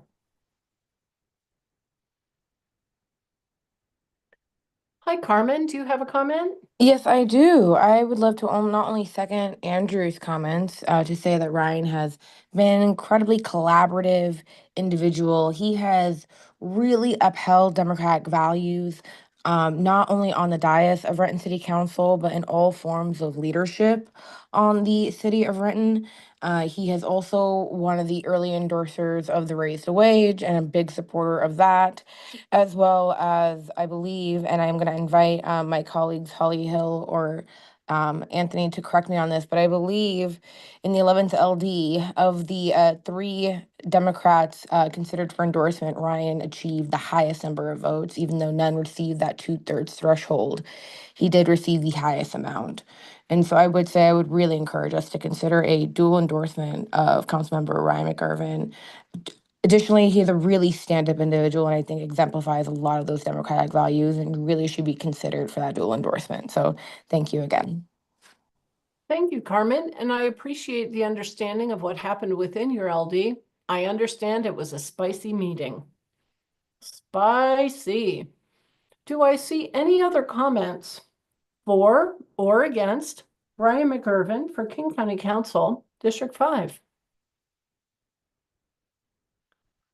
Seeing no comments, I will close our comment period and ask that we begin a ballot when one is available. Thank you, Erin, for being so nimble with this. I'm very, very, very grateful.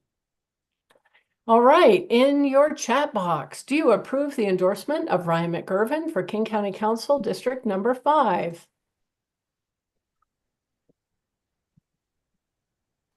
Beth, Sir. is it appropriate to acknowledge that we'll also be considering another candidate in this race that was put forward? Indeed, and we will. This is our second right now because we've previously divided Kim Convon, who was then approved.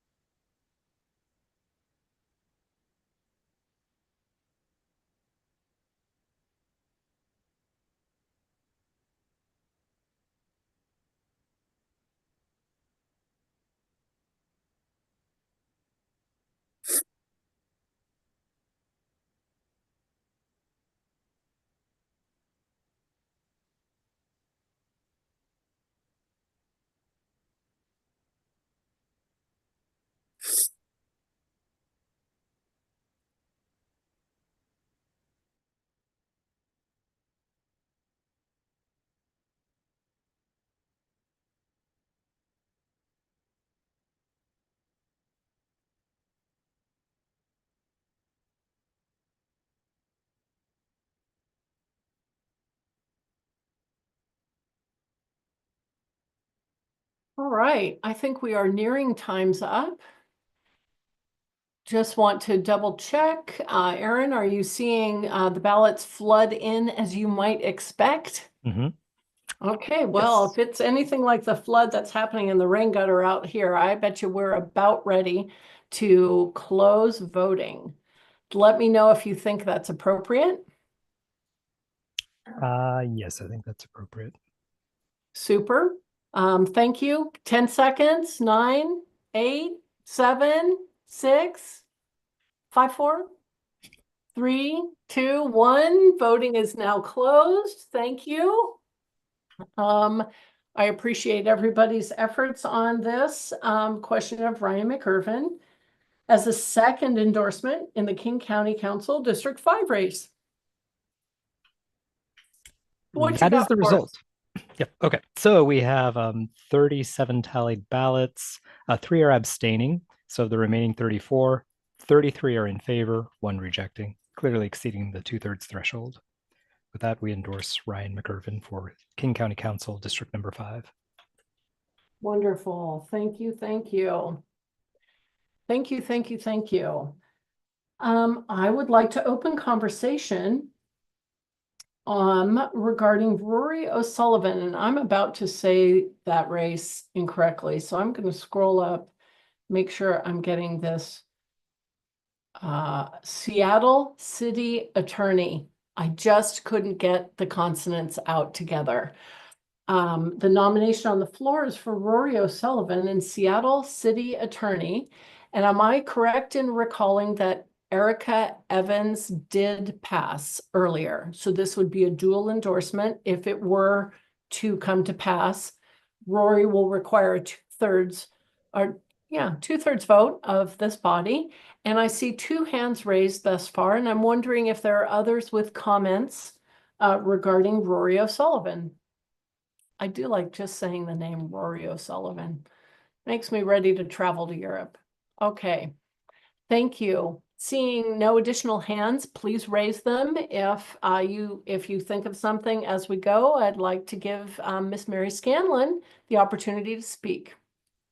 Thank you. First, I'd like to recognize that the recommended candidate for Seattle City Attorney is a great candidate and eminently qualified. However, I'd like to humbly request consideration that Rory O'Sullivan be additionally considered for endorsement to this office. As a former LD chair and longstanding party leader, Rory has deep, longstanding roots in the South Seattle community.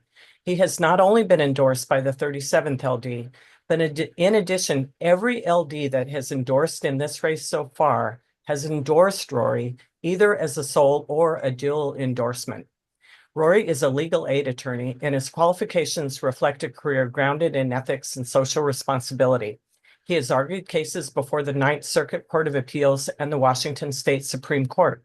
He has represented homeowners facing foreclosure and provided free legal assistance to renters facing eviction.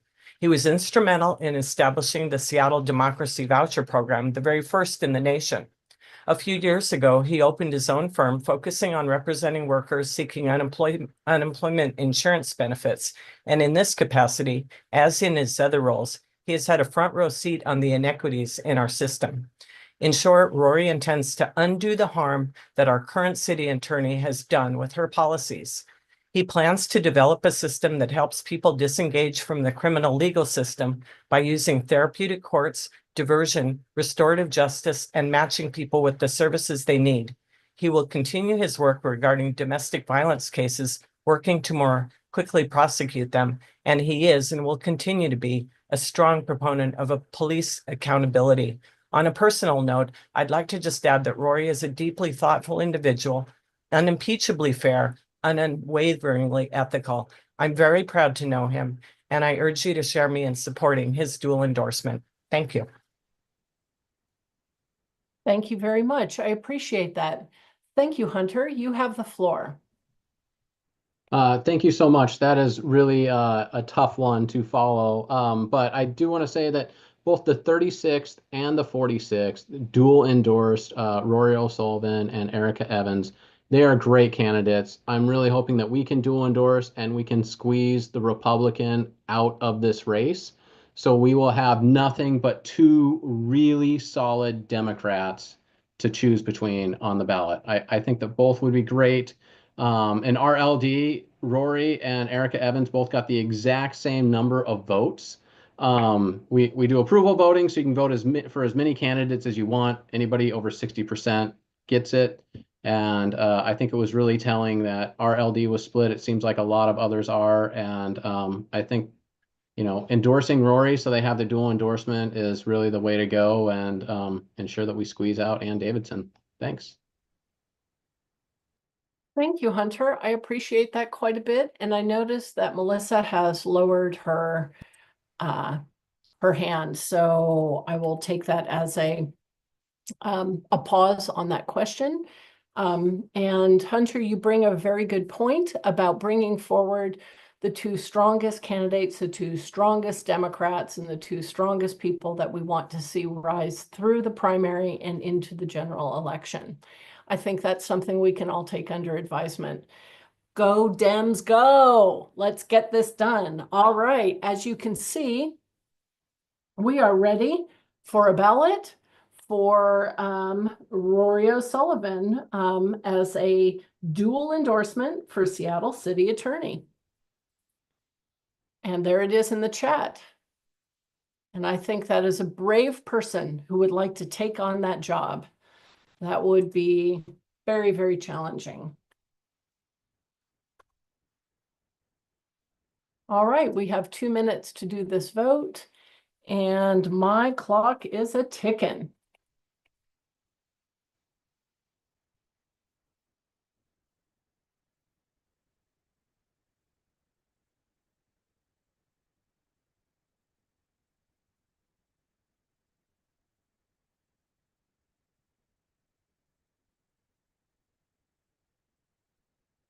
Okay, guys, I'm getting faster these days. It's only like 20 seconds for me. It was over a minute at the beginning. It must be that I have finally memorized my unique voter identification code. I know that I'm going to have another one of those in a couple of weeks when we have a nomination for appointment in the 5th LD, and I am pretty sure I'm not going to be able to memorize it. So old school, printing it out, got it right here. And this is ballot 11 for me. Hopefully you guys did better than that. Very hopeful. All right, we're over a minute in. I'm wondering if we have a cavalcade of ballots arriving in the form, Erin, and everybody else is as speedy as I am now. We got another 45 seconds, but just in case, I'm going to ask you if you think everybody who's eligible has voted. Not everyone who's eligible has, but based on past voting history and watching the rate, there won't be more than 1 or 2 more ballots coming in, apparently. We are right on track. Well done, team. Well done. I hope everybody got off of their seat and did a little stretch during that break. Man, that energized me.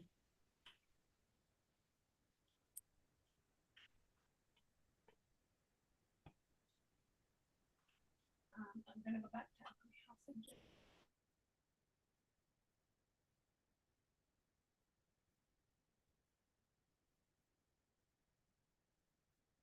All right, time's up. And we're doing a little jig there. Thank you all. Balloting is closed in this race. Seeing no objections to balloting being closed, as soon as Erin is ready, we'll receive those results. Okay, let's see how to read it again. So we have 41 ballots cast. We have 1 that is not cured. So of the remaining, 42 cast, 1 uncured, 41 counting towards our vote. 1's an abstention. So 40 of numbers, 38 approve, 2 reject. That's a 95% rate, so that beats 2/3. We have endorsed Rory O'Sullivan for Seattle City Attorney. Fantastic. Thank you. And well done, everybody. Well done. Yay. And I love that this is falling in line with the LD wishes. That's really magnificent. Thank you so much. Now I'd like to consider Laura Williams, not Wilson, Laura Williams in the Kent School District, position 5. I am just going to tell you guys up front, I am all about these school district races and super excited to see one being nominated from the floor. Kat, can I do a quick confirmation that we do have a candidate questionnaire from Laura Williams? We do. Oh, great. Then she is fully eligible. That's such good news. I see one hand up for comment. Are there any other hands up for comment? For or against? I see 2 hands up. This is fantastic. We'll go ahead and get started with comments. Hi, Hanan. Can you offer us some thoughts on Laura Williams in the Kent School District? Okay, I'll speak slowly. Sorry for misspell saying her name. Many people, they do that to me, so it's fair. I know I know Laura for a long time. I have known her and I known her kids. She's from the 47, but she's a teacher for a long time. I was impressed when we interview her for the 47.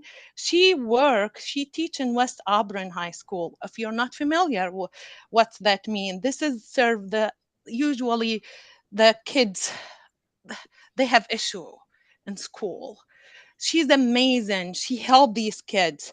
When I was honestly impressed with her, she's one of the moments where you think you know someone and then you still manage to they still manage to surprise you in the best way.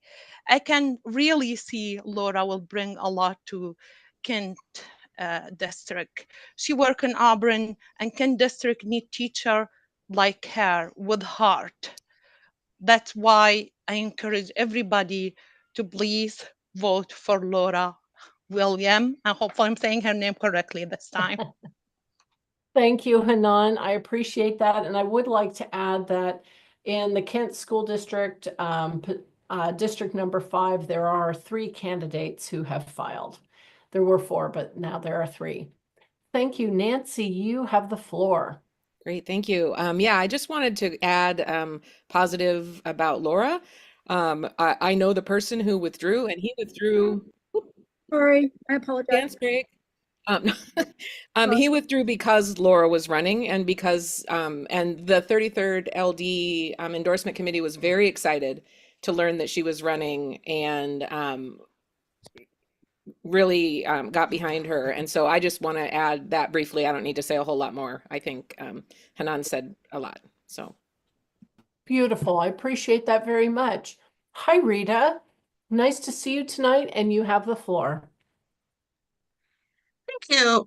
So I moved to Auburn 16 years ago and joined the 47th LD right away. Sorry, I've been out in the wind. Anyway, and she, at that time, she was teaching in Auburn. I don't remember if it was Auburn where she is right now or a different Auburn school. And she was absolutely amazing. And I've admired her for several years. A lot of you don't know that in the school that she's at right now, there are some of our most vulnerable students.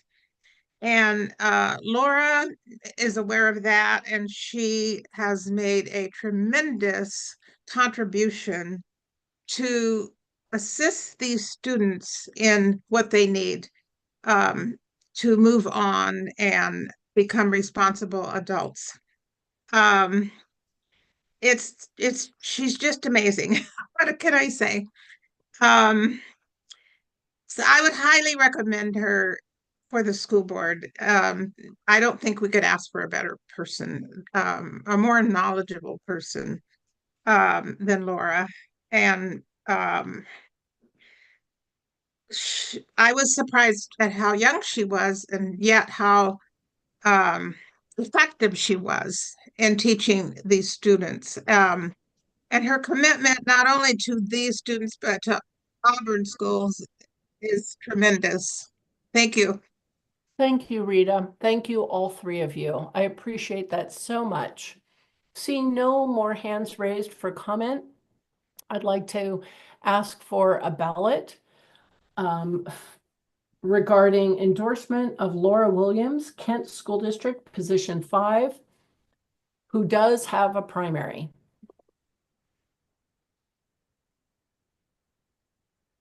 And there we are. Thank you very much.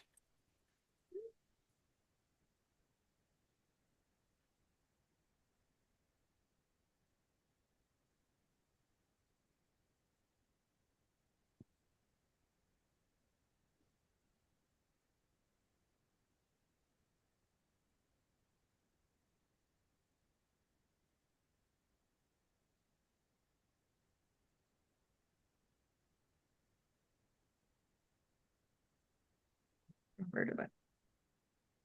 Unfortunately. Well, I've been putting this. Thank you, everybody. Thank you so much. This is fantastic. I will fully admit I'm on my second snack pack of Skinny Pop. And I've brought in, as a little backup, one of my new favorites. Maybe you want to avert your eyes because it will be your new favorite too. Chocolate quinoa crisps, dark chocolate and cherries and quinoa. So it is a health food. It is a fruit and an ancient grain. And we all know dark chocolate is helping us with our high blood pressure. I'm just thinking this should be part of the food pyramid. Yeah, right? The real deal. Doesn't even require any special order. Right there available at your neighborhood store.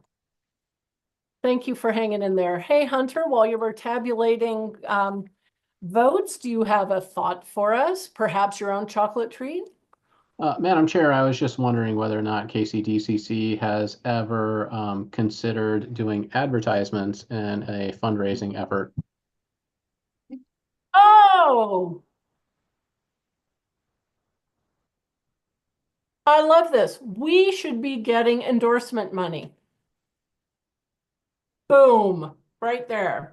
Quinoa Crisp should be funding our school district. No, he says no. All right, fine. We'll keep it legit. Thank you very much. Before I call for the vote tally, I see a hand up. Katie, do you have a question? I have a question.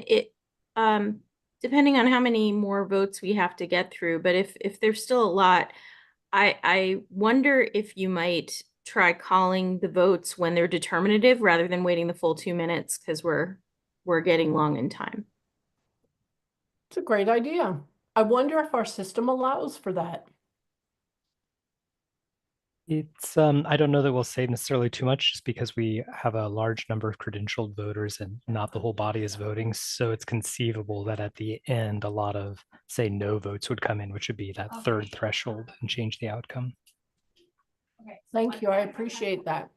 I guess maybe I wasn't clear. When it's determinative is when there is no possibility, even with the remaining votes, that the outcome could change. Yep, that is what I meant to indicate. I'm sorry. I could state that differently. We have enough people who have not cast ballots in preceding ones that are eligible to cast a ballot that we so far have been needing to wait to the end. Appreciate that. Thank you. And thank you, Aaron. So I wonder if the hands raised are regarding the results we're about to hear, or if they are a question about moving forward. If they're regarding the results we're about to hear, I could entertain that, but otherwise, if we could wait a moment. Can you indicate with a nod of your head? We can wait? Thank you. Thank you, Aaron. Please share with us. I'll close voting first. Okay, that has been done. Thank you for closing voting and for reminding me that's what I should have said. Thanks. We have 35 cast ballots and tallied 2 abstentions. And so by a vote of 30 in favor and 3 rejecting, we do endorse Laura Williams for Kent School District Director, District number 5. Thank you. I appreciate that so much. Thank you. Thank you. Hi, Judy. You have your hands raised. Yeah, I'm just wondering how much longer. I've asked this before. And I can't tell you, I can say that you are free to depart the meeting. It's been very long. We have 1, 2, 3, 4 individual races prior to discussing the Claudia Gurmai issue. Do we also have the thing on the democracy vouchers No, and school parks? You're not discussing those? nope, So you've got 4 more candidates then. yep. Beth, just to be clear, we have actually more than 4, but you're gonna do Claudia and Gurmai after the 4? That's correct. I said 4 individual candidates and then the Okay, sorry. Claudia Gurmai question. Hi, Hannah. Hi, I'm wondering, just in the interest of time, could we limit debate to 2 and 2 or something, 2 for, 2 against, or just somehow limit debate, then have it be? I'd be delighted to do that. That was declined earlier in the meeting. So, hi, Bunny. I have a question. Have we ever done a triple endorsement rather than a dual endorsement? I do not see where in our rules we're unable to do that. Okay, because I think the next I candidate, do Stephanie see Fain, that that it we're is. looking at, will be the 3rd person for this That's office. right. I see that. Okay. So there is nothing prohibiting that. Okay. I'd like to limit comments, moving forward to 1 minute each, a maximum of 4 because our rules allow for 2 and 2. And that is in our rules. The next candidate is Stephanie Fain for King County Council position 5. This will be our 3rd candidate we're considering there. And I see hands raised. I see 1, 2, 3. We'll allow 1 more and we'll take. Was this seconded?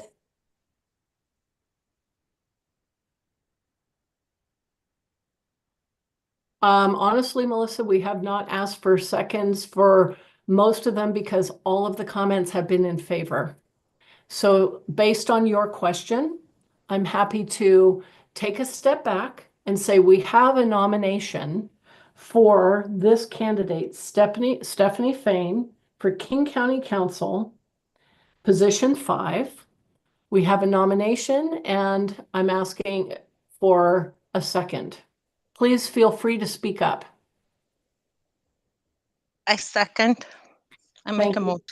Thank you, Hanan. Who nominated though? I don't remember who nominated her. Who nominated? I nominate, so we look somebody else to second. Thank you, Hanan. Is there another person in the group who would second this nomination? A second. I will second Linda Grez. Thank you, Linda. Nominated and seconded. I'd like to have 4 comments. Melissa, you have the floor. Are you going in order of people speaking against or for first? I'm going in order of people speaking against since the nomination is considered for. Sorry, my alarm for my 9 o'clock go to bed routine is starting. Ooh, I was really hoping not to have to make this speech tonight. There are a lot of reasons why we should take a pause and have a higher bar for Stephanie Fain. First is her PDC. So there's the PDC of where she's given money to, and there's the PDC of what is coming into her account. The very first people that Stephanie Fain ever contributed to were Republicans. She's never actually given to somebody who is running in a partisan race as a Democrat. She has Republicans who are supporting her, both financially and through endorsements, and she is married to one of the top Republican operatives in the state, Joe Fain, who served on the redistricting commission, is the CEO of the Bellevue Chamber of Commerce, who just sent out an email encouraging the business community to squash the wealth tax, to squash all of the progressive tax revenue that we all work really hard for. Maybe Stephanie has deep disagreements with her husband. We haven't heard a lot about them. We have not seen her support the Democratic Party and Democratic candidates consistently, or really much at all. Thank you, Melissa. I appreciate that very much. In this case, I'd like to alternate if possible. Do we have another comment for Stephanie? Nancy, your hand was up. I wonder if it's a pro or con. Con. In that case, Hanan, would you like to make a statement? I have a threatening. I met Stephanie, but I want to say I have a lot of respect for Congressman Adam Smith. His endorsement is not something that hand out easily.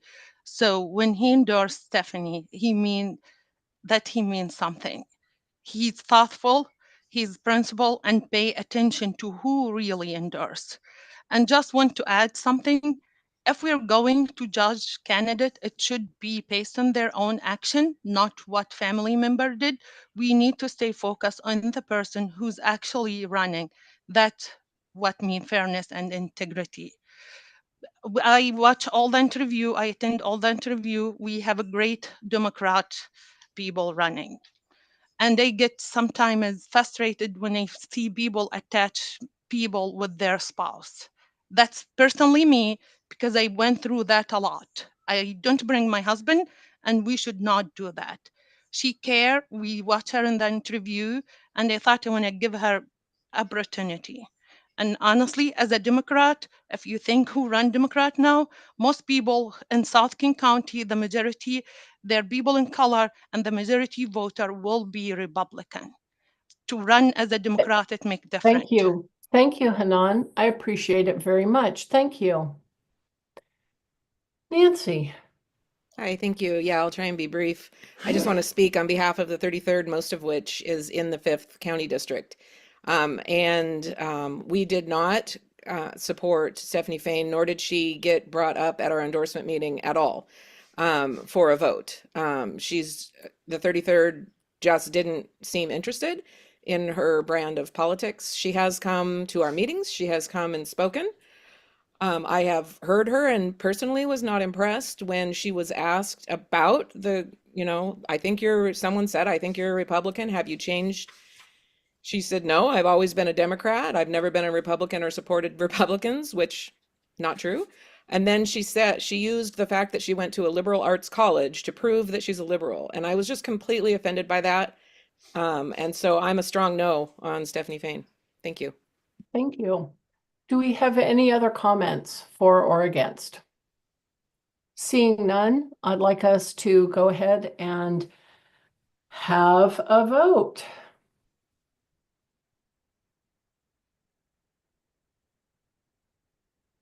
Ballots ready. Ballots are in the chat. Thank you very much.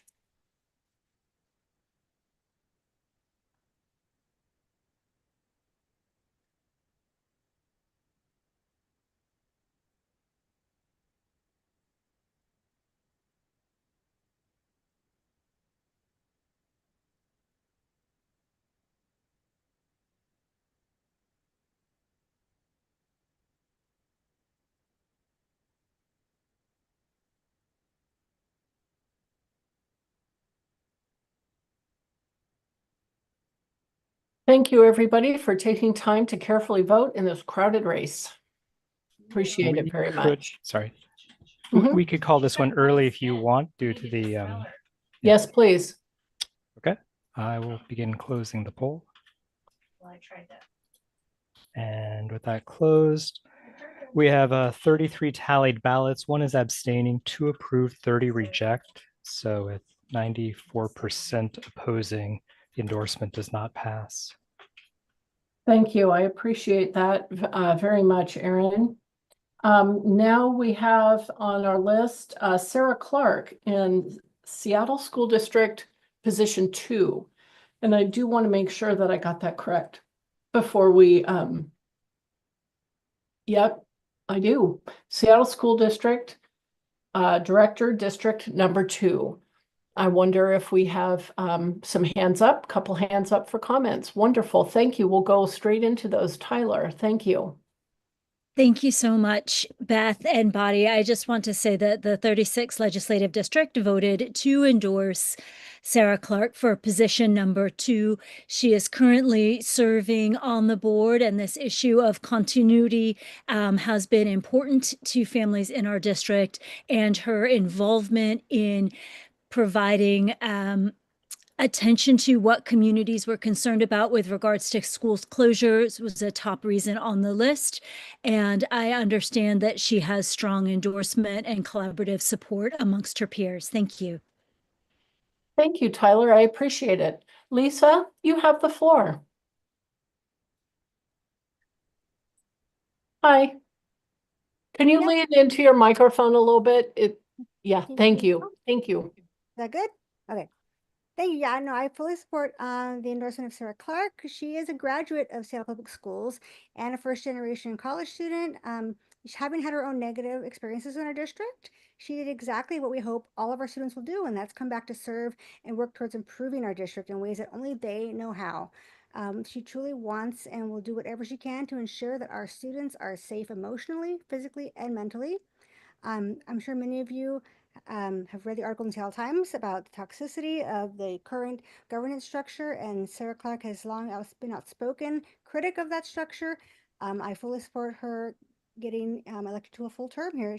Many of you know, I'll throw in, she was actually appointed to my seat, and I definitely appreciate the work she's done for the district. Thank you. Thank you, and thank you for that extra little bit of insight. That's very helpful. Seeing no other comments, and if our balloting is ready, I'd like to call for a ballot for Sarah Clark, Seattle School District, position 2. And just for your gauging, yeah, that's about the time it took between offices to get a ballot. So that's perfect. All Keep talking in the future. I love it. Thank you. Thank you. Beth, there's a substantive issue I forgot to share. Could I bring it up? It's just a matter of fact. Please there are do. no other Democrats that we know of who submitted the that met our threshold for proclaiming themselves to be a Democrat in this race. That is very helpful. I appreciate knowing that. Thank you. And thank you for sharing that for the full group.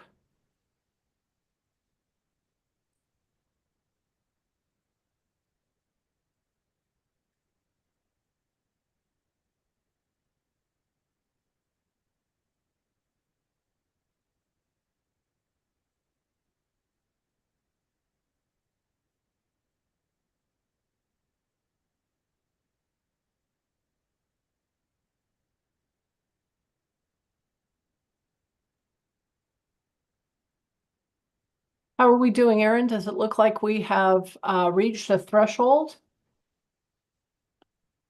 Sorry, Kat, I saw you wave your hand. I see hands up from Lisa Rivera and Linda Grez. So to answer right now, no, we don't have a definitive threshold. Okay. Just a little more time. Thank you. Linda, do you have a question regarding Sarah Clark?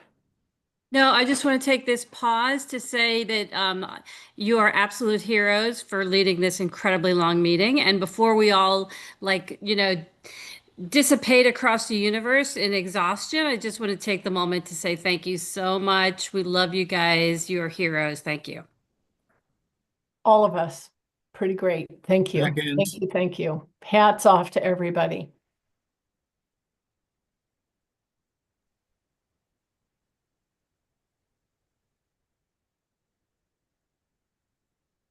And with that happy tune, I am closing the balloting on this particular issue.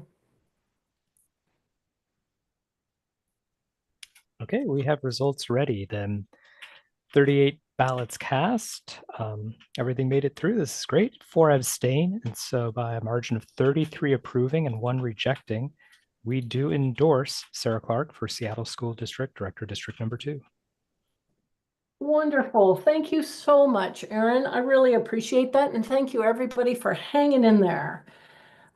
We have 2 more Oh no, we have more than that. We have 6 more, don't we? We have 6 more individual ballots. And the first one we will discuss now is Rye Armstrong, which would be a dual endorsement in Seattle Mayor. And I wonder if we have some comments regarding Rye Armstrong. I see 2 hands up. That's great news. Wonderful. Thank you, thank you. Okay, we'll begin with comments, and I do appreciate us keeping it to 1 minute each. I see my preferred 4, so thank you all. Mary Scanlon. Thank you. Yes. During last week's King County Young Democrats candidate forum, there was a mayoral candidate who stood out for their calm, steady, thoughtful responses, and that candidate was Rye Armstrong. Rye is a passionate champion for progressive causes. Topping the list is their support for social housing, protection from displacement, and ensuring that all of our neighbors are housed. Rye is an AFL-CIO affiliated elected labor leader and has spent their career fighting for workers, including fair wages, safe working conditions, and a lot more. Regarding public safety, Rye supports community-based solutions, mental health resources, and first responders who are equipped to address crises with compassion and care. Rye represents the kind of policies we should support. Seattle is and should be a leader in this respect. I should also note that Rye has just qualified for democracy vouchers and has raised a formidable $78,000. I'm pleased to request that you include Rye Armstrong in a dual endorsement for the office of mayor. Thank you. Thank you, Mary. I appreciate that so much. Carmen Rivera from the 11th, you have the floor. Thank you, Chair. I also would like to encourage us to consider a dual endorsement of Rye Armstrong. He is a formidable leader, young, thirsty, hungry, and aggressive in the best way possible, ready to take on this leadership of a very powerful city. He will take on and they will consider a really collaborative approach.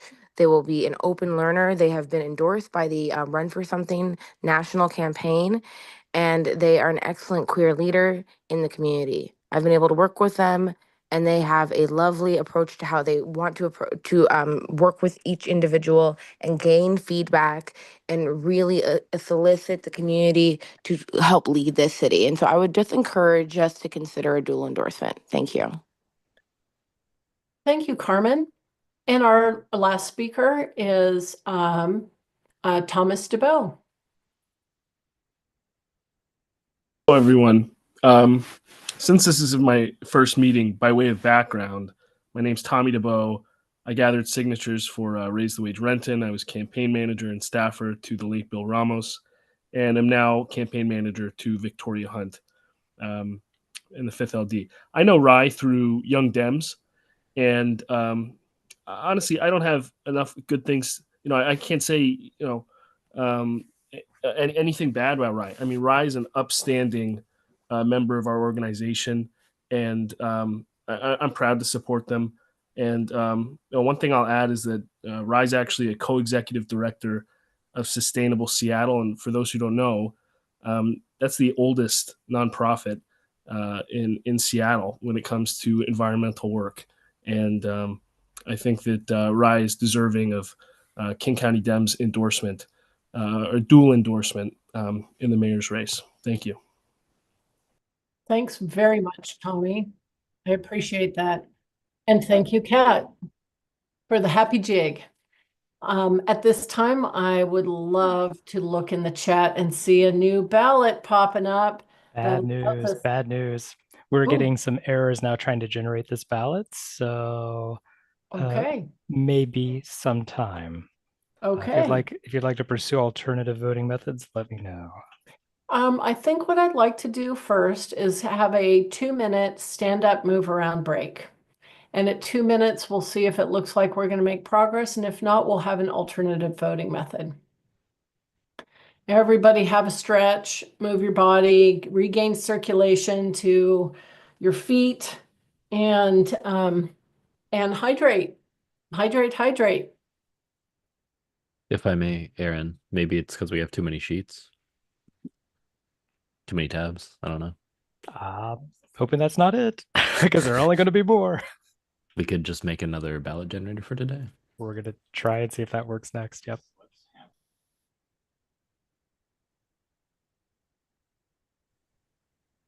Is this the one, are you getting an error where you're being asked if you want to copy a template or make a copy? No? Oh, because I ran into that last night with our balloting. Neat. No, this is just something else. It shouldn't be that because it looks like the max number of sheets is 200. So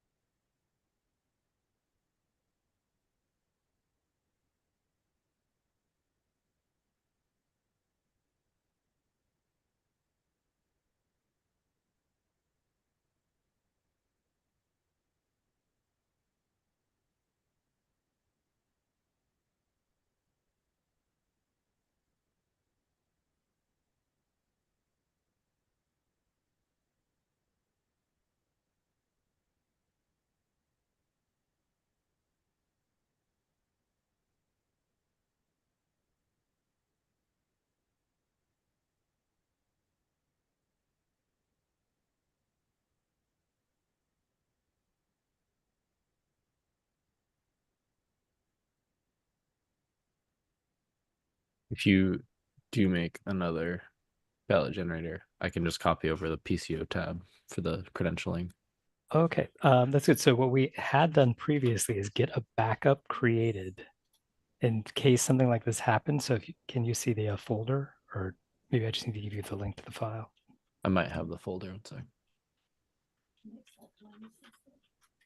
Let me send you this though. Okay. Primary blood. The blood homogenizer grants power to a blood potion with the trace. I have the 2025 517 folder. Yes. Voting 2025.05.17, and then there's a backup, and inside there is a second ballot generator. So here's smaller blood. And here's I've got it. Okay, I will let you work on getting the PCOs copied, or sorry, PCO, sorry. What it means is our voting members, but just internal terminology for anyone wondering what's going on.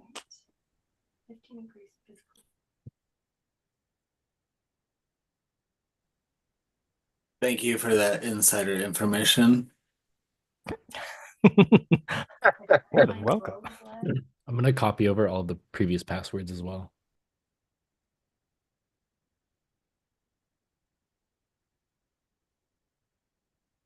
Yeah, because that has a lot of our fixed additional names and email addresses.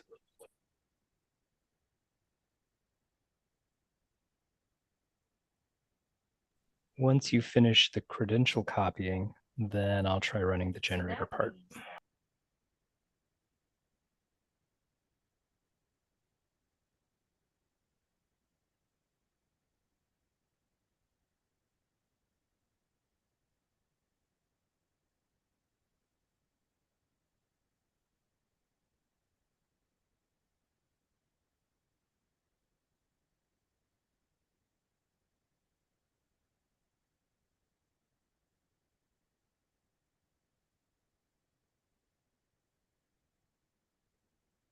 What do we think, team? That should be good, Aaron. Alternate balloting method? I think if you're willing to pause a few more minutes, we'd end up saving time if we get this working. So close to trying it. Okay. I appreciate that. Kat, I see following. Hey, Mary, Melissa has her hand up. Oh, I Or appreciate Beth, sorry. That's okay. Thank you very much. Hi, Melissa. I was hoping that we could get a list of the races left to consider, just so Oh, that that's interestingly, that's just what I was about to ask for. Right. Great minds think alike. I see Vivek on my list, and then I think there were 4 in chat, but that's a bit of a scroll up, and I'm wondering if Kat wouldn't mind putting in chat those 4.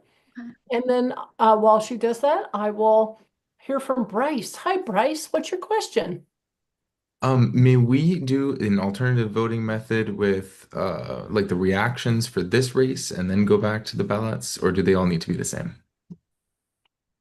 The downside of the reaction button is that it is very public, and we haven't done that on any of the others. So I was hoping that with answering a few questions, we would give the balloting team time to rebuild the ballot schedule so that rise vote would be considered under the same circumstances. If it goes much further, then we'll definitely have to consider all of the races moving forward the same. So I think once we switch, we'll probably stay switched. Does that help? Okay, thank you.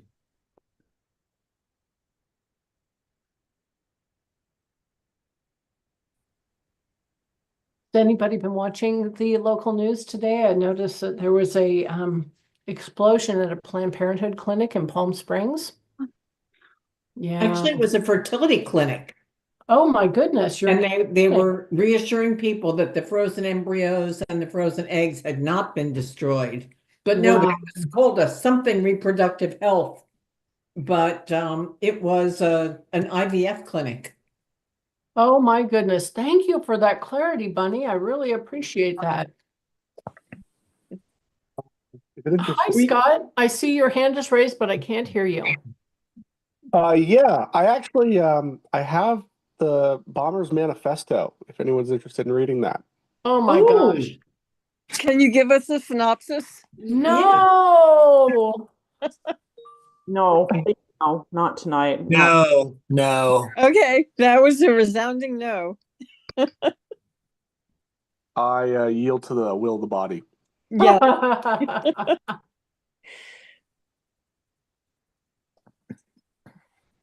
And for anybody who's getting tired, I think I'll get Chris Porter to back up on this. We are survivors of the infamous 2016 34th Legislative District Presidential Caucus that made the national news because it ran until 2 a.m. Oh.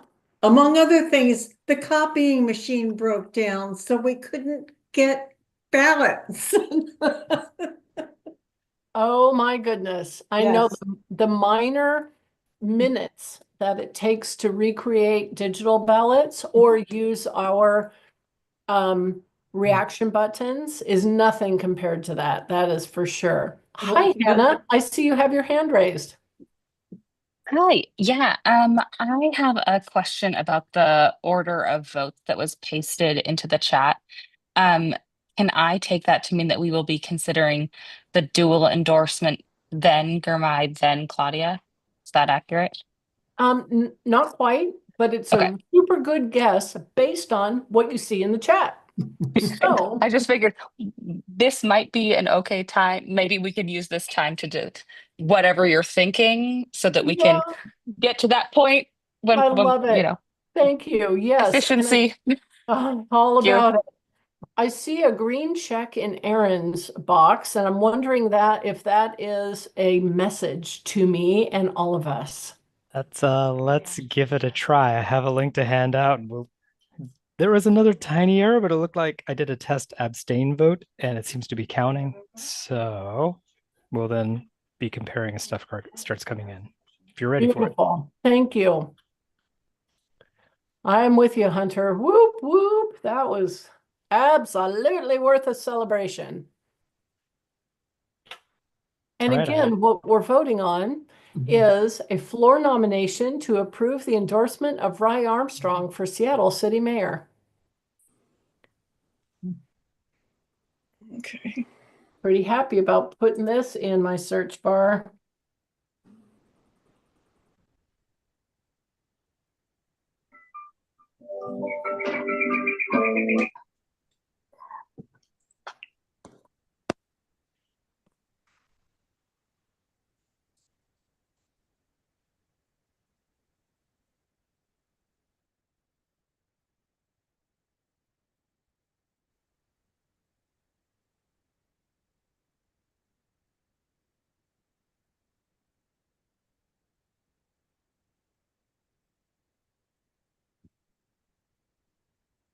While we're chatting, ha ha ha, while I'm chatting and you guys are voting, I'll let Aaron go ahead and call it when he sees a critical mass.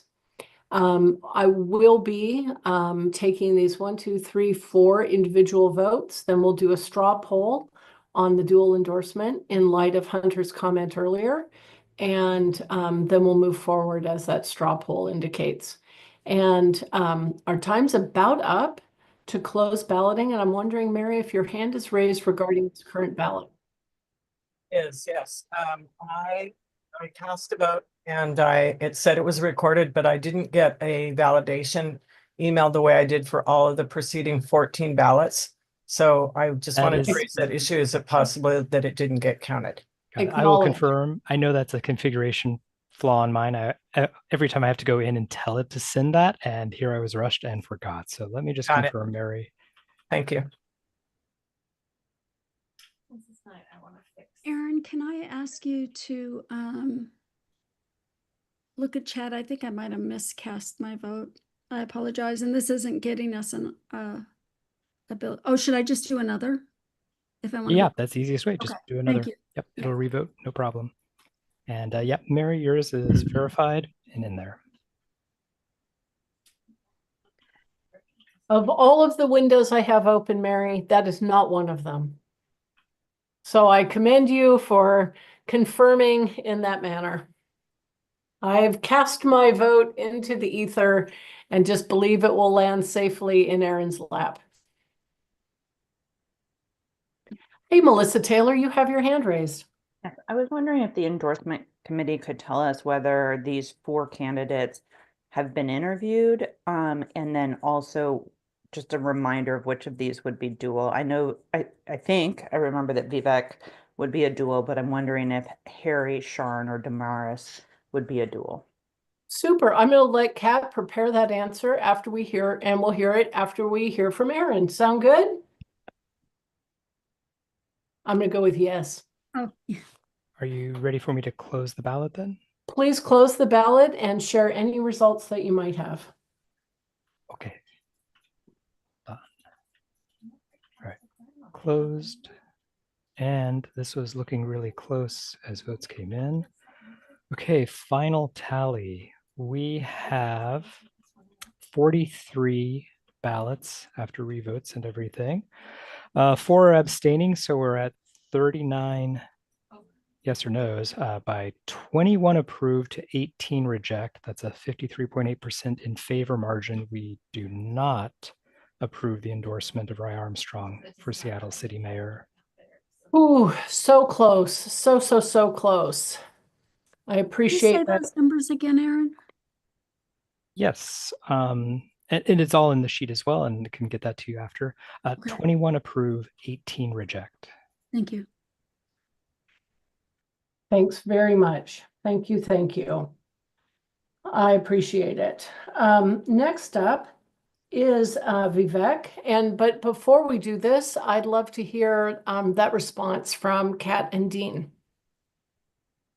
Yeah, so Vivek is running in the same race as Steve Fields, who we did not endorse.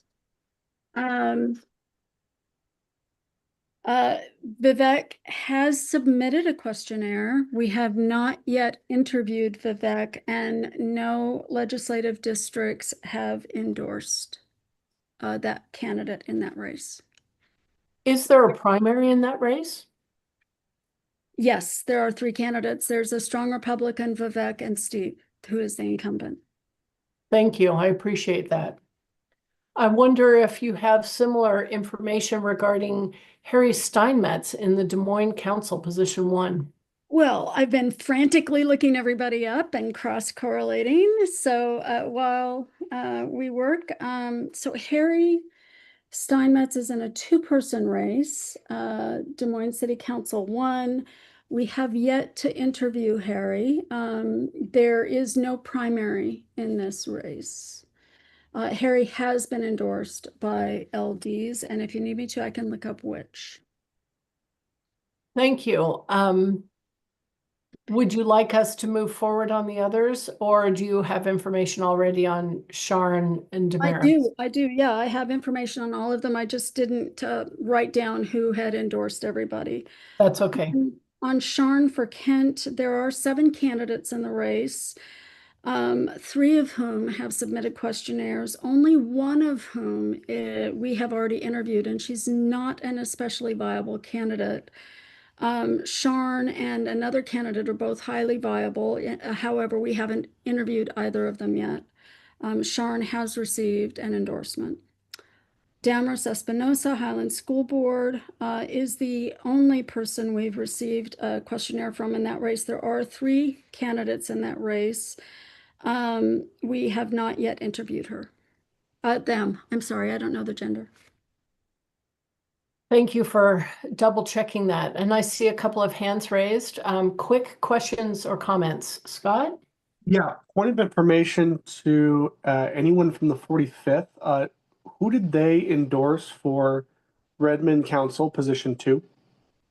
The 45th has an election that is ongoing at the moment and will conclude tomorrow at noon.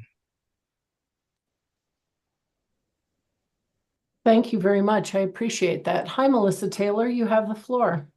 Yes, I would like to move to postpone consideration of the ones who have not been interviewed yet. Could you? Second. So moved by Melissa and seconded by Hanan. I'd like to suspend that briefly for a moment to make sure that Nancy didn't have a question that might inform this vote. I don't. I just wanted to make a comment about one of the positions. I don't know if I'm allowed to talk to all 3 at once because I didn't realize Harry doesn't have a primary, and so I was going to withdraw that motion. And then I was asked to bring Sharn to the floor by Jackie, who I trust and value her opinion, and so hope that we can consider that. And then specifically with Damaris, our Highline schools, the school district is that Jackie Bostic? Yeah, Jackie Boschak. Okay. And our school districts are definitely being targeted in Highline by Moms for Liberty types, and this particular candidate does have challengers, and like I was hoping Jennifer was going to be here because she's the queen of the school district information, but she did prep me. I mean, it's if this person went in with our endorsement, would have a way better chance of getting through the primary and a way stronger chance of winning and keeping another Moms for Liberty from jumping in. So I'm fine with whatever the group decides, obviously, but I just wanted to add those comments. Thank you for informing us with that. Is there any information that might help inform us on a decision to postpone a vote or not? Katie, thank you. You have the floor. Thank you. On the question of Vivek, we did interview him in LD 48, and he was 1 vote shy of our endorsement last night. So he was so close. And we do have good information on him, and he will be primaried.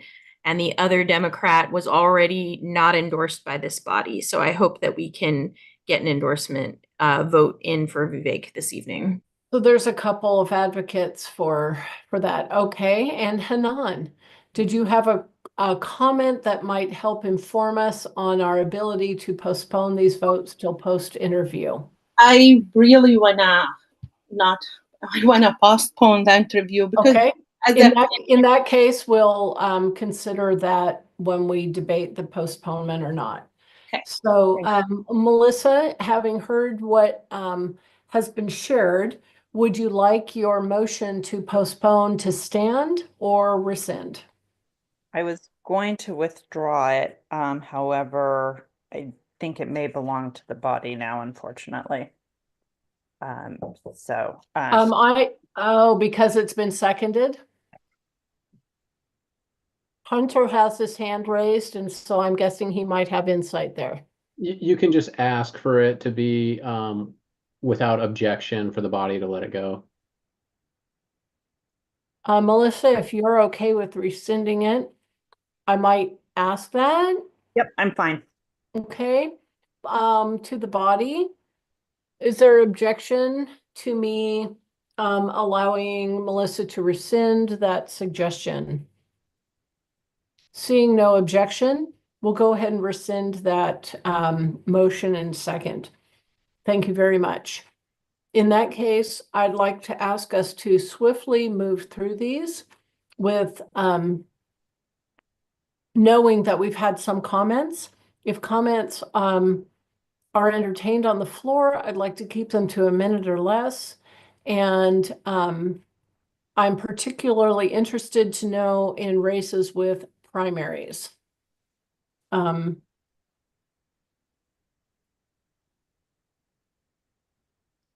Okay, we'll start with Vivek. Thank you, Katie. I see a hand up. Is there one other? Tommy DeBow. Thank you. We'll begin comments a minute or less. Hi, Katie. You have the floor. Thank you. Vivek Prabkriya has been serving on our LD board as the Young Dems rep. Big shoes to fill from Osman Salahuddin at the last biennium. He has been active, not only in our LD, but also in prior LDs, even before my time, serving on the endorsements committee, and we all know how much work that was. His platform includes affordable housing for all, policies to support infrastructure, smarter transportation, modernization. And as I mentioned earlier, he did almost make our 2/3 requirement for endorsement of all candidates in our LD by just one vote. We also had similar fatigue issues with voters dropping off towards the end. But I will also say that, he is one of the youngest folks running for public office, and I think he would make a fantastic addition and perspective to Redmond City Council. Thank you. Thank you, Katie. Tommy, do you have a comment regarding Vivek? Yes, Beth, thank you. I'd like to second Katie's comments there, so to speak. Vivek is an outstanding young guy. We met in college, and we've reconnected through Young Dems, and I think Vivek is an outstanding candidate who is not only representative of Redmond, but is among the best of young people seeking higher office. At this time, he works at an AI startup, and I think he brings a sort of cutting edge tech perspective to the city council. And I just, I think, to the extent it's a good argument, we need, more young people participating and representing our age cohort in democracy. I think Vivek is, as good as anyone could be in that effort, and I urge your vote. Thank you very Yes, much, thank you. Tommy. I appreciate that so much. Aaron, have you had a moment to prepare a ballot for us? We're ready to go with this. In the chat, all those in favor or opposed to Vivek I'm eating my quinoa. Prakira for Redmond City Council position 2. And as a note, we have not yet endorsed in this race, and I do believe it has a primary. Thank you, everybody.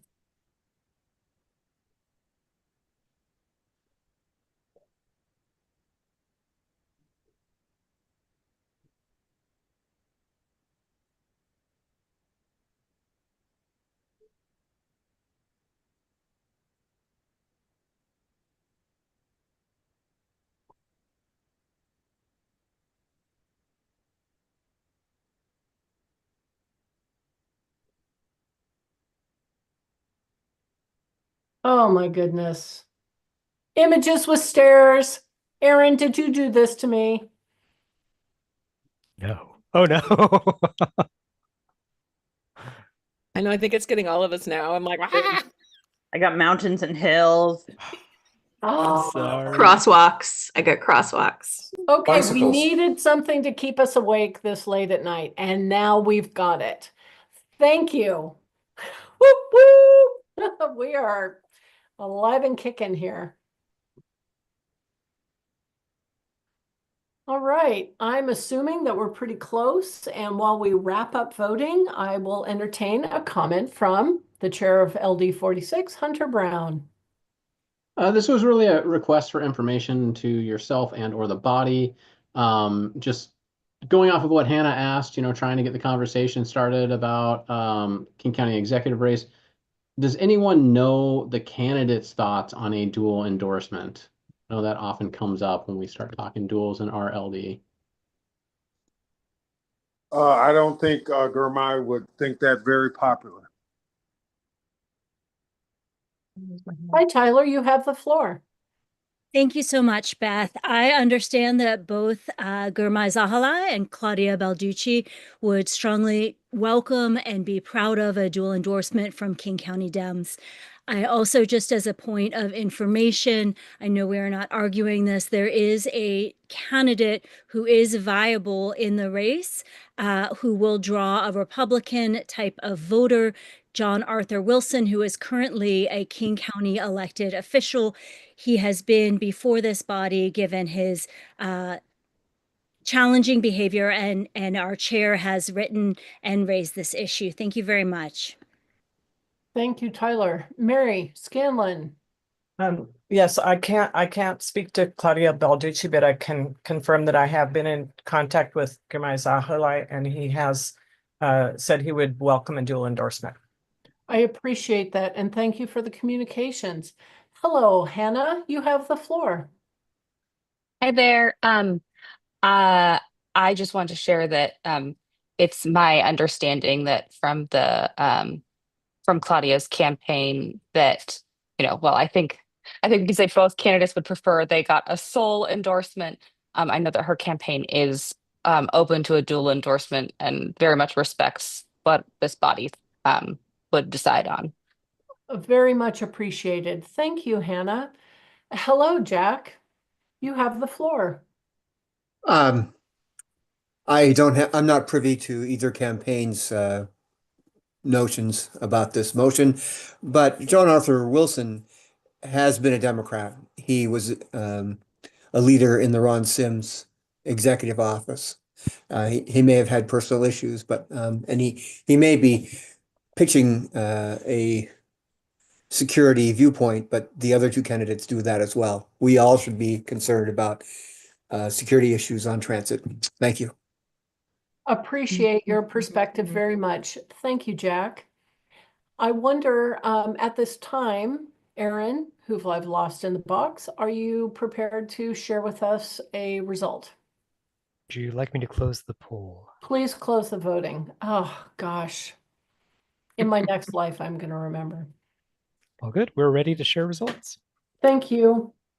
All right. So we have 35 ballots cast that express an opinion, and by a ratio of 31 approving to 4 rejecting, we do endorse Vivek Prakriya for Redmond City Council position 2. Thank you very much, Aaron, and thank you, everybody. And I appreciate the useful use of that interstitial time. Thank you. Our next candidate is Harry Steinmetz from Des Moines Council, position number 1. I'm not familiar with Harry, but I do see a hand up from Nancy Kick, and I welcome other hands raised to share a little bit about Harry.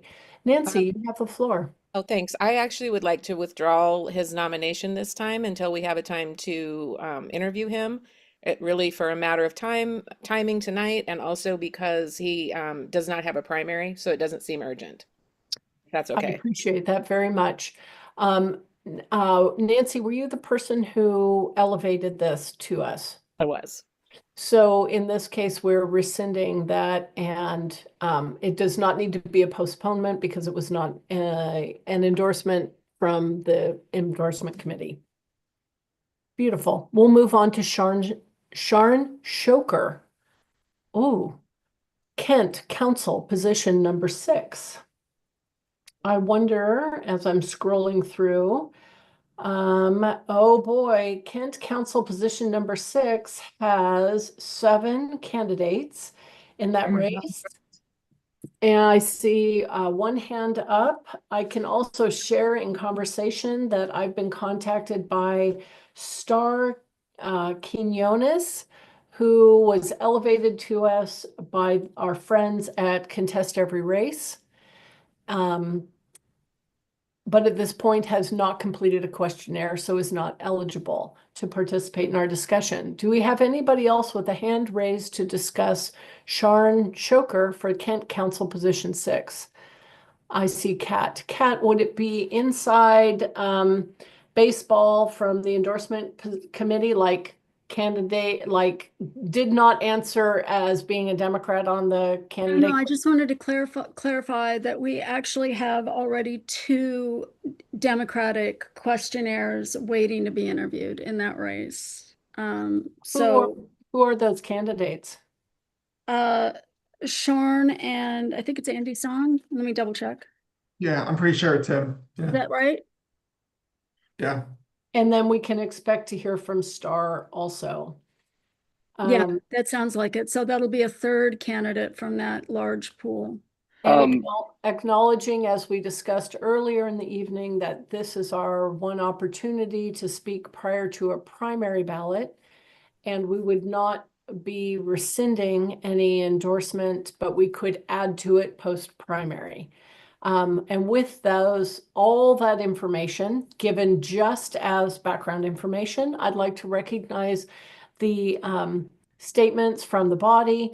And first we'll go to Ian Jacobson. Hi, Ian. Hello. So in the 47th, there are 7 candidates in this race, as you mentioned. At least 6 of them are Democrats. I don't know about Rosalind P. McCarter, but Todd Boyafoso, Jamie Lee, Andy Song, Star Quinones, Sharon Stoker, and Logan Evans are all Democrats.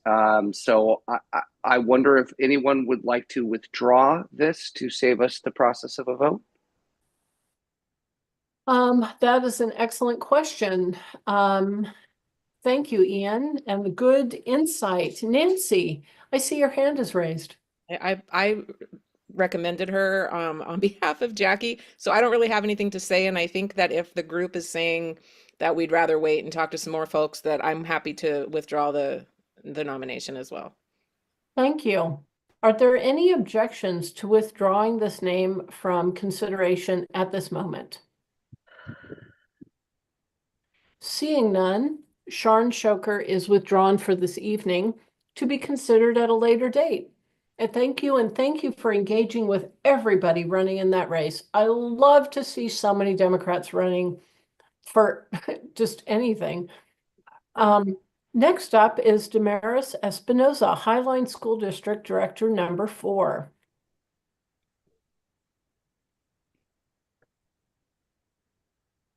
Hi, Nancy. Thank you so much for raising your hand. I've heard of Damaris also, and I'm interested to learn from you. Yeah, this is a candidate who is running for the seat that was resigned by one of our directors last year. She's been very vocal trying to get people to run from Moms for Liberty. And so Damaris would it would be helpful for her to have our endorsement.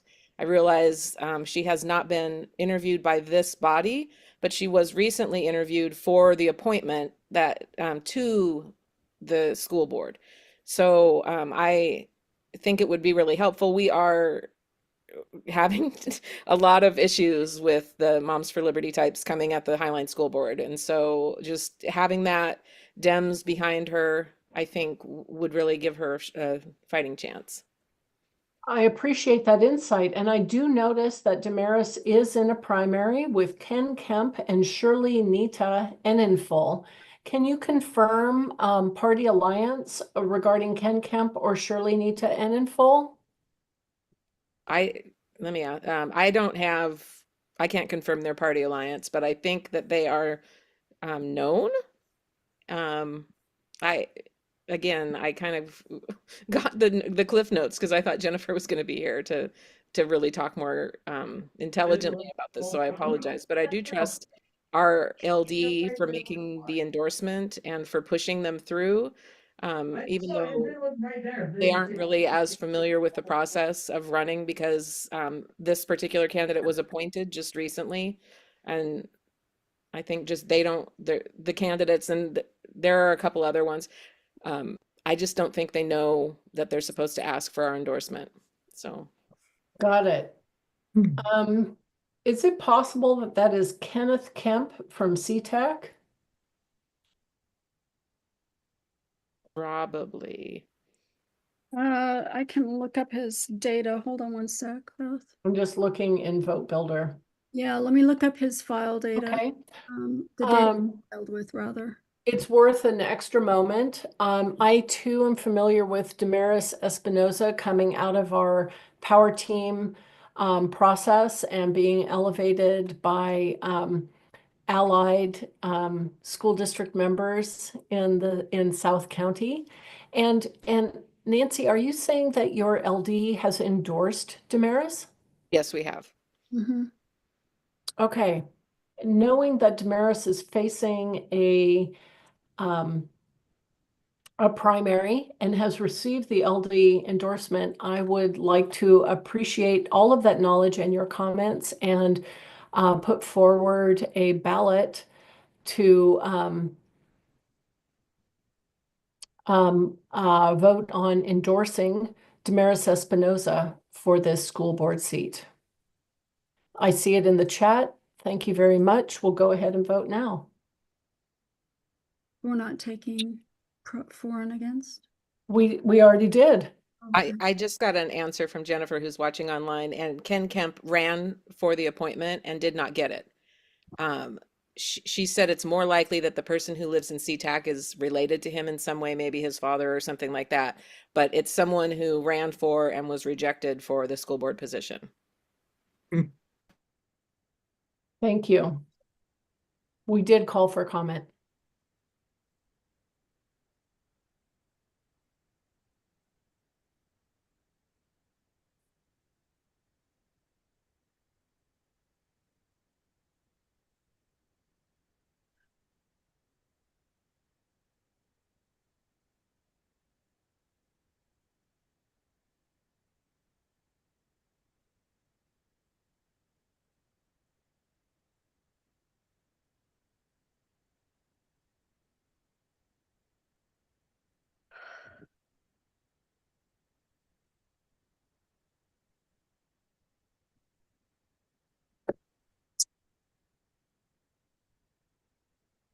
Okay, we're nearing it. I'm delighted to see Erin finally stretching a little bit, rolling back that upper body, getting away from the keyboard and the screen. Probably a good thing for all of us.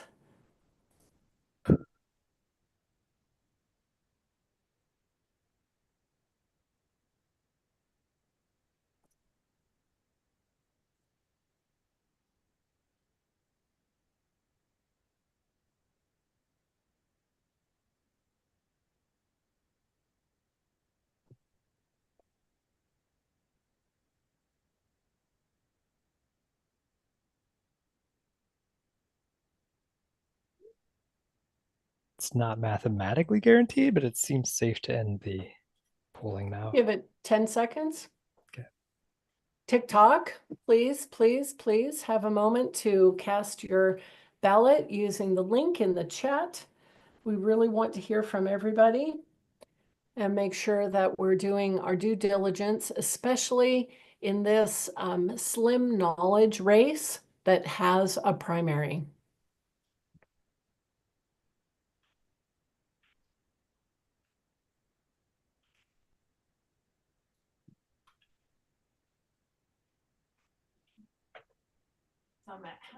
Okay, friends, I am about to close voting in a 3, 2, 1, 3, 2, 1.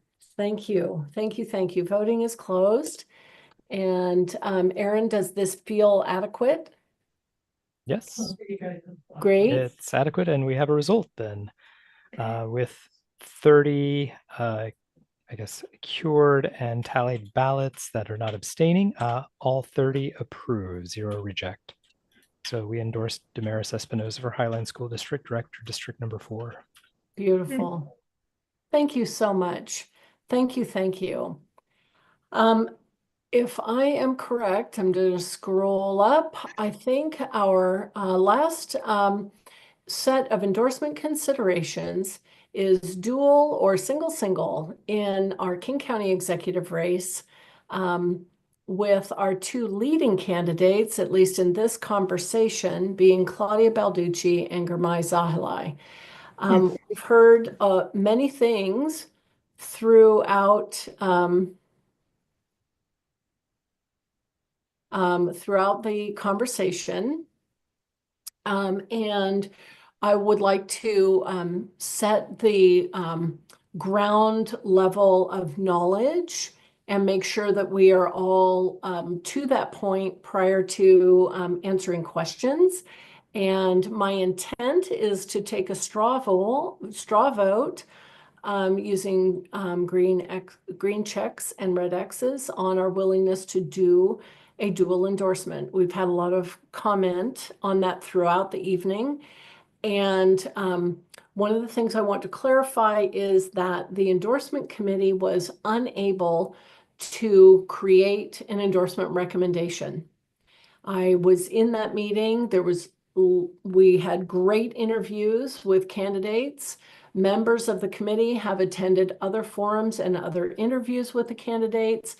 And for the committee to make a recommendation requires a 2/3 vote, and neither candidate was meeting that threshold.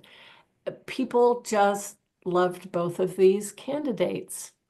And I felt so fortunate that for this important office, we had two incredible humans, and they are both stepping up to public service.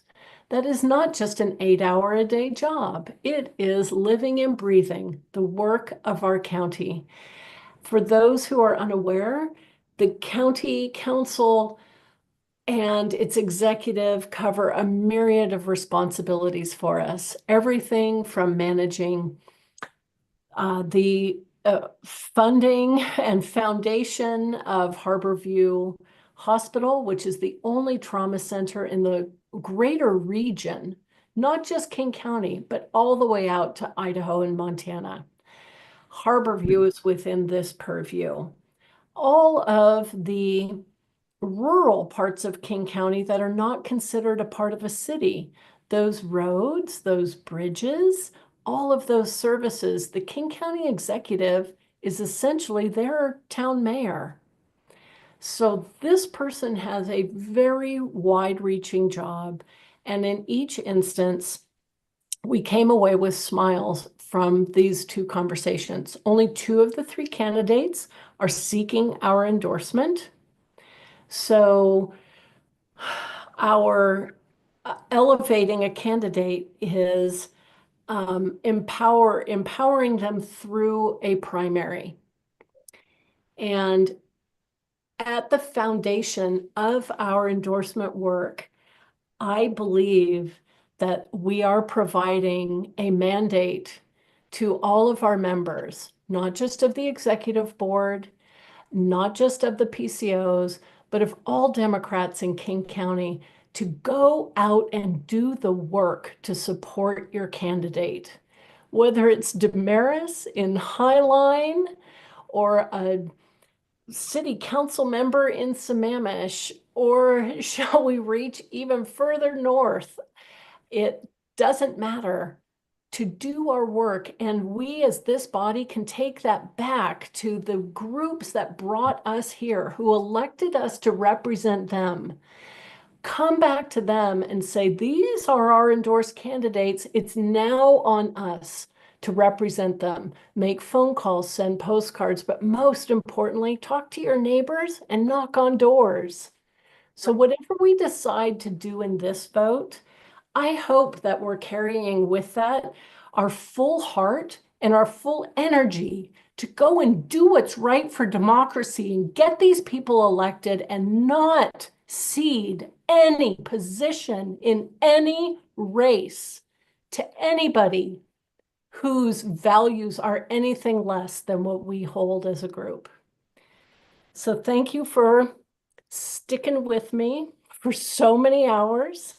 Thank you for hearing my impassioned plea to please take it beyond a Zoom room, take it beyond a coffee date, and be out there supporting them all.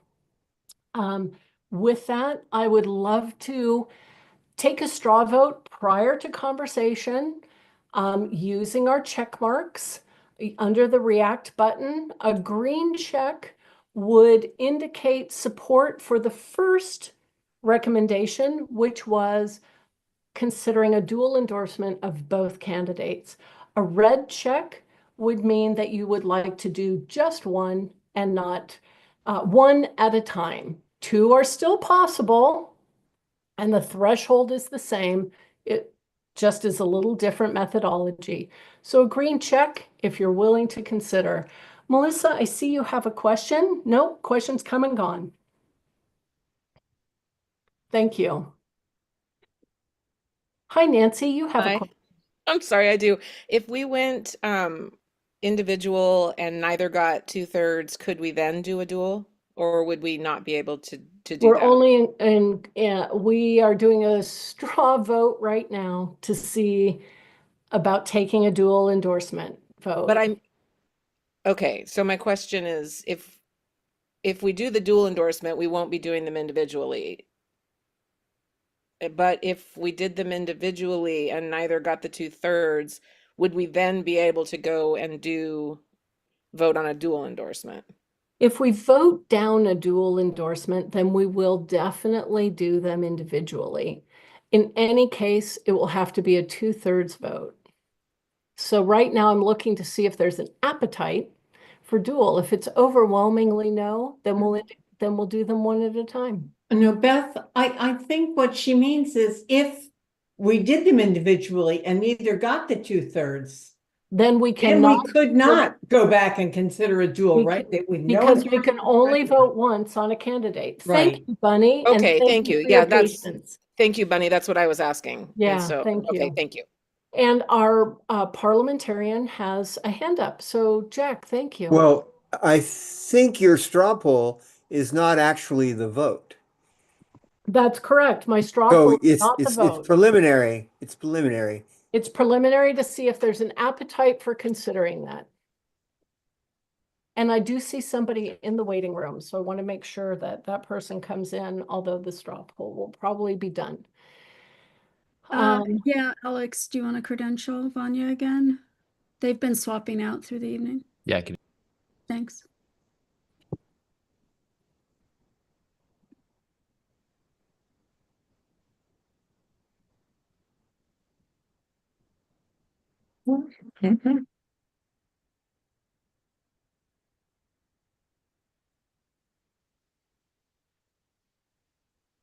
The straw poll has stabilized with a pretty clear result. Thank you, Aaron. And without a better pair of glasses, I think it feels like the temperature in the room is a willingness to consider a dual endorsement. Am I interpreting that correctly? Mm-hmm. Yes, you are. Okay. So we can I'll clear that feedback. clear the feedback, and I see Andrew is returning to the room, probably shocked that we're all still here. He probably came back just to laugh, but now he's going to be stuck in a vote. So we'll give that a moment. Thank you, credentialing team. I appreciate that. So that indicates to me that we have an appetite to consider a dual endorsement. A reminder that we now have two candidates on the table who, if we, no matter what we do, this is their one chance before our body. We can, if I'm remembering this correctly, with the 2/3 vote, rescind at a future date, rescind everything we've done and do it again. Right? Yeah, I hear that groan. But our intent is to follow the will of the body.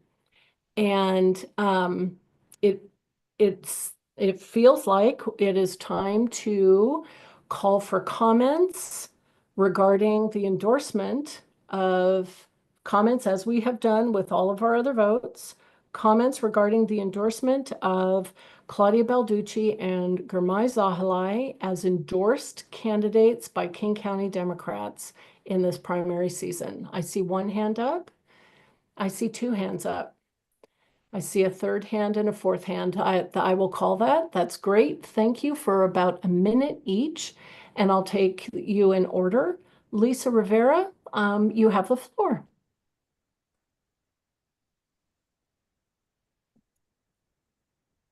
Cool. Hi, sorry. So I'll be honest, I don't love duels, but I also recognize that in this race, we have two incredibly strong, proven leaders who have done the work and who equally deserve our endorsement. Many of you already know Gurmai's amazing life story. He came to the U.S. as a refugee from Sudan. He grew up in low-income housing. He graduated from Franklin High School and went on to earn degrees from Stanford University, University of Pennsylvania Law School, worked in the White House with the Obama administration, and started a nonprofit for underprivileged youth. He is the American dream. Claudia's story, while much lesser known, is also one to be proud of. She was raised by a public servant mom, a school teacher, in a working class home. Her brother is a firefighter, so public service is truly in her blood. After putting herself through college and law school with scholarships, student loans, and side jobs, she started her career interning at the Northwest Women's Law Center, which is now Legal Voice, followed by work as a labor lawyer at King County, while continuing to volunteer with organizations Refugee Women's Center. If elected, they'll both be amazing. I hope we can endorse them both. Thank you. Thank you, Lisa. I appreciate that. Melissa, you have the floor. Yeah. Hi, everybody. 10 o'clock. Good job. So Tyler had mentioned this before, but there is another candidate that I really don't want to see on the ballot come November. I want to see Claudia and Gurmai. I want to give every one of us and every one of the voters in King County the full opportunity to get to know them both, and to make sure that we have an amazing county executive. I think we are lucky to have both of them running, and am really glad that the endorsements committee gave us this opportunity to do a dual endorsement at a time when it makes so much sense, with 7 candidates, including one already in an elected office that we don't want to see on that November ballot. Thank you, Melissa. Appreciate that. Kat, you have the floor. Yeah, I just wanted to speak on behalf of the committee in saying that that vote was so close, and it was close for precisely the reasons. Oh, sorry, I need to get a timer on myself. All right, cut me off early. For precisely the reasons you mentioned, Beth. Both candidates are outstanding. They both bring a wealth of experience, life experience, work experience, experience in the county. We have transportation expertise. We have someone who will fight, fervently for the unincorporated county areas, which is desperately needed in a county exec. That is their representative.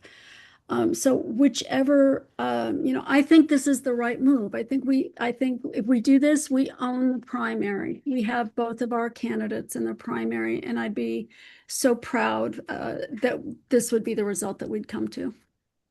Thank you very much, Kat. And Tyler, thank you for waiting. Thank you all so much. I just wanted to echo the points that have been shared to date. In the 36, we provided a sole endorsement to Gurmai Zahalai. I recognize that many LDs have not had a chance to weigh in, and that there's strong and fervent love for Claudia on the East Side.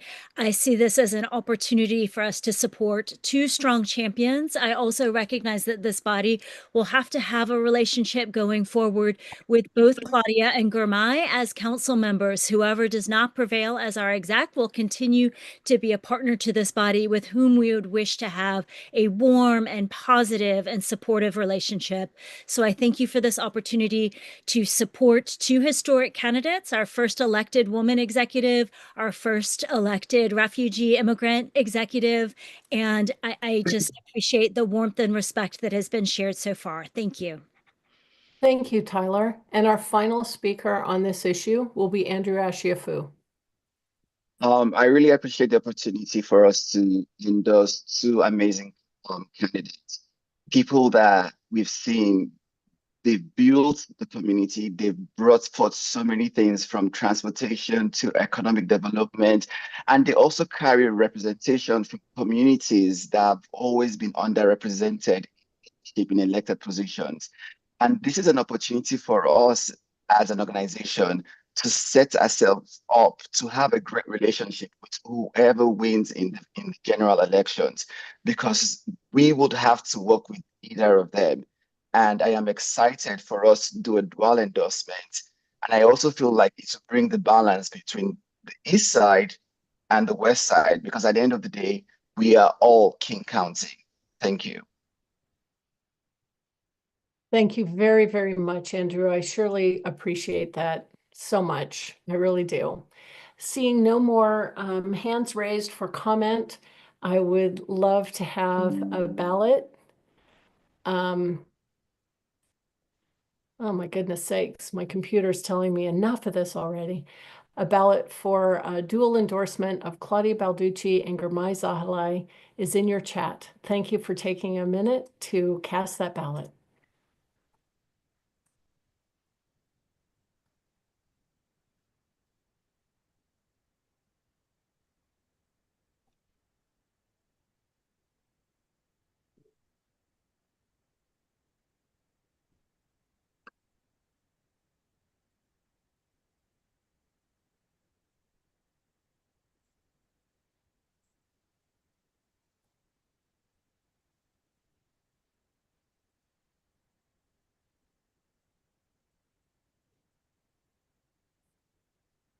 The internet must know we're almost done. I didn't get a capture this time. Mine tried to do a reboot because it's time to update. Oh no. Yeah, there's a message there, karma. There's a message. Oh, I forgot to set the give you a response again, so you won't see your own ballot echoed back to you. Thank you for telling us. Okay.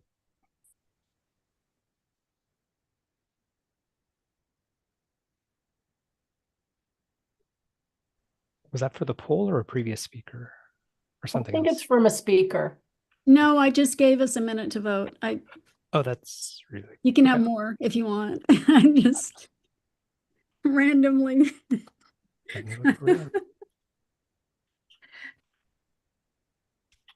Okay, yeah, we're about the same number of ballots as our previous two, so that's likely a good stopping point.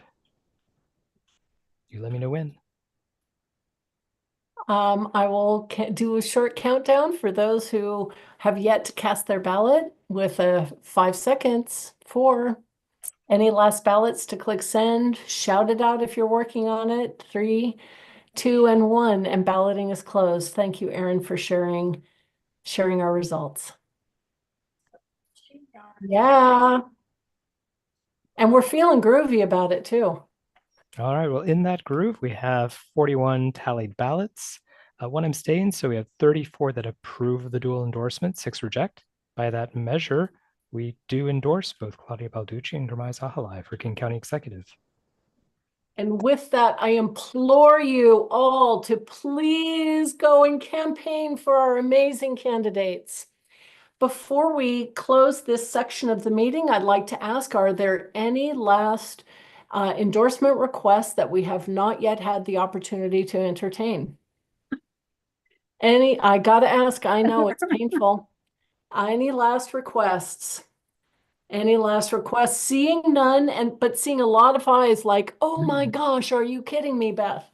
I will say that the endorsement section of this meeting is closed. We will do that again in about a month. The remainder of our agenda is oh so brief. We have the opportunity for new business, of which there is none. And now we are on to good of the order. Yes, Hannah. Being relatively new here, I hope that this is an okay good of the order. I just wanted to take a moment and really direct gratitude towards our vote verification team in the background. I do that for the 34th, and it is very nerve-wracking, and you are under time pressure, and everybody wants to just go home. So I will keep this short, but just big kudos. I know the feeling, and they've been so awesome. So thanks. Totally agree. Absolute rock stars. You guys have no idea how many people are in the background making this work so well. And that voting verification takes the cake. Thank you. Thank you all. And Hi, she's good at it, by the way. She got our rising star, our LD's rising star award. Oh, If you were going to ask if there's someone who is like everything everywhere all at once, if you need something done, call Hannah. you better be careful, Bunny. We're going to be asking her to join our team here. Oh, at good. KCDCC. If I can hand this over, except that Hi, she's Melissa. gonna I'm be 21 really weeks busy. pregnant. I'm not taking anything else on, but thank you, Bunny. Maybe in a year. We'll wait. So this is just Hi, Melissa. Thank you for waiting. yeah, I'm here to do gratitude. One, to all 42 of us, which was 44 just a minute ago, and to the endorsements committee. The amount of work and the amount of candidates that the endorsements committee processes, it goes up every year. And every year I am more impressed with the people who are so committed to democracy at a time when democracy feels like it's waning across the country. Like every single one of you is living democracy at 10:17 at night on a Saturday, and I love you for it. Indeed, indeed. Thank you, thank you. Anybody else with thoughts before we entertain, dare I say, a motion to adjourn for the night? Oh my goodness, no more thoughts. Lots of hearts. Hunter Brown, So moved on your entertaining a motion to adjourn. Thank Thank you so much. Second. and with that second, Thank you, everybody. thank you. Melissa, any last comment? No, I'm seconding. Whoop, whoop. Second, third, fourths, and fifths. Thank you, everybody. 10:18. Well done. Thank See you. see you in Thank you, everybody. June. Thank you. Thank you. Thank you. Well done. Thank you. Chris, I